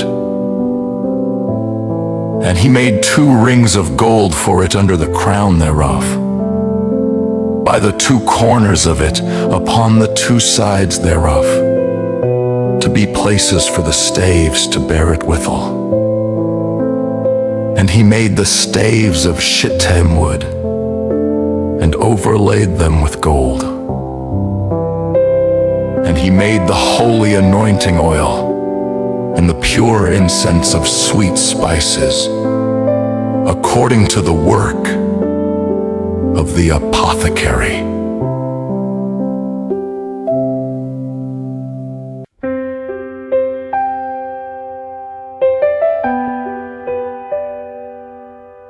Book of Exodus, chapter 38. And he made the altar of burnt offering of shittim wood. 5 cubits was the length thereof, and 5 cubits the breadth thereof. It was 80, and 3 cubits the height thereof. And he made the horns thereof on the 4 corners of it. The horns thereof were of the same. And he overlaid it with brass. And he made all the vessels of the altar, the pots and the shovels and the basins and the flesh hooks and the fire pans. All the vessels thereof made he of brass. And he made for the altar a brazen grate of network under the compass thereof beneath unto the midst of it. And he cast 4 rings for the 4 ends of the grate of brass, to be places for the staves. And he made the staves of shittim wood, and overlaid them with brass. And he put the staves into the rings on the sides of the altar, to bear it withal. He made the altar hollow with boards.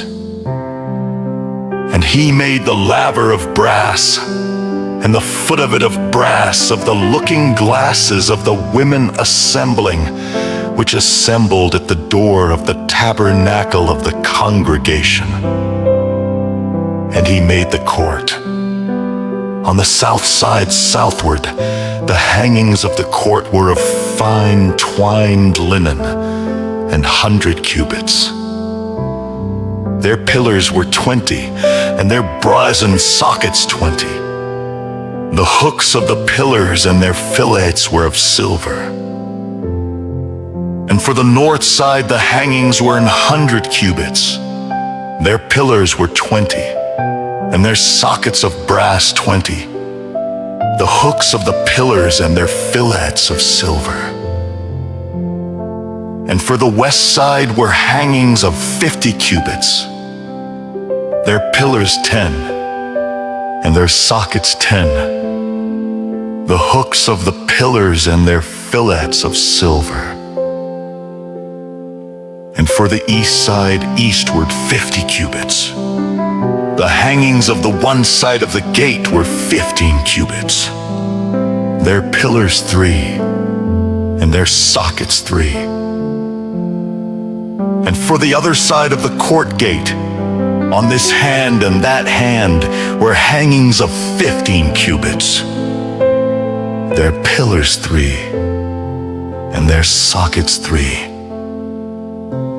All the hangings of the court round about were of fine twined linen, and the sockets for the pillars were of brass. The hooks of the pillars and their fillets of silver, and the overlaying of their chapiters of silver. And all the pillars of the court were filleted with silver. hanging for the gate of the court was needlework of blue and purple and scarlet and fine twined linen. And 20 cubits was the length, and the height in the breadth was 5 cubits, answerable to the hangings of the court. And their pillars were 4, and their sockets of brass 4, their hooks of silver, and the overlaying of their chapiters and their fillets of silver. And all the pins of the tabernacle and of the court round about were of brass. This is the sum of the tabernacle, even of the tabernacle of testimony, as it was counted, according to the commandment of Moses, for the service of the Levites, by the hand of Itamar, son to Aaron the priest. And Bezaleel, the son of Uri, the son of Hur of the tribe of Judah, made all that the Lord commanded Moses. And with him was Aholiab, son of Ahisamach, of the tribe of Dan, an engraver, and a cunning workman, and an embroiderer in blue, and in purple, and in scarlet, and fine linen. All the gold that was occupied for the work in all the work of the holy place, even the gold of the offering, was 29 talents, and 730 shekels, after the shekel of the sanctuary. And the silver of them that were numbered of the congregation was 100 talents, and 1,760 shekels, after the shekel of the sanctuary. A bakoff for every man, that is half a shekel, after the shekel of the sanctuary. For every one that went to be numbered, from 20 years old and upward, for 600,000 and 3,550 men. And of the 100 talents of silver were cast the sockets of the sanctuary, and the sockets of the veil, 100 sockets of the 100 talents, a talent for a socket. And of the 1,775 shekels, he made hooks for the pillars, and overlaid their chapiters, and filleted them. And the brass of the offering was 70 talents, and 2,400 shekels. And therewith he made the sockets to the door of the tabernacle of the congregation, and the brazen altar, and the brazen grate for it, and all the vessels of the altar, and the sockets of the court round about, and the sockets of the court gate, and all the pins of the tabernacle, and all the pins of the court round about.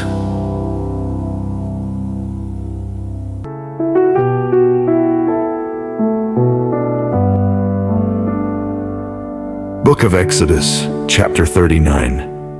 And of the blue and purple and scarlet, they made cloths of service, to do service in the holy place, and made the holy garments for Aaron as the Lord commanded Moses. And he made the ephod of gold, blue and purple and scarlet, and fine twined linen. And they did beat the gold into thin plates, and cut it into wires to work it in the blue, and in the purple, and in the scarlet, and in the fine linen, with cunning work. They made shoulder pieces for it, to couple it together. By the 2 edges was it coupled together. And the curious girdle of his ephod, that was upon it, was of the same according to the work thereof, of gold, blue, and purple, and scarlet, and fine twined linen. as the Lord commanded Moses. And they wrought onyx stones enclosed in ouches of gold, graven as signets are graven with the names of the children of Israel. And he put them on the shoulders of the ephod, that they should be stones for a memorial to the children of Israel, as the Lord commanded Moses. And he made the breastplate of cunning work, like the work of the ephod, of gold, blue, and purple, and scarlet, and fine twined linen. It was foursquare. They made the breastplate double. A span was the length thereof, and a span the breadth thereof, being doubled. And they set in it 4 rows of stones. The first row was a sardius, a topaz, and a carbuncle. This was the first row. And the second row an emerald, a sapphire, and a diamond. And the third row a ligure, an agate, and an amethyst. And the fourth row a beryl, an onyx, and a jasper. They were enclosed in ouches of gold in their enclosings. And the stones were according to the names of the children of Israel, 12, according to their names, like the engravings of a signet, every one with his name, according to the 12 tribes. And they made upon the breastplate chains at the ends of wreathen work of pure gold. And they made 2 ouches of gold, and 2 gold rings, and put the 2 rings in the 2 ends of the breastplate. And they put the 2 wreathen chains of gold in the 2 rings on the ends of the breastplate. And the 2 ends of the 2 wreathen chains they fastened in the 2 ouches, and put them on the shoulder pieces of the ephod before it. And they made 2 rings of gold, and put them on the 2 ends of the breastplate, upon the border of it, which was on the side of the ephod inward. And they made 2 other golden rings, and put them on the 2 sides of the ephod underneath, toward the forepart of it, over against the other coupling thereof, above the curious girdle of the ephod. And they did bind the breastplate by his rings unto the rings of the ephod with a lace of blue, that it might be above the curious girdle of the ephod, and that the breastplate might not be loosed from the ephod, as the Lord commanded Moses. And he made the robe of the ephod of woven work, all of blue. And there was an hole in the midst of the robe as the hole of an habergeon, with a band round about the hole, that it should not rend. And they made upon the hems of the robe pomegranates of blue and purple and scarlet and twined linen. And they made bells of pure gold, and put the bells between the pomegranates upon the hem of the robe, round about between the pomegranates. A bell and a pomegranate, a bell and a pomegranate, round about the hem of the robe to minister in, as the Lord commanded Moses. And they made coats of fine linen, of woven work for Aaron and for his sons, and a mitre of fine linen, and goodly bonnets of fine linen, and linen breeches of fine twined linen, and a girdle of fine twined linen, and blue and purple and scarlet of needlework, as the Lord commanded Moses. And they made the plate of the holy crown of pure gold, and wrote upon it a writing, like to the engravings of a signet, Whole reverence to the Lord. And they tied unto it a lace of blue, to fasten it on high upon the mitre, as the Lord commanded Moses. Thus was all the work of the tabernacle of the tent of the congregation finished. And the children of Israel did according to all that the Lord commanded Moses. So did they. And they brought the tabernacle unto Moses, the tent and all his furniture, his taches, his boards, his bars, and his pillars, and his sockets, and the covering of ram's skins dyed red, and the covering of badger skins, and the veil of the covering, the ark of the testimony, and the staves thereof, and the mercy seat, the table, and all the vessels thereof, and the shewbread, the pure candlestick with the lamps thereof, even with the lamps to be set in order, and all the vessels thereof, and the oil for light, and the golden altar, and the anointing oil, and the sweet incense, and the hanging for the tabernacle door, the brazen altar, and his grate of brass, his staves, and all his vessels, the laver and his foot, the hangings of the court, his pillars and his sockets, and the hanging for the court gate, his cords and his pins, and all the vessels of the service of the tabernacle for the tent of the congregation,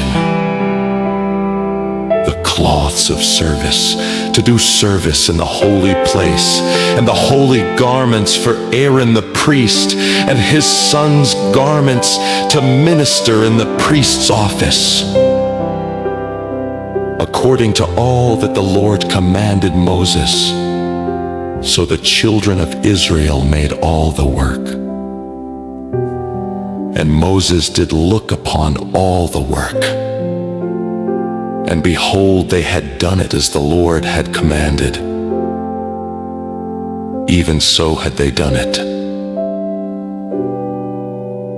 And Moses blessed them.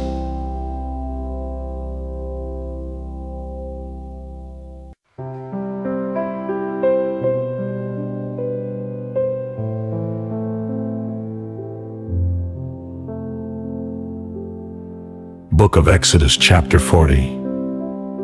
And the Lord spake unto Moses, saying, On the first day of the first month shalt thou set up the tabernacle of the tent of the congregation. And thou shalt put therein the ark of the testimony, and cover the ark with the veil. And thou shalt bring in the table, and set in order the things that are to be set in order upon it. And thou shalt bring in the candlestick, and light the lamps thereof. And thou shalt set the altar of gold for the incense before the ark of the testimony, and put the hanging of the door to the tabernacle. And thou shalt set the altar of the burnt offering before the door of the tabernacle of the tent of the congregation. And thou shalt set the laver between the tent of the congregation and the altar, and shalt put water therein. And thou shalt set up the court round about, and hang up the hanging at the court gate.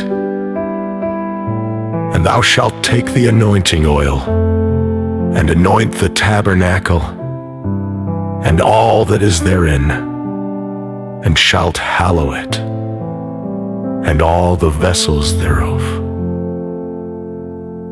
And it shall be holy. And thou shalt anoint the altar of the burnt offering, and all his vessels, and sanctify the altar. And it shall be an altar most holy. And thou shalt anoint the laver and his foot, and sanctify it. And thou shalt bring Aaron and his sons unto the door of the tabernacle of the congregation, and wash them with water. And thou shalt put upon Aaron the holy garments, and anoint him, and sanctify him. that he may minister unto me in the priest's office. And thou shalt bring his sons, and clothe them with coats. And thou shalt anoint them, as thou didst anoint their father, that they may minister unto me in the priest's office. For their anointing shall surely be an everlasting priesthood throughout their generations. Thus did Moses, according to all that the Lord commanded him. So did he.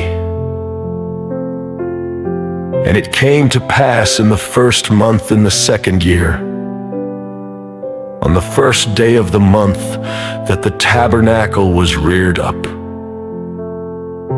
And Moses reared up the tabernacle, and fastened his sockets, and set up the boards thereof, and put in the bars thereof, and reared up his pillars. And he spread abroad the tent over the tabernacle, and put the covering of the tent above upon it, as the Lord commanded Moses. And he took and put the testimony into the ark, and set the staves on the ark, and put the mercy seat above upon the ark. And he brought the ark into the tabernacle, and set up the veil of the covering, and covered the ark of the testimony, as the Lord commanded Moses. And he put the table in the tent of the congregation, upon the side of the tabernacle northward, without the veil. And he set the bread in order upon it before the Lord, as the Lord had commanded Moses. And he put the candlestick in the tent of the congregation, over against the table, on the side of the tabernacle southward. And he lighted the lamps before the Lord, as the Lord commanded Moses. And he put the golden altar in the tent of the congregation before the veil. And he burnt sweet incense thereon, as the Lord commanded Moses. And he set up the hanging at the door of the tabernacle. And he put the altar of burnt offering by the door of the tabernacle of the tent of the congregation, and offered upon it the burnt offering and the meat offering, as the Lord commanded Moses. And he set the laver between the tent of the congregation and the altar, and put water there to wash withal. And Moses and Aaron and his sons washed their hands and their feet thereat. When they went into the tent of the congregation, and when they came near unto the altar, they washed, as the Lord commanded Moses. And he reared up the court round about the tabernacle and the altar, and set up the hanging of the court gate. So Moses finished the work. Then a cloud covered the tent of the congregation, and the glory of the Lord filled the tabernacle. And Moses was not able to enter into the tent of the congregation, because the cloud abode thereon, and the glory of the Lord filled the tabernacle. And when the cloud was taken up from over the tabernacle, the children of Israel went onward in all their journeys. But if the cloud were not taken up, then they journeyed not till the day that it was taken up. For the cloud of the Lord was upon the tabernacle by day, and fire was on it by night, in the sight of all the house of Israel. Throughout all their journeys.